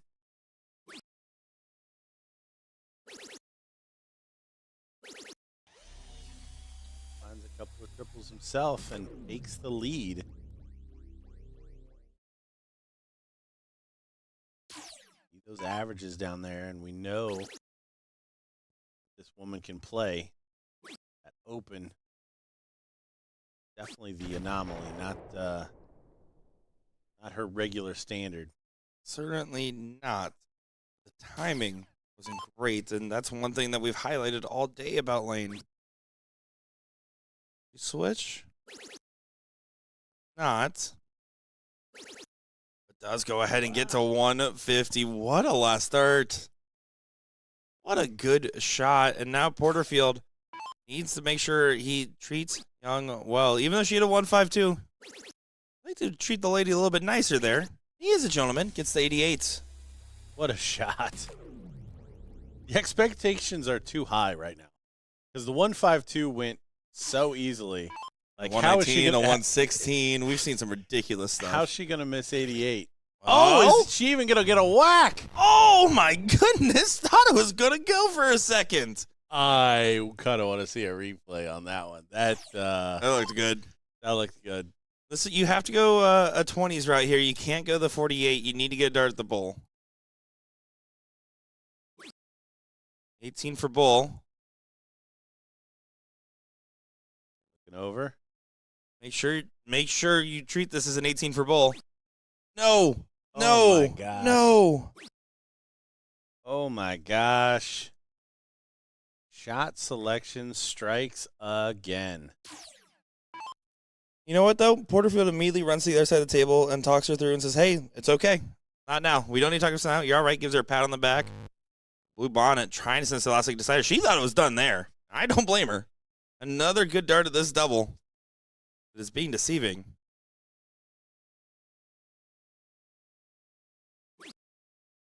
Right on the other side of the wire. Double 9. Stay alive. Take us to a decider.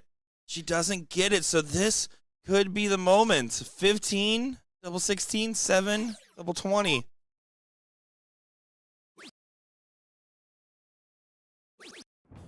Good night, Sydney. Good night, Sydney. That's a reference I don't get, but that's a big win there. Mike Porterfield and Suzanne Young will be your first ever MVP Showdown champions, besting Lane Lizak and Ram Guevara Jr. We said these two teams were probably the best in the draw, and they were. Good stuff. It was almost the distance. There could have been a lot more, some what ifs, but the job gets done. And a big congratulations to our first ever MVP Showdown winners and runners up. They will get the belts. We'll stay on for just a moment just so you can see the belts as they get brought over to the bullpen. See if they are coming on over. And some photos. See Will getting in the way of Jen's photography immediately. Oh, we can play-by-play of all. Jen's laughing at Will right now. This is amazing. And here comes the tournament director, the one running the show today, LJ, to announce our winners.